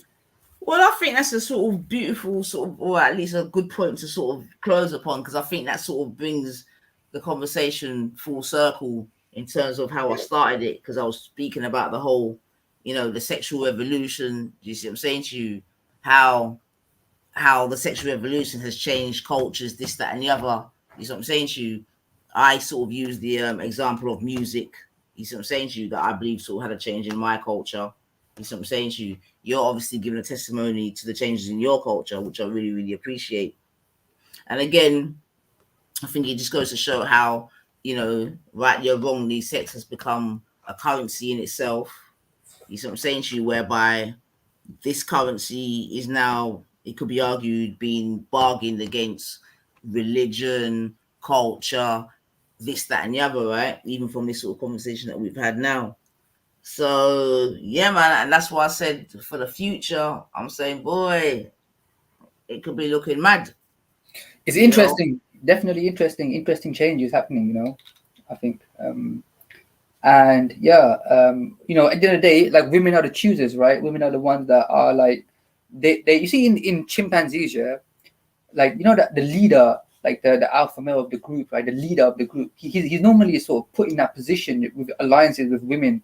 You get it, right? So at the end of the day, right, there's a lot of political power to be had from kind of providing the sort of needs of women, whatever it is, whether it's having children or living in a better life, having social, whatever it is, right? You know, and all of this stuff is like related to that, right? So yeah, it's all going to be interesting. There's a lot of opportunities as well, I think, you know. Yeah, interesting. Anyway, it was Yeah, nice meeting you. man. I mean, Yeah. I mean, I guess as well, it seems like Asian men are like other men are just having a problem with the evolution of women in it and the rights and bits and bobs that are now available to women. including casual sex, which is how I started it before. I was speaking before, but in terms of that whole thing, you know, the sexual revolution, like you, I don't believe that. You know what I mean? It's something that I'm trying to encourage women to close their legs, innit? You get me? That's where I'm coming from, but not probably for the reasons that you're saying, to be fair. But what I think here is like a woman should have sex here, like it should mean something at least, right? It should go to the best guy. Do you get what I'm saying to you in a sense Yeah, of but when you then, so let's quickly even just round up on that. So Yeah. you're saying it should go to the best guy. Yeah. The best guy in what way? Like either you should go to a boyfriend, right? Or a guy who's good at being a boyfriend or relationship guy. But I think a lot of women are putting those guys into like a category of I will marry and lock this guy down. But if I'm having casual sex, it could be with a different type of guy. So because there's these two things, right? But Marriage. that's normal though. But that's what I don't agree with, right? So because the thing, all right, I get it. So look, you're obviously boyfriend, no, you're husband material. Yeah. I would say I'm boyfriend material, right? You want to be man them material. Yeah, exactly. But look, man, not everyone's blessed like that, man. You see what I'm saying to you? So sometimes you just gotta play. Listen, you gotta play your role, man. Forget Kevin Samuels, yeah. You just gotta play your role, man. And your role is that of a husband. Is it? You're not a player. You're not a coxman. That's a definite. No disrespect. Yeah, that's not your game, man. Like you can't.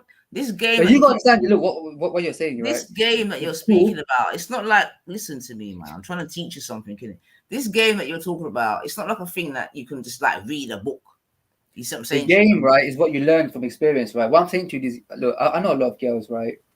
You see that the emotional, like you see a woman wants to be married, right? She wants love, right? She don't want. Imagine you're in love with a guy, right? And he's pissed that you did casual sex with another guy. He just cuts you off, right? Imagine you want to marry this guy, right? You're all in your feelings about this guy. You met the best guy, right? You're happy, everything here.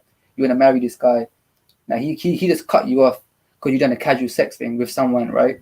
Imagine now, do you think you're gonna have the same attitude towards casual sex now for the rest of your life? I tell you, a girl's changing the attitude.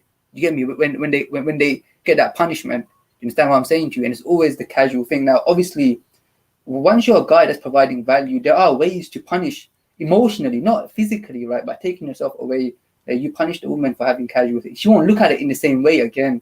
You get what I'm saying to you? Because now the woman looks at the guy that she done casual stuff with. She associates that emotion of loss, of having lost you, of being alone, but having lost a potential future with having sex with that guy in a casual way. Now she's associating that. She can't ever get past that association. So it's easy to beat this. Look, there's only one guy. There can only be one guy. There can't be two guys. There can't be a marriage guy and a sex guy. There's only, once guys know this game, they're going to say, look, just one guy. And it's not, the woman can't even lie. I think you're a little bit green in some of your assertions, to be honest, but it is what it is. You see what I'm saying to you? But all I'm saying is you're 37. Yeah. The clock's ticking culturally. Yeah. Stop chatting and just go and find yourself a wife and have some children, man. That's it. It's not even complicated. Leave all that other stuff to the youth, then, man. No, I can't be doing that, man. Look, you're an old man out here, man. All right. It was nice talking to you. We'll check in again next time when there's an update on this, on the game. We'll talk about the game. Man. But like I said, your perspective was interesting. I know some of my panelists may not have the patience that I have, but your man, it was interesting still because man, like I said, it was always good to talk to a friendly person, right? Man, country too long. You get me? What's that, Bob? Yeah, it was always good to talk to friendly people, right? I enjoyed your moderation. All right, then. Good. Well, go and brush up your game skills. Good luck. You know, and yeah, man. Yeah, that was interesting. I'm sure I know for some of you like nice, but yeah, man, that was interesting for me, man. That was, in terms of the journey in England, that was interesting for me still, 100%, man. Obviously, it was laced with a lot of, but interesting still. For real. That had a lot of layers, man. That had a lot of layers. But what's the time? What? 5:09. Time gone quick. All right, family. This is popping off here. I saw Schiffer pass through the building. I hear you causing problems and moderation, Schiffer. I don't know exactly what. I'll have to find out still. But yeah, man. That was interesting. I can't lie. There's so many layers to that. So many layers to that. But yeah, man. I said, like, I started off the and I guess if anything, the young man just sort of punctuated what I was really saying from the beginning still, man. You know. I'm telling you, man. Like, what do we think England's gonna look like in 10 years, man? In 20, what are we up? 2032, what is England gonna look like?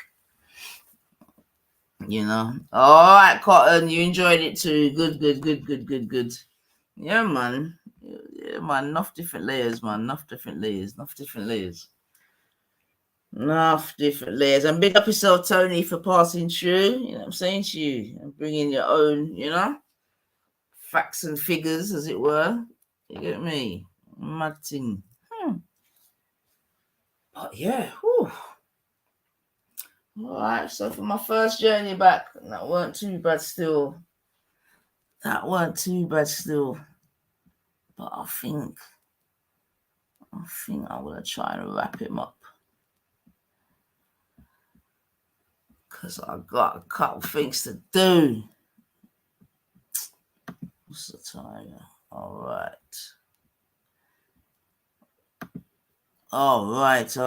Yeah, man. Big up yourself, Tony. One love all day.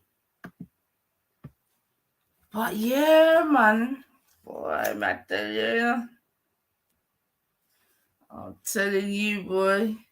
Kevin Samuels. That's what I'm saying. Some of them are lost, man. You know what I mean? And this is what I'm trying to say. You just can't.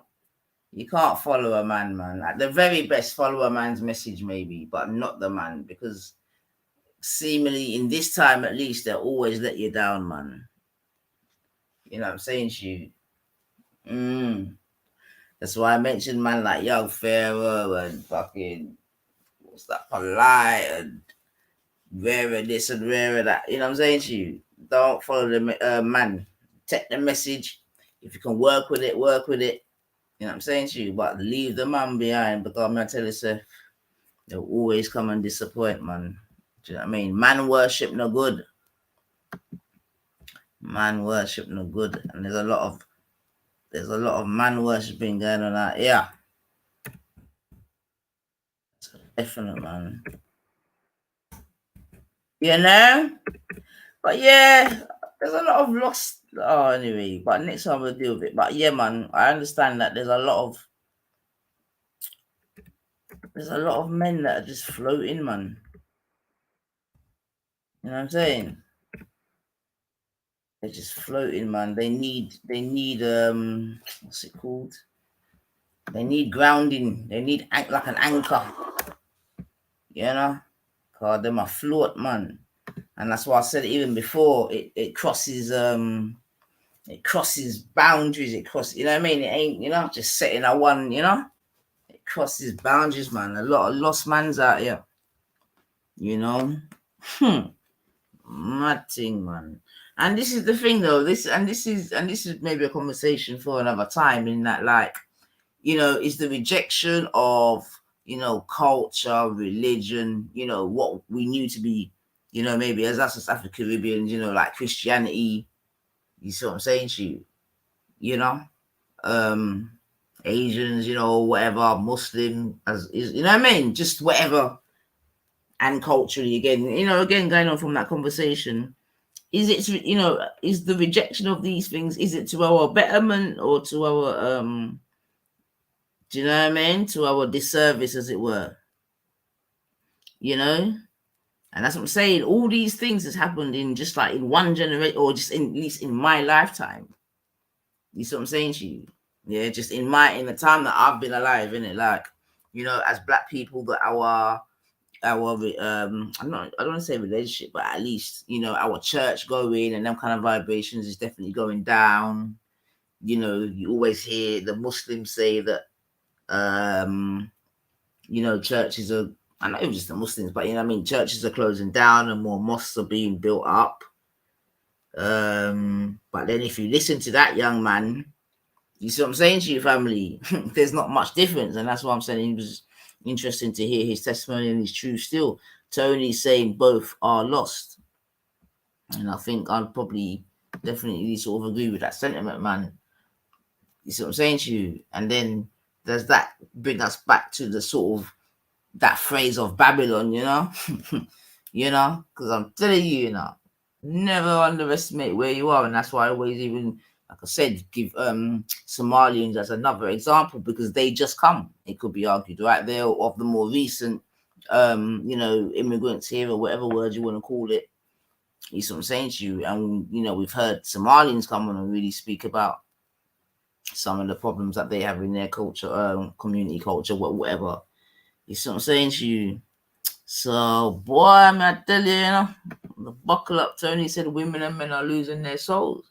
And that's a true fact, man. That's a true fact. You know what I'm saying to you? And this could go into, some other real deep conversations, but that's a true fact, man. You know what I'm saying to you? And I would say, like I said before, a lot of people are just religious in name only, but they're not actually carrying out their religion. They're not practicing, they're not applying their religion. You know what I mean? They're doing the exact opposite. You see what I'm saying to you? But yeah, welcome to Britain, like I say. Welcome to the West. Welcome to America. You know what I mean? I tell you that thing, what's it? Welcome to America by what's his name? But yeah, that tune, that video was hard, man. What's his name? Malcolm, and he goes, "Welcome to America." Welcome to, yeah, and the video was hard. Let's see. We'll probably end with what Cotton's saying here. Cotton says, Imran seems lost to me. He wants a female to validate him, but wants to do the bare minimum and not work, but wants to send a woman to work and only give her emotion. So that's why he's still single. Well, this is the kind of, this is the sort of manosphere type of vibrations, isn't it? You know what I mean? Like, this is nothing dissimilar to what Nins Kulus is talking about. You see what I'm saying to you? But the difference is he's actually married. Yeah, but yeah, there's definitely a trade-off, I'm telling you, man. But little do they know that kind of man is going to turn a man into an actual pussy, man. Because man needs to have purpose.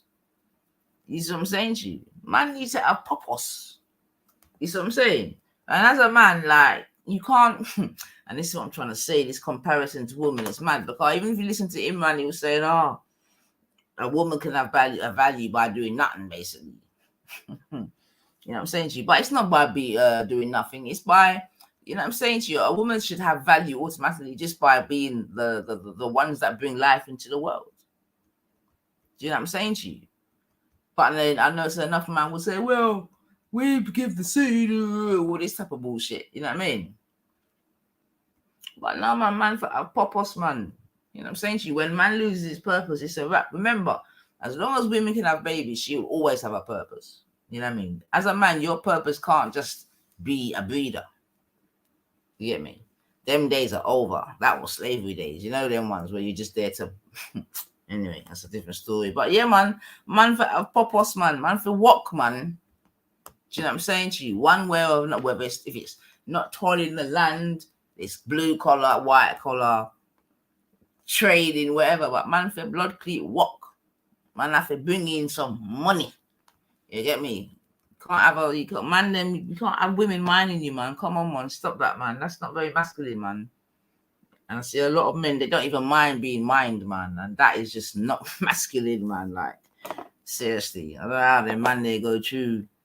But this is what I'm trying to say about the whole evolution of everything, man. You know what I mean? Roles are evolving, sexes, everything's just evolving. It's just a mad thing. But the soul, the seed. All right, let's get that up. Cotton says, without the soul, the seed cannot thrive. That's a fact. The woman is a soul and the man is a seed. They both need each other. No one is above anyone. Yeah, I mean, I'll definitely take that, man. Side by side, man. You get me? 180. So I'll definitely take that. But there's different school of thoughts on both sides. It could be argued. You see what I'm saying to you? On both sides. But yeah, family man, you get me? That soup did it all right. Still, it got some different seasonings today, but I swear it got sometimes not no wrong.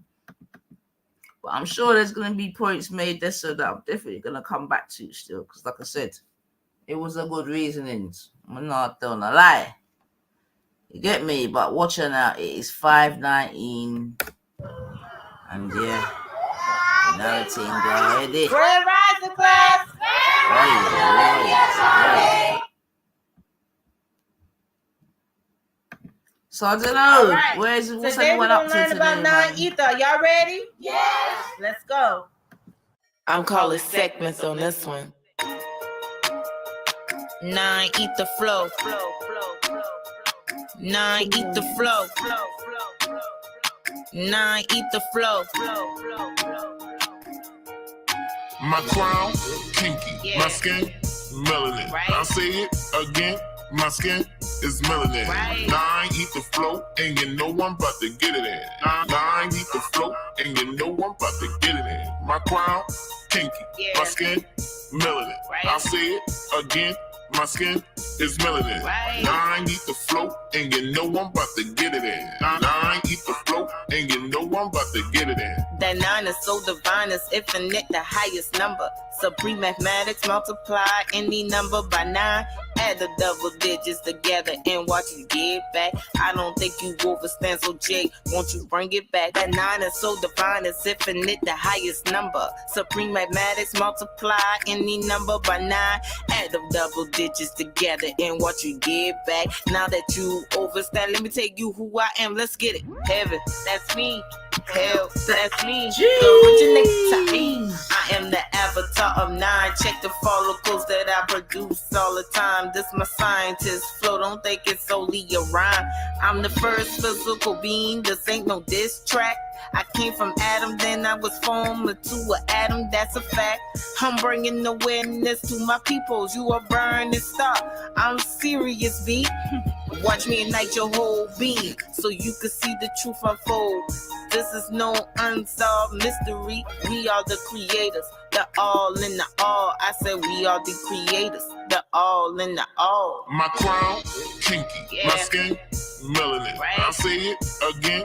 My skin is melanin. Right. 9 eat the flow, and you know I'm about to get it in. Yeah. 9 eat the flow, and you know I'm about to get it in. My crown, kinky. Yeah. My skin, melanin. Right. I'll say it again. My skin is melanin. Right. 9 eat the flow, and you know I'm about to get it in. 9 eat the flow, Yes, and yes, you know I'm family. about So to you get it in. done I now, need to man. get away. Thanks for tuning in to the show today. Take me to a As place you know, that's it's been a tropical, hot so minute rock still. can shine But down yeah, man. on me. Only he It felt can nice give to me touch down what again, man. I So need. good I need thanks for that everyone ultraviolet. passed through. Vitamin Get D. me. I know you can That's be done. You serotonin. can be have Calm be doing my other nerves. things. So you know what I mean. I'm Always on big it. thanks that you By come the and share way, it with Rob me. produced me some more melatonin. Come on.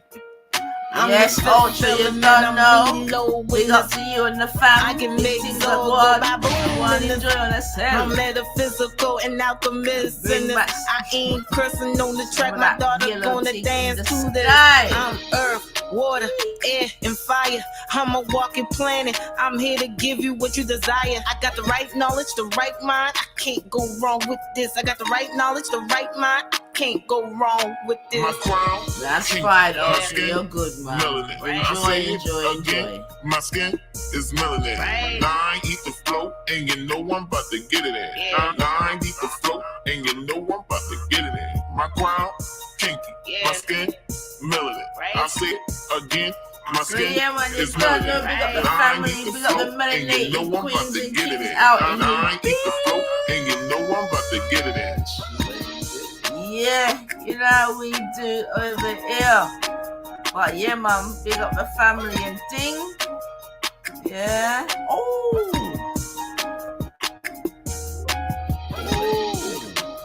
I nearly just dropped myself out, stuff. So yeah, man, come on, man. So yeah, man, that was a nice Saturday soup. Still, hope you all enjoyed. Like I said, You know what I mean? Added some South Asian flavor today, but nothing wrong. Can you say any pot we mix up? It's still a gone. All right, so family, it's 5:25. So there's still a little bit of a day left.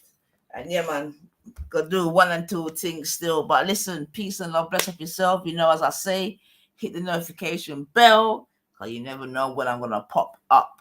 All right? Big up yourself, Gemini season. You know what I'm saying to you? And yeah, man, I'll see you on the other side, man. Bless up yourselves. One love. Thanks for passing through, man. You done know. 9 and out, fam. 9 and out.